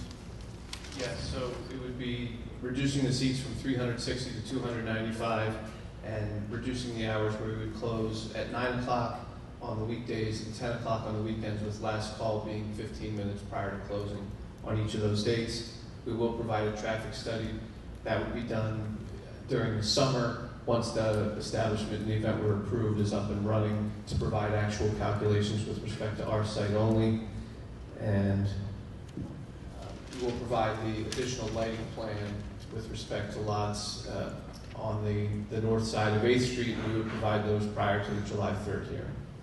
So, music, when does music stop? Yeah, the live music would stop at sunset, and the piped music inside would be when we close. And that's based on a 3-hour set? Right. Yeah, starting, she said about 5:30 starting, and then live music ending by sunset. Was there any discussion on moving the mobile kitchen indoors? Probably too late to do it this year, but maybe before the start of next year, moving that indoors? Yeah, we'll consider that. I guess they have to see how the site runs during the summer, but I think it would be advantageous to the applicant as well if they could do that, so they will explore it. All right, last question. So even though you're reducing seating, you're still gonna give us 122 parking spaces? Correct. We're not reducing the parking spaces. Okay. All right. Music, not during the day then? You're just gonna start it at live music at 5:30? Pipe music during the day, live music starting 5:30? 5:30 to 8:30? Acoustic or amplified? Yeah, I think on weekends they'd like to have the opportunity to perhaps have music in the earlier, during all hours that they're open, subject to that sunset cutoff. What I think we should do is put in when the live music stops as the resolution. Okay, so live music will stop at sunset every day. Right. Okay. It's based on a 3-hour set. Well, no, they're not gonna go if it's 3 hours, it's not gonna go, it's gonna stop no matter what, 2 hours that will. Okay. Start at 4. Right. Start at 3. After That's what I'm just saying. No, they could have as much as they want during the day. Live music? Yeah. Wait. Yeah. We're saying the music has to stop by sunset. Okay, so if I understand reduction, from a board standpoint, what they're proposing is we iron out really the major chunks of this now, and then there's a bunch of additional items that they'll have to come back to us with for June 3rd. That'll get carried before they'll get the final approval of their plan. Okay, so they're proposing 9 and 10 for weekends. Last call 15 minutes before. Live music has to end at sunset. Number of seats is 295. The 295 and the buffer wall that was discussed would be, is there anything else that would have to be in the motion for tonight? There was some discussion of Okay. amplified music versus acoustic. One second. I don't know, this is the representation of the board. I don't know whether we can bifurcate the vote. I mean, I'm concerned a little bit. Obviously, this is something that the board's considering. I don't know whether the board is going to affirmatively vote. I leave it up to the board. I'm a little bit concerned about taking a vote on partial stuff and not pushing. I think we ought to do it all at once. Basically, providing resolution. The concern is he can't do it if we don't do this, but he can't do it. He can't get it permits. He's not going to be able to get any permits. No, if we do the vote the way we're suggesting, he can go ahead and do the marina stuff that he's still doing. What's your understanding of voting? What can Mr. Vernon do on that property now? Currently, he can get permits to renovate the existing buildings as a marina. I mean, it's a marina operation, so recently they put in curb and sidewalk, but technically you can get permits to rehab those buildings as the current marina use without an approval, because it's just the existing marina. There's no prohibition, as I understand it, to echo what Mr. Little's saying, is that if he, let's say, wasn't putting in a restaurant, whatever, he could renovate that building. Absolutely. And go before the construction department and get renovations. Nobody prohibits him from renovating the marina. Correct. What's going to happen is that he not only wants to operate the marina, he also wants to be able to operate a restaurant with the marina. And I don't think that he can be able to do that unless there's a resolution that's memorialized, and then there's going to be conditions tied to that resolution, which are outside agencies. So I'm not exactly sure when he's going to be able to possibly get a CL. That's not for me to decide. The point is that once the board decides to take a vote, and then it's, at some point in time it's memorialized in a resolution, then he's going to have resolution compliance. And that's So he can do everything he wants to do on that site with the exception of renovations for a restaurant or bar. Right. I thought, what I thought was happening here is that the applicant was willing to reduce the amount of seats from 360 down to 295 seats, okay? So the board was looking favorably for that reduction, okay? They were looking favorably so far as the reduction, so far as the music and the operation of the time and some of the other conditions. That doesn't mean that they're going to vote on it tonight, but they were looking favorably on that. There was other things that needed to be done. You're going to come back on June 3rd, maybe give the additional information so far as the lighting is concerned, the buffering is concerned, and then at that point in time, they would do a formal vote on the application. I think the intent was to come back. I'm sorry. The intent would be coming back with a resolution compliance plan before June 3rd so that you guys are comfortable with what we presented. Yes. That's really what it was. And statement of operation plans, with regards to the noise discussions and lighting, that's really what we were looking for and getting a vote tonight on the application based upon the I don't think you can. I don't think you can vote partially on it. No, what I'm saying is by the next meeting for resolution, we'd have that resolution compliance submitted for this board to vote on the resolution. If I understand you correctly, you're asking that based on our discussion here tonight, if you deliver all the things that we talk about, you're asking if we could have a resolution ready for June 3rd. Correct. Right, and basically the items that we would be providing would constitute resolution compliance, because I don't think there's anything that we would be submitting between tonight and June 3rd that would prohibit the board from being able to vote this evening. And the only other thing I would say, so that members of the public would have an idea, is that they would come back, they'd present some additional evidence, and then I would again recommend to the board to be open to the public again, okay, for any of those, any other further comments based on whatever else that they're changing. Yes, that's acceptable. Can I get clarification on the live music? Okay, go ahead. Just want some clarification on the live music.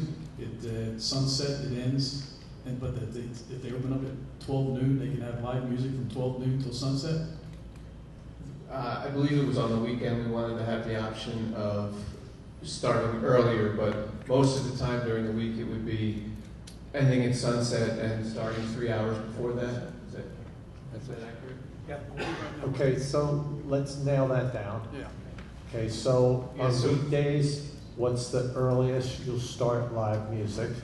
4 o'clock. Okay, 4 o'clock is 4 what o'clock they're to sunset. proposing. And on weekends, Saturday and Sunday use the same start time? Friday, Saturday, Sunday, 1 o'clock start. Okay, Friday, Saturday, and Sunday, they're asking for live music starting at 1 o'clock. Not that we're going to, but that gives us the window. What if it's lousy music? Okay, so that's a clarification. Well, again, it's up for us, that's a discussion point for us to have. Now, that's what he's offering, we can talk about it. Anything, we'll come back to that one Yeah, then. and one of the conditions that the board was considering is the fact that they were going to look at the decibel levels. So the bottom line is that after you have the live music, somebody's going to have to go out and test it to make sure that it's not going across the bay, that it's not going in. So I'm just kind of giving you a little bit of the parameters as to what they were Right, looking so at. one of the things that will get carried is the plan for measuring the noise, okay? And based on that plan, the hours of music starting would be. Chairman, there's one guy in the workplace, Norm Dottie. He's the acoustics engineer that we use all the time. So he would essentially go out at the docks and probably measure it there and measure it around the property line. So it's fairly simplistic with a measuring device. That's all it is. Okay, so we'll provide that on our plan. Well, that's not. No, correct. I'm The sorry. statute I'm says sorry. by I'm sorry, right. sir. You can't speak right now. Statute is at the property line. That's No, the statute. It's at our property. Okay. It's at the property line. That was Okay. probably wrong. Well, it can't exceed 65 decibels at their property line. If it exceeds it at their property line, then they're in violation. So if they're under 65 at their property line, they're certainly going to be well under your property line. Not necessarily. Well, that's how it normally works, but. Okay, so live music potentially starting at 1, Friday, Saturday, Sunday, starting at 4 the other days. We talked about hours of 9 and 10, last call 9:45, 8:45, seats at 295. Those would be the items that we would actually be, Portable restrooms taken out. right? And then, so that's really the meat of it. The other items would be you're agreeing to do a traffic study. You're going to give us a whole parking plan for lot 1601 and 1701, how the traffic's going to go in, go out, lighting, and all that stuff. The bathroom plan, we talked about. Bike racks, we already know there's 20. You said where you're putting them. I personally would like to see something in writing that is going to instruct your valet people like they're not to use 765, whatever. Something in there, your SOPs, that means, you know, somebody does that, they get fired, they get slapped, warned, something, some meat to ensure the residents that we're doing everything we can to minimize traffic there. We talked about the noise plan already. We talked about your willingness to do a full traffic study. We talked about the buffer on the northern side. Of course, fire approvals, building permits, and anything else? Providing you LSRP documents. The future plan for the mobile food truck, and then also the application you have that it's not a phased plan, but this is the final plan for the site. Right, Joe? Yep. Okay. Did I miss anything? Nope. Okay, so what we need to do now would to get a motion that would list all those items that I just said. So the motion would be to list all those items, to carry the application for final vote on June 3rd here at 6 p.m. Correct, Joe? Yes. I thought we were. Turn your mic on.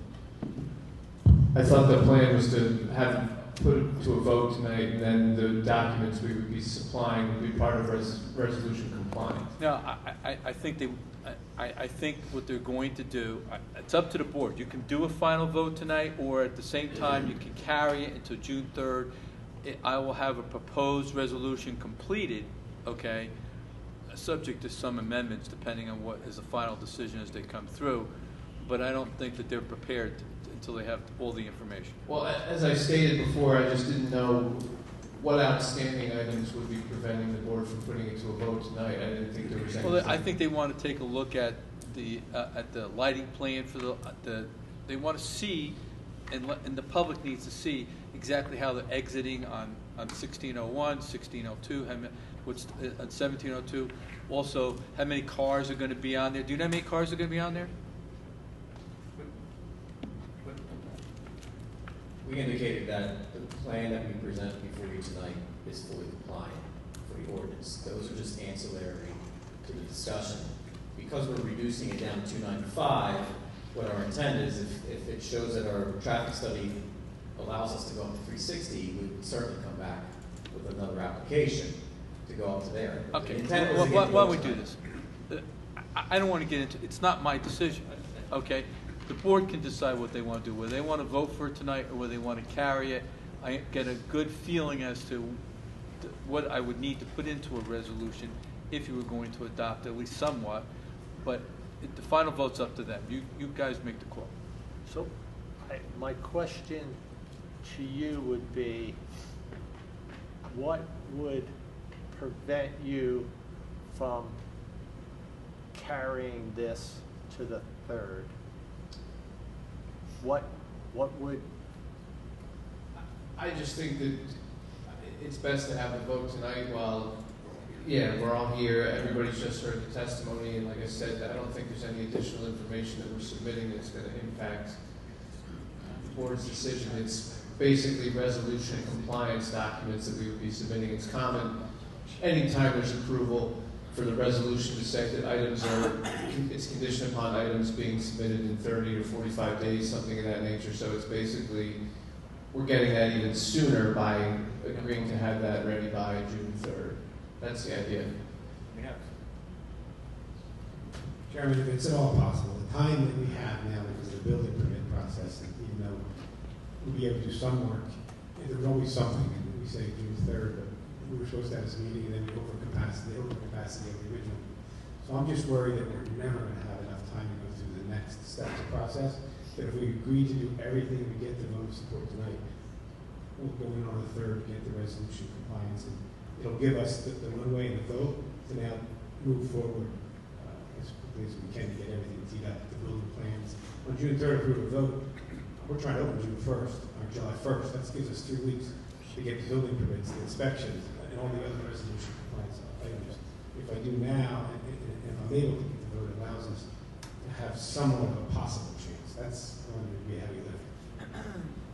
So if it's at all possible, I would ask to get a vote tonight. Frank? My recommendation. It's really up to the board. What I really- building permits could he get? I mean, if you were gonna try to put, it depends on what you're putting in the buildings, but if it's marine related and it's a renovation, then you can get building permits for the marina use. That's it.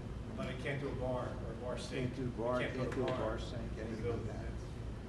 Yeah, but you're not gonna be able to do a bar sink anyway, no disrespect meant, because you don't have a resolution. So where are you gonna go with that? That's true, however, it gives me the ability to submit all permits for review. So you're gonna submit for, we don't even have architecturals, and then all of a sudden you're gonna do building permits for? We'll have the plans done based on the bar I sink. have a real problem with that based on prior things that have happened here in town, and I really think we need to nail this down and see everything. We don't want another evolution like we went through with Hotel BI, all those meetings, all those changes. Our problem is We if- want to be one and done. And I respect that, Tom, truly, I'm with anything you truly want to find. We're not cutting any point by any stretch, I'm trying to, it's not realistic. If we don't get a vote tonight, that we could be open for this year. It's just the process of all the inspections and what it takes, the hiring of staff, the training, and the building permits. Unless we have a green light, it's still an unknown until the 3rd. And then that's hopefully God willing that we, and all the members do. I don't know about anybody else, I'm fried. I've been here 4.5 hours, you don't want me to vote tonight. You really don't. I'm only speaks for myself. I'm here on the 3rd.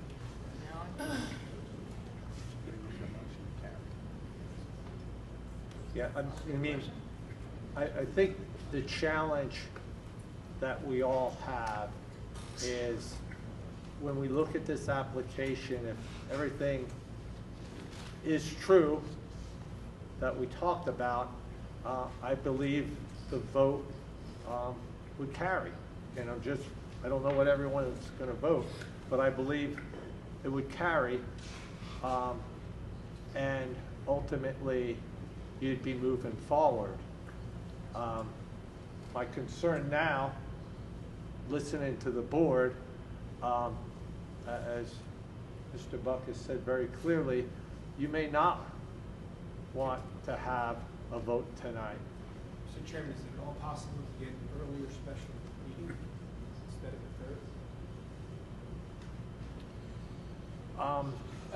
3rd? Do they have to give notice?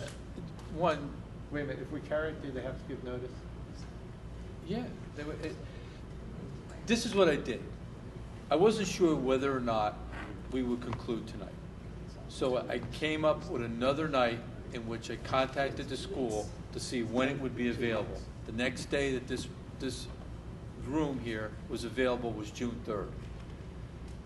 If we don't pick June 3rd, then you're gonna have to give notice no matter when it is. You need 10 days, 11 days, 12 days. You've got a holiday weekend, okay, right? You got Memorial Day.